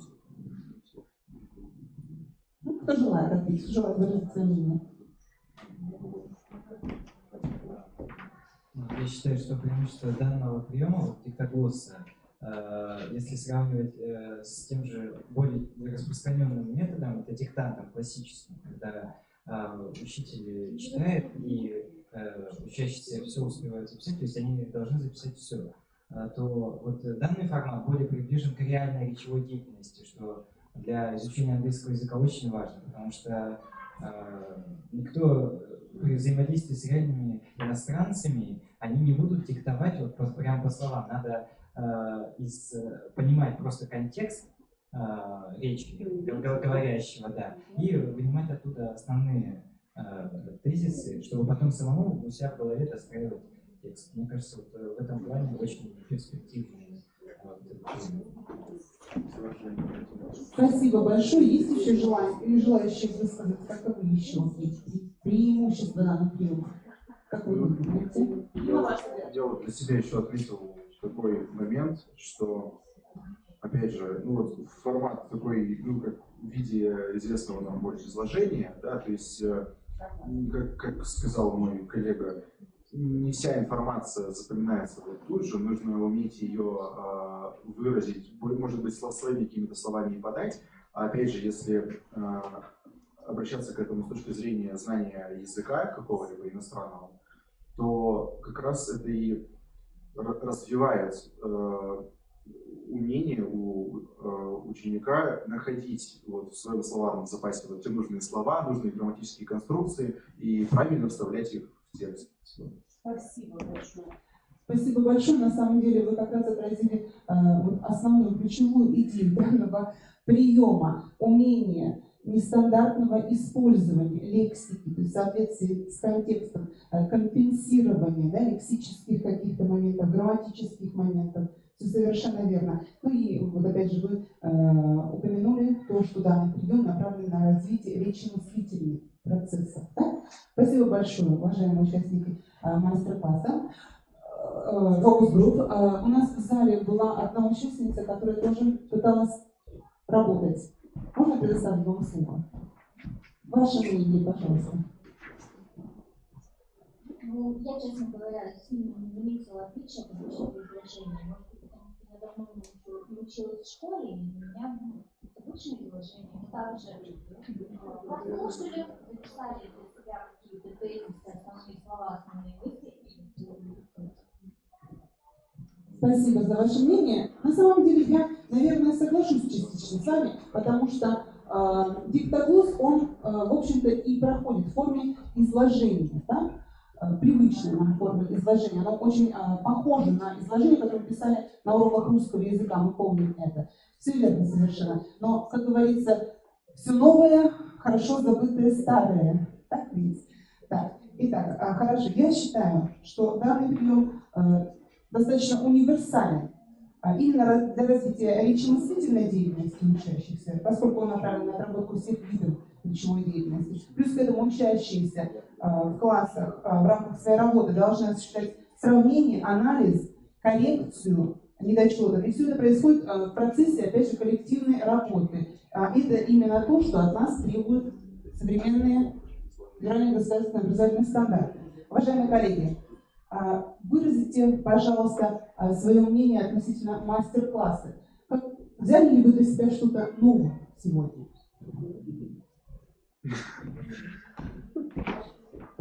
Мы просто очень удивились и обсуждали этот пункт нашего удивления достаточно активно. То есть мы решили, что это все-таки обычное изложение, которое просто, наверное, не знакомо. Вот тут много сидит преподавателей иностранного языка. Преподавателей иностранного языка. Или, да, вот как бы школа. Но я в этом абсолютно не уверена. Это знак равно изложение этих таблиц? Или нет? Нет, это немного разное. Ну, опять же, вот коллега считает, можно. Передаю слово коллеге своей, вот она тоже хочет прокомментировать ваш. Спасибо, Ольга Михайловна, за такой прием интересный. Я в своей практике такой не использую. Если сравнивать диктант и изложение, это, конечно, будут абсолютно разные задания. Все-таки диктоглосс это будет не продуктивное воспроизведение. Это будет больше на запоминание, но результат очевиден, что здесь мы будем выявлять незнание грамматики. Если даже лексику ученики запомнят и фиксируют, здесь мы будем выявлять именно грамматические навыки, пробелы. А что касается изложения, здесь все-таки не предполагает такого обсуждения в группе, поэтому это будет свое выстраивание, своя логика построения аналогического высказывания. Здесь будет более, наверное, такая продуктивная речь. Вы имеете в виду индивидуальную работу сейчас? Да. И тоже вот мне интересно, если в группе учащиеся неравные по уровню своих знаний, мне вот интересно понаблюдать, как будет себя вести менее успешный ученик. Я бы хотела ответить на ваш вопрос. Конечно же, случается такое очень часто, что в группах учащиеся совершенно с разным уровнем знаний, развития навыков определенных, так? И данный прием здесь можно использовать по-разному. Во-первых, в разных целях. Во-первых, более сильные учащиеся могут каким-то образом помогать более слабому товарищу. Либо я в своей практике использую немножко другой прием, то есть я дифференцирую учащихся. Сажаю их в разные группы, так, чтобы не получилось, допустим, что более слабые ребята, они сидят и ничем не занимаются. То есть, чтобы были задействованы все. В любом случае, неважно на каком уровне, потому что развитие, оно должно происходить. Вот в этом плане. Ответила на ваш вопрос? Итак, уважаемые коллеги, закончить свой мастер-класс мне бы хотелось следующими словами. Каждый учитель – это профессионал своего дела. И каждый ищет свои способы, методы, приемы, которые позволяют учащимся быть успешными в учебной деятельности. Я благодарю нашу фокус-группу. Пожалуйста, присаживайтесь. Спасибо вам большое за участие, за ваше мнение. Спасибо фокус-группе. Мастер-класс закончен. Спасибо, Ольга Михайловна. Вам дается 5 минут на самоанализ и ответ на вопрос уже. Спасибо. Самоанализ я проведу достаточно, наверное, кратко. Итак, целью своего мастер-класса я ставила создать условия для профессионального самосовершенствования. Мне хотелось представить интересный прием, который я использую в своей деятельности. Но вот выяснилось так, что прием оказался кому-то знакомым, кто-то провел аналогии с изложением. И хотя я очень надеюсь, что все-таки для кого-то он был новым. По поводу этапов работы, по поводу этапов мастер-класса, при демонстрации теоретического материала я постаралась изложить основные моменты данного приема. Это функции, алгоритм работы над данным приемом, представить свой личный опыт работы. Что касается практического занятия, учащиеся, участники фокус-групп, они справились с заданием достаточно успешно, проанализировали, для себя взяли что-то новое, надеюсь. Далее осуществление рефлексии происходило словесно. методом, то есть выразили свое мнение. Ну и надеюсь, что мы поработали достаточно продуктивно. Так, пожалуйста, жюри вопрос. Татьяна Дмитриевна.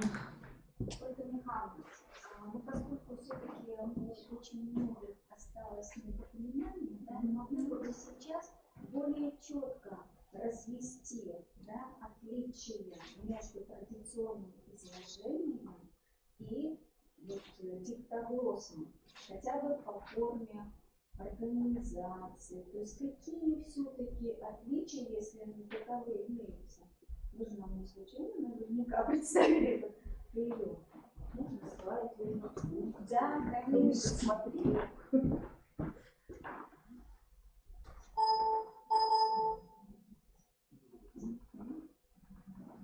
Не случайно сейчас вот она разница сейчас была разительная.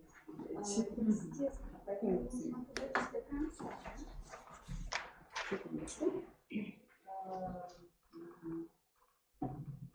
Да. Попросить, да, вернуть слайд с функцией диктоглосса.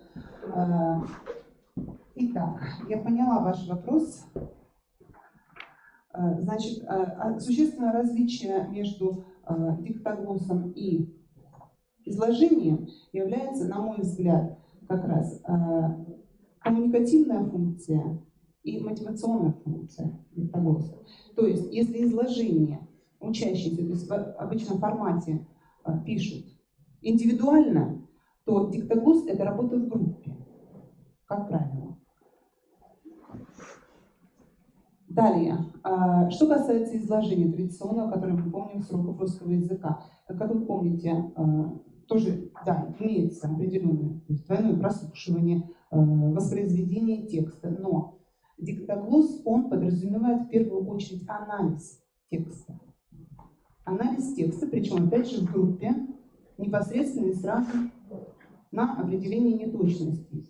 Изложение же мы даем, проверяется, учитель сам проверяет это все дело, и нам потом на наши ошибки указывает. То есть не происходит вот как раз момента анализа и коррекции самими участниками процесса. Можно уточняющий вопрос? То есть то, о чем вы сейчас говорите, связано с функцией самооценки обучающегося?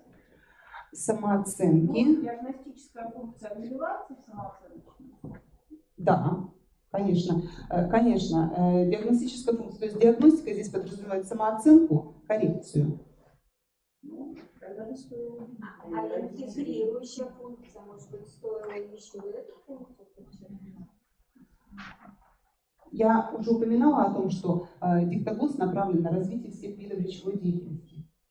И основной его как раз одной из основных. Да, то есть и спрашивают, а что это значит? Развитие всех видов Это речевой вопрос не от меня, что сказать. Простите, пожалуйста, не могли бы озвучить вопрос? Интегрирующая функция, что это значит? Интегрирующая функция диктоглосса, то есть он направлен на развитие совершенно разных процессов мышления учащихся. Про 4 вида речевой деятельности, видимо, да? Какие 4 вида? Аудирование. И все профессионалы, да? Ага, 4 вида речевой деятельности. Аудирование, когда мы воспринимаем личный слух. Чтение, когда мы умеем читать и воспринимать информацию из текста, графического текста. Говорение, когда мы опять же умеем воспроизвести, то есть выразить свои мысли грамотно, правильно, да? И письмо, то есть сделать это в письменном виде, оформить свое высказывание в письменном виде в соответствии со всеми правилами. Да, и делайте вывод, что не только письменное, да, но и... Да, не только письменное, конечно, личное, и все остальные речевые деятельности. Спасибо, да. Еще вопросы есть? А можно Еще вопросы? У нас очень много критериев, это вот просто комментарий для родительского зрения, не в плане оценки, в плане понимания.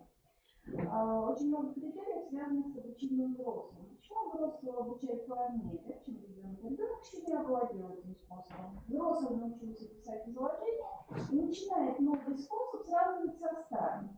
Взрослому гораздо тяжелее увидеть отличия. Он не работал в группе, да, не было этого опыта взаимодействия, и в результате взрослый очень просто делает это то же самое. Да, такой элементарный перенос. Поэтому здесь, вот, безусловно, мы еще и оцениваем на это.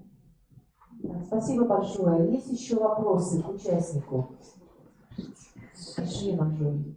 Я вижу, что вопросов больше нет, поэтому мы благодарим участника за его мастер-класс. Спасибо большое, Ольга Михайловна. И у нас идет подготовка к нашему классу Павшин Алексей Николаевич. Так, 5 минут для подготовки последнего мастер-класса.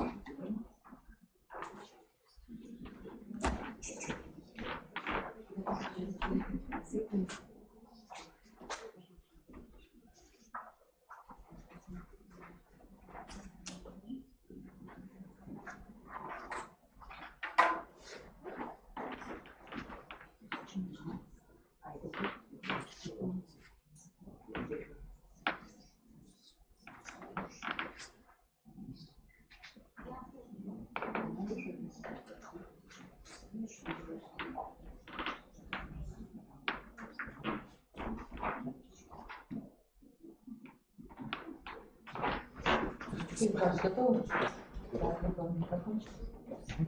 Значит, слово для представления своего мастер-класса предлагается Павшину Алексею Николаевичу. Пожалуйста, ваша презентация. Здравствуйте, Павшин Алексей Николаевич. Сегодня уже слышал, что говорили о различных помощниках в работе учителя. Например, о конструкторе онлайн-тест-пад. Меня тоже волнует проблема поиска способов составления контрольных, самостоятельных, домашних заданий, только немножко по другой причине. Я буду проводить мастер-класс под названием «Долой списывание» в форме лаборатории поиска. Мы с коллегами будем разрабатывать способы, которые позволяют решать важную проблему. Как избежать списывания на контрольных, проверочных работах во время выполнения домашнего задания. Мини-эксперимент, который я подготовил, надеюсь, покажет актуальность поставленной проблемы. Попробую предложить свой выход из, казалось бы, тупиковой ситуации повального списывания в школе. Считаю, что деятельность каждого учителя на этом поприще внесет свой вклад в копилку приемов для организации действительно самостоятельной работы детей. Мы начнем учиться способом изменения традиционных данных, имеется в виду в учебниках и методических разработках, формулировок заданий в проверочных, самостоятельных, контрольных, домашних работах. Вместе будем создавать кластер способов трансформации видов заданий. На мастер-классе будет использован раздаточный материал. Занятие сопровождается презентацией.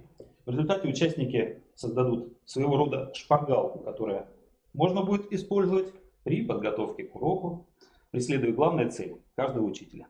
Это развитие ученика.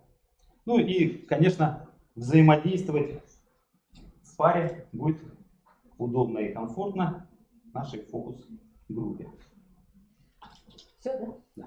Все, спасибо. Значит, можно начать мастер-класс. Время для выполнения мастер-класса 30 минут. Пожалуйста. Здравствуйте, меня зовут Алексей Николаевич. Я учитель физики, астрономии, информатики, технологии лицея номер 1 города Ирты. Ну и, как все вы, пользуюсь одним интересным устройством, которое называется в кармане телефон. Доставать не буду, но зато хочу поинтересоваться у вас. Вы пользуетесь телефоном? Если пользуетесь, поднимите руки. Так, хорошо. А есть ли у вас на телефоне интернет? Если пользуетесь, есть, поднимите руки. Хорошо. А пользуетесь ли вы интернетом не только для общения, а для поиска информации, например? Так, хорошо. А используете ли вы свой телефон для решения каких-то особо сложных задач? Так, хорошо. Ну, конечно, многие, я так думаю, просто не хотят отвечать. Но это и не важно.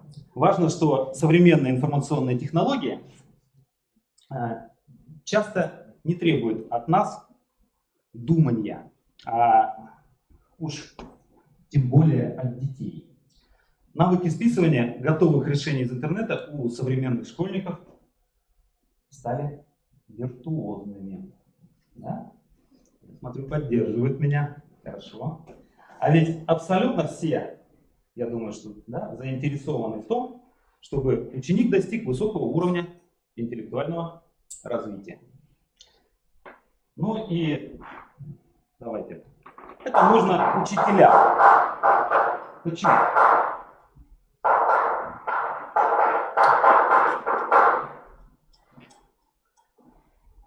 Владимир Александрович, хотели бы вы, чтобы в вашем классе учились дети интеллектуалы? Да, ну, я думаю, что работая с детьми, мы стараемся каждого ребенка сделать интеллектуалом. Мы пытаемся поднять уровень до высокого интеллектуального. Потому что иначе наша работа была бы бессмысленной, если я буду только с интеллектуалами. Каждый ребенок – это кладезь знаний. Единственное, тот случай, который будет кладезь. Ну и, перефразируя слова Суворова, можно сказать, что каждый учитель мечтает, чтобы его ребенок, его ученик достиг более высоких вершин, нежели он. Молодец. Только здесь. А теперь хочу спросить у вас. Если вы согласны, сейчас это касается учителей, если вы согласны, чтобы, вернее, если вы заинтересованы, чтобы ваши дети были интеллектуально развиты, поднимите, пожалуйста, руки. Так, смотрю, хорошо. Ну, я так понимаю, что это нужно и родителям. Ну, по крайней мере, я, как родитель, в этом заинтересован. Давайте проголосуем. Если родители согласны, чтобы их дети были тоже интеллектуально развиты, поднимите, пожалуйста, тоже руки, родители все. Замечательно, хорошо. Это нужно, я так полагаю, и самим ученикам. Скажите, пожалуйста, нужно ли ученику много знать, уметь думать и решать сложные задачи? А как же? Без умения решать сложные задачи, без хороших знаний не построишь престижный мозг. И знаний сейчас можно. Ну а теперь вопрос к ученикам, которые присутствуют у нас в зале. Как вы думаете, нужно вам быть интеллектуально развитым?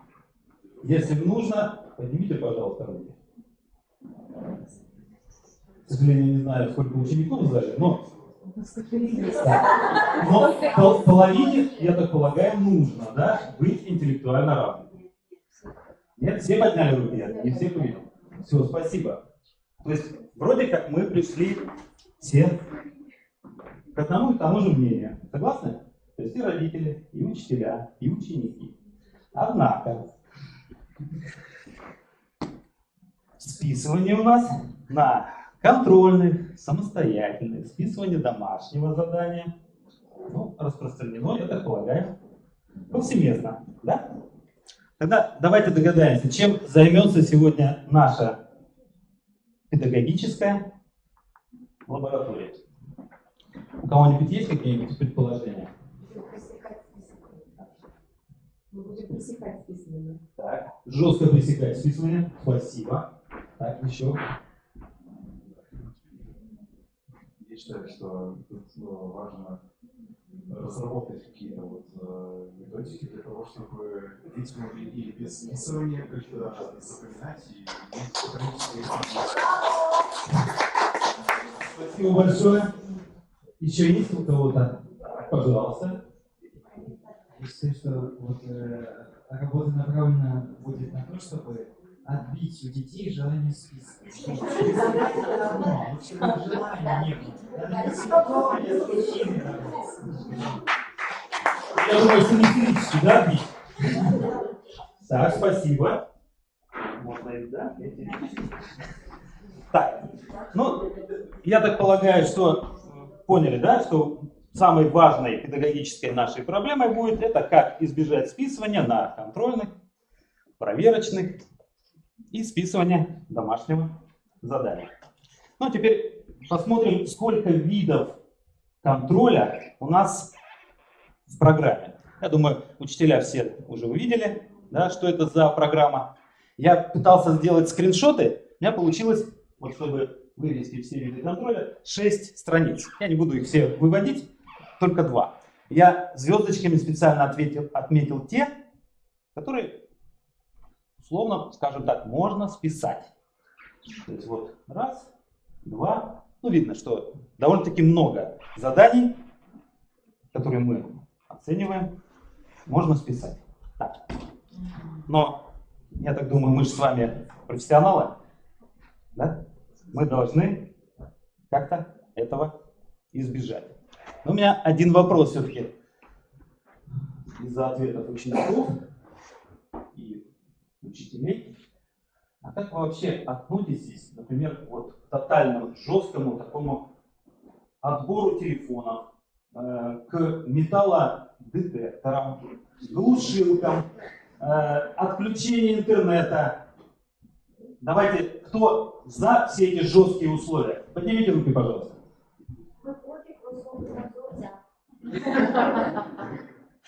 Руки никто не поднимает. Да? То есть, я полагаю, что вы за то, чтобы дети пользовались телефонами. Так? Вместе со мной. И это тоже моя позиция. Ну, в нашей лаборатории будет 3 отдела. Ну и давайте, я хочу принять на работу в лабораторию. Значит, первый отдел – это отдел разработки контрольных заданий.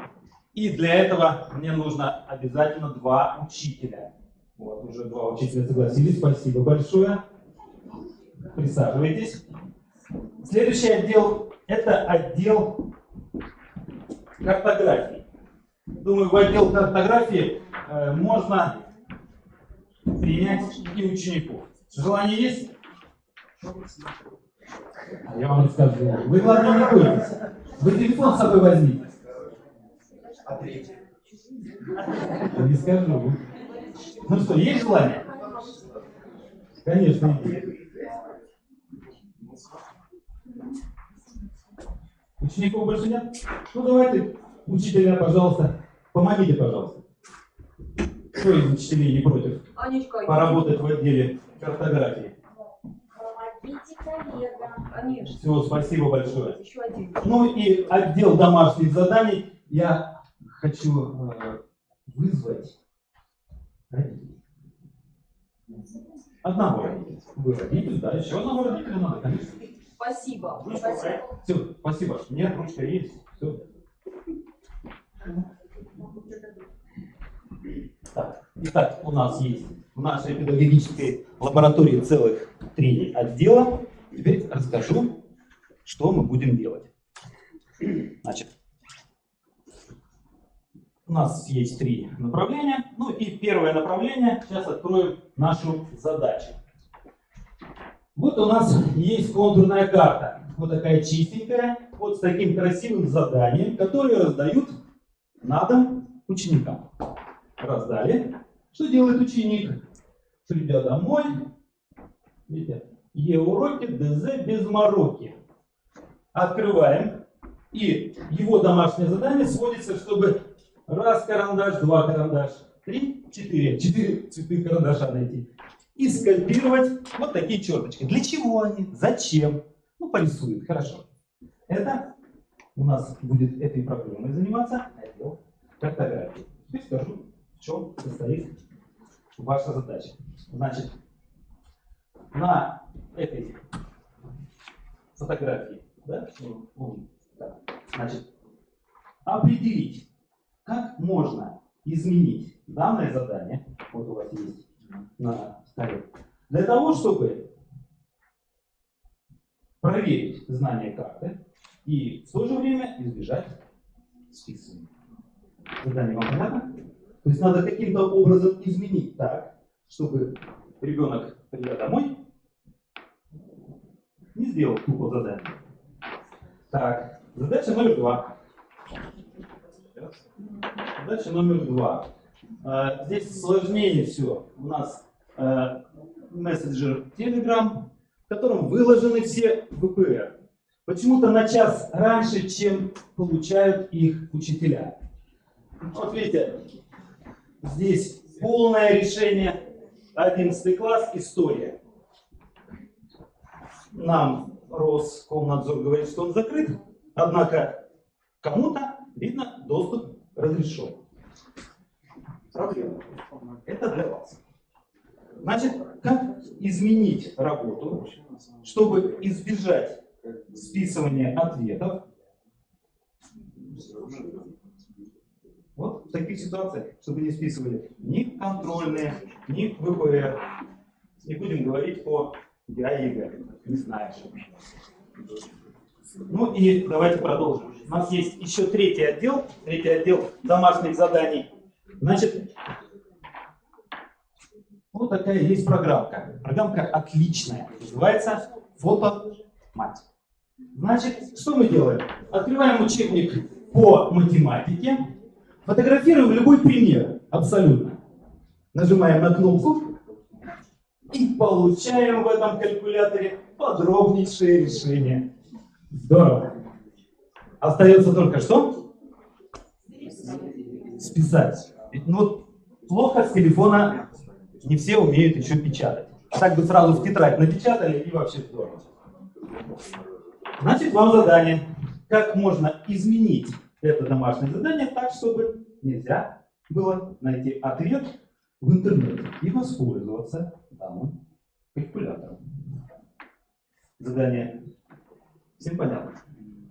После того, как вы выполните ваше задание, если у вас будут какие-то вопросы, можете задавать их мне. Задание выполняйте вот на этой карточке. То есть это ваше предложение, как этого избежать. Увидели, да, вашу карточку? Так, хорошо. И вам тоже. Я думаю, что минуты 3, 4, 5. 6, 7, 8. Да. Ну, чем раньше вы это сделаете, тем, я думаю, что раньше мы закончим мастер-класс, так как он последний. Ну, а пока наша лаборатория работает, значит, я хочу поделиться своим открытием.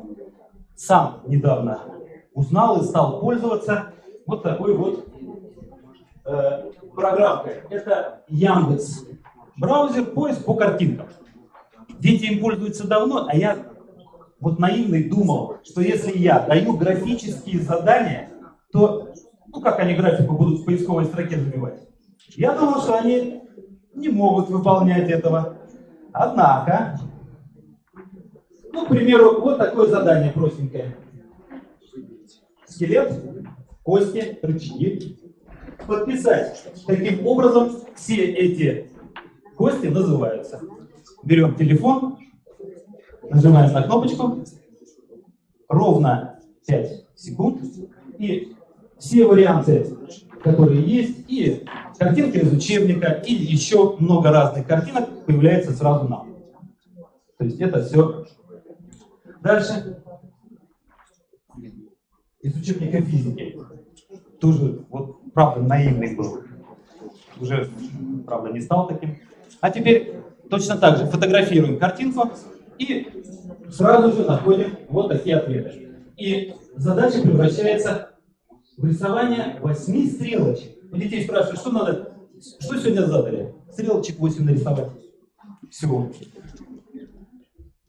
Ну что, наша... Да, просто, ну, вот у меня есть ответ на вот этот вопрос. Этот я сейчас озвучу. То есть, если создать какой-то графический конструктор, вернее, конструктор графических задач, ну, по аналогии с конструктором тестов, чтобы графические задачи каждый раз появлялись разные. То есть, тогда мы избежим этого списывания. И я добавляю первый способ в наш кластер. Что-то я сейчас. Конструктор графических задач. Первое решение. Ну что? Но пока, давайте еще 1 минуту вам даю. Мне очень у оставшихся учеников. Скажите, может, я что-нибудь знаю? Может, вы меня чему еще научите? Ну, просто у нас в Индии больше по-другому не умеют. Все-таки столица? Нет? Научить меня нечему? Или не хотите просто? Хорошо.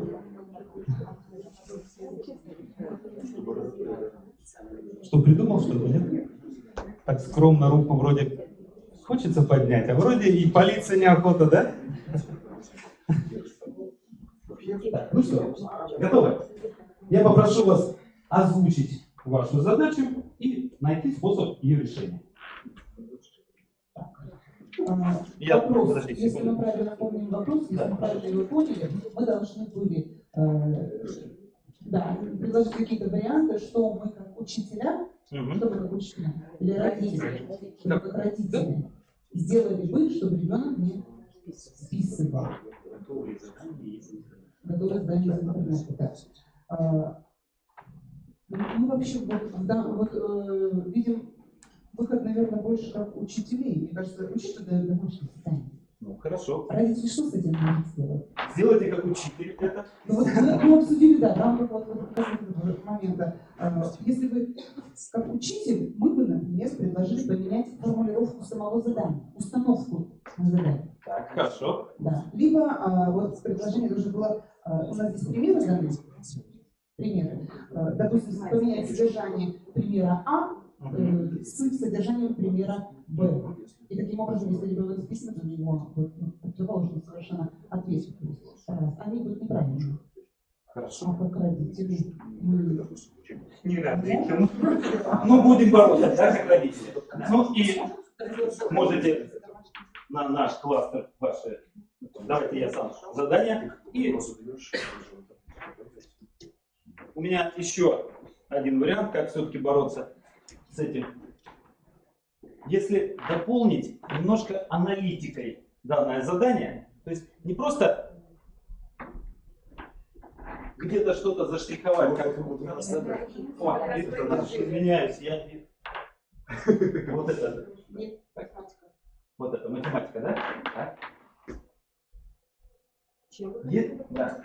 Хотел дополнить. Если все-таки учеников спрашивать поэтапное это решение, может каким-то образом это поможет. Что им придется разобраться все-таки в этом решении, хоть они и списали. Да? Так, поменять нумерацию. Хорошо. Давайте. Есть? Есть задание. Это мы сейчас перелистаем.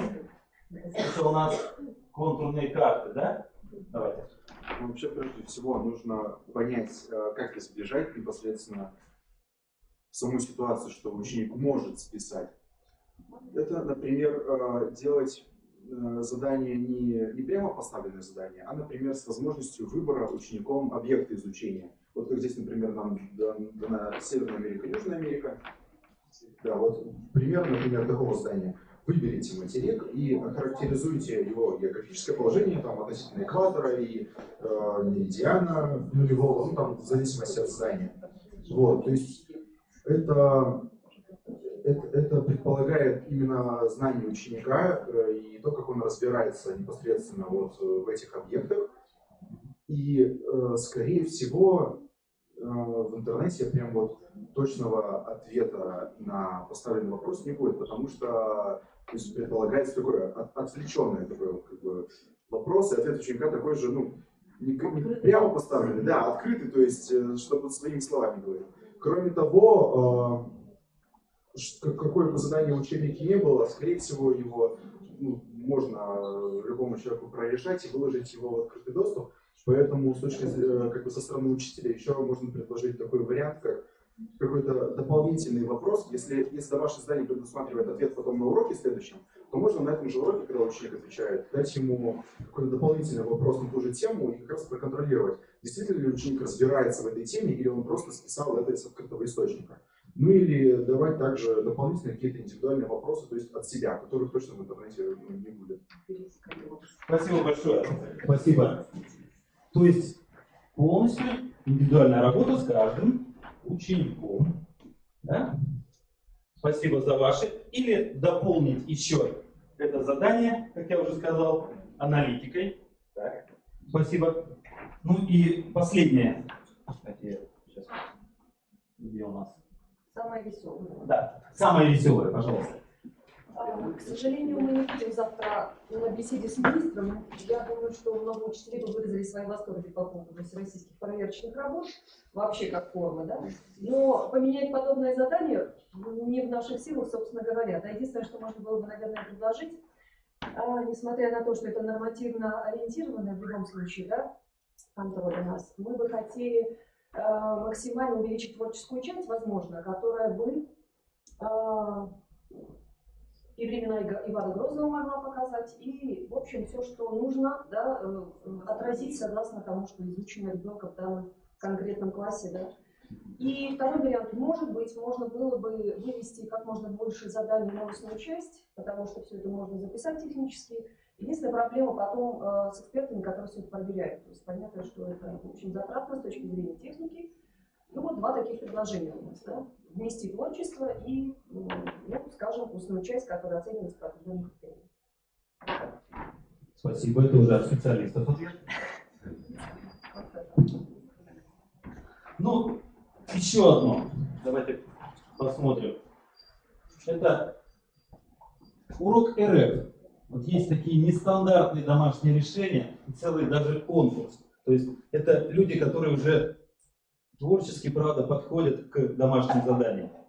Но появившись это творческое домашнее задание опять в сети, оно ведь может тоже так быть опять прорешено, правильно? Нет, потому что вот в английском языке, я одну секундочку, простите. Пожалуйста. Да, буквально. Значит, в критериях оценивания творческой работы, ну, скажем так, развернутого ответа в английском языке есть такое предложение. За 10 слов списанных в определенной последовательности, в соответствии с источником, ставится 0 баллов. Все, то есть если четко критериальная база прописана, мы, в общем, с вами спасены. Спасибо большое. То есть варианты все-таки есть. Ну и последнее. Вот, здесь. Это скриншот с сайта Ассоциации руководителей образовательных организаций. 10 апреля на Московском международном салоне образования глава Минпросвещения Ольга Васильева презентовала российскую электронную школу. Это единая информационная образовательная среда, которая объединит учеников, учителей и родителей по всей стране. Она даст равный доступ к качественному образованию каждому ребенку. Платформа содержит полный курс уроков по всем школьным предметам, составленных лучшими педагогами России. Это почти 100 тысяч уникальных заданий. Плюс почти 5 тысяч учебных материалов, тестов, виртуальной лаборатории, обучающие видео и аудио.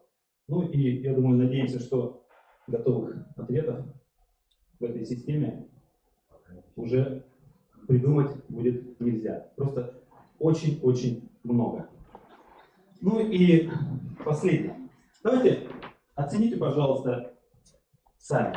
Насколько удачны наши учительские предложения учеников, родителей в борьбе за развитого ученика?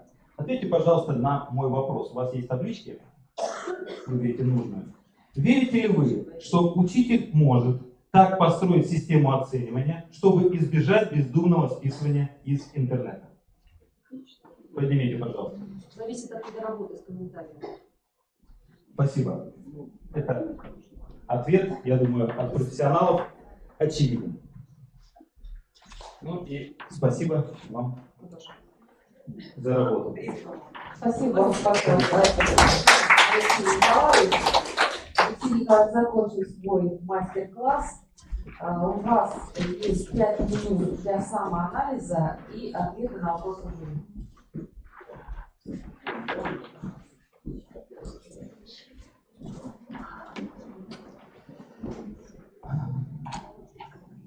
Я проводил мастер-класс под названием «Долой списывание» в форме лаборатории поиска и считаю, что мы приблизились к решению проблемы, как избежать списывания на контрольных проверочных работах во время выполнения домашнего задания.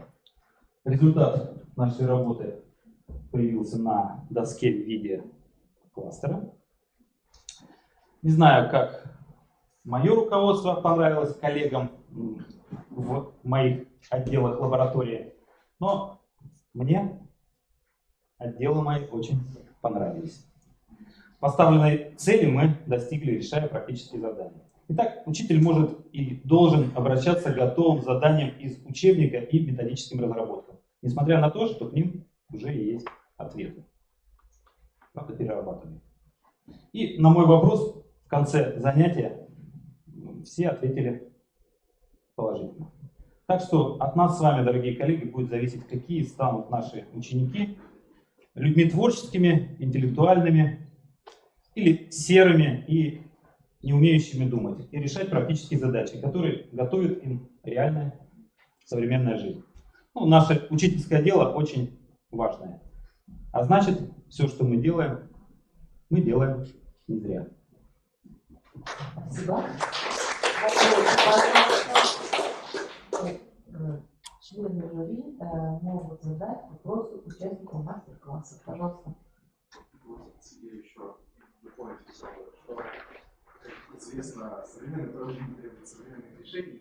И вот здесь прозвучало много интересных методов и приемов с списыванием. Но мне кажется, вот ум человека, особенно вот пытливых учеников, может как-то вот все-таки обойти ухищрений, подводный камень. Вот, да, позвольте выразить такой скептицизм и задать вопрос, как вы считаете, вот, что все-таки проще? Именно вот пресекать списывание, то есть вот проводить такой тотальный контроль, как телефоны в коробке там и так далее, или же все-таки разработка заданий, чтобы основаны на интеллектуальном подходе? Спасибо. К сожалению, очень хочется, но вы что не позволите. Спасибо за вопрос. Но такое чувство, что мы с вами по разные стороны баррикад, что ли? Вроде мы на одной стороне, мы за одно и то же. И вот этот тотальный контроль зачем? Мы верим вам. Спасибо. Еще вопросы есть, пожалуйста. Скажите, пожалуйста, а ваши приемы против списывания? У вас все равно же есть какие-то, да? Да, которые просят там телефончиков, да. То есть, и как ученик, чтобы писал письменную работу, потом вы все-таки к этому подаете тоже. У вас есть какие-то такие интересные штучки? Хотя бы две. Ну, во-первых, если это информатика, то есть различные тесты, которые в реальном времени, в данный момент, подбирают из сотни тысяч вопросов несколько, всего 10. То есть, какой вопрос попадется ученику, они не знают. Поэтому здесь все очень просто, имея компьютер, проверить. Если сказать о домашнем задании по физике, то люблю практические домашние задания. Они не списываются, они делаются руками. Если по технологии, здесь вообще нет вопросов. Да? Так, все руками. Ну и если это физика, то очень люблю просто переделывать задачи.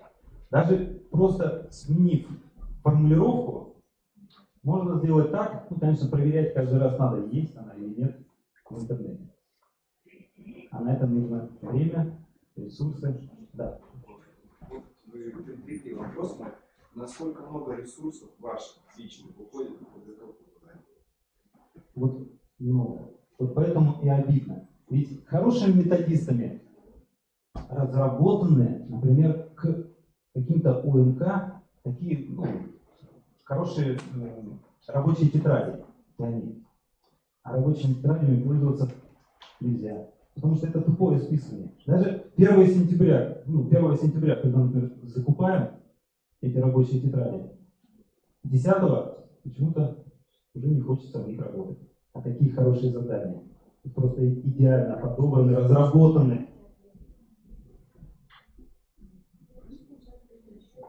Есть вопросы? Пожалуйста. Все по-разному учителя борются с списыванием пресловутым. И я слышал, знаю о такой методике, что изменяется для противодействия этому уровень заданий. То есть одни учителя в идее снижают уровень сложности заданий, чтобы могли написать это все абсолютно спокойно, без списывания для него смысла. А другие максимально, насколько это вообще возможно, усложняют уровень заданий. И потому что списывая, не списывая, говоря, никто не напишет.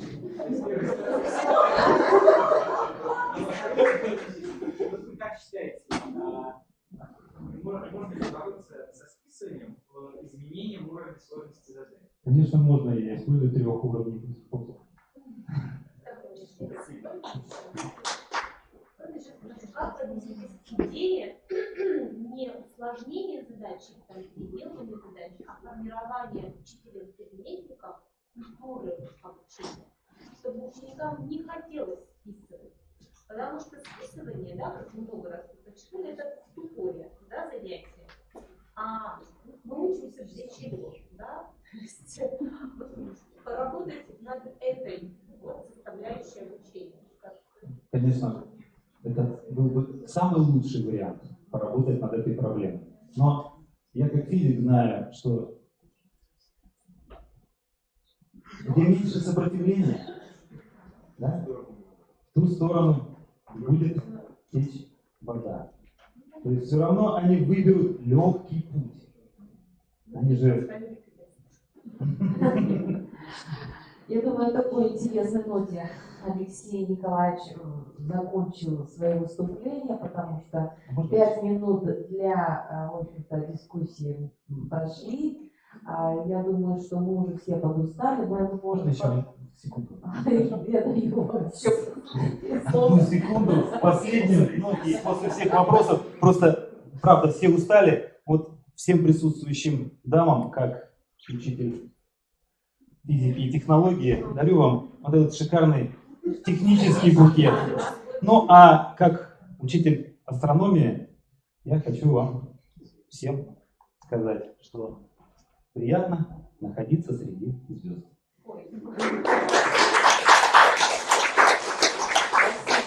Я думаю, что экспертные листы вы должны сдать Татьяне Сергеевне, потому что сейчас будет проводиться по второму, последнему нашему сегодня конкурсному испытанию и последняя информация. Так, важные моменты. Хочу подчеркнуть. Сейчас подходят сюда все члены жюри родительского, ученического и большого. Далее, завтра мы всех приглашаем на мастер-класс, да, который пройдет в институте. Ой, мастер-класс, простите меня, да. На разговор с министром и на закрытие конкурса всех ждем в гимназии искусства. Спасибо.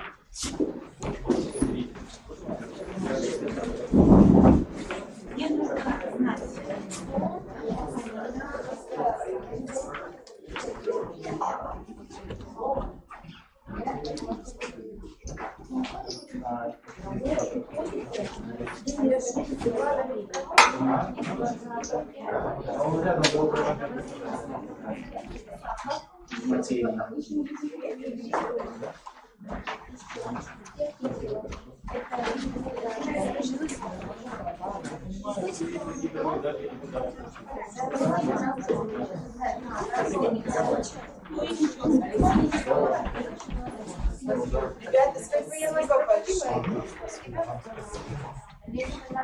Ребята, спасибо большое, вы замечательно работали.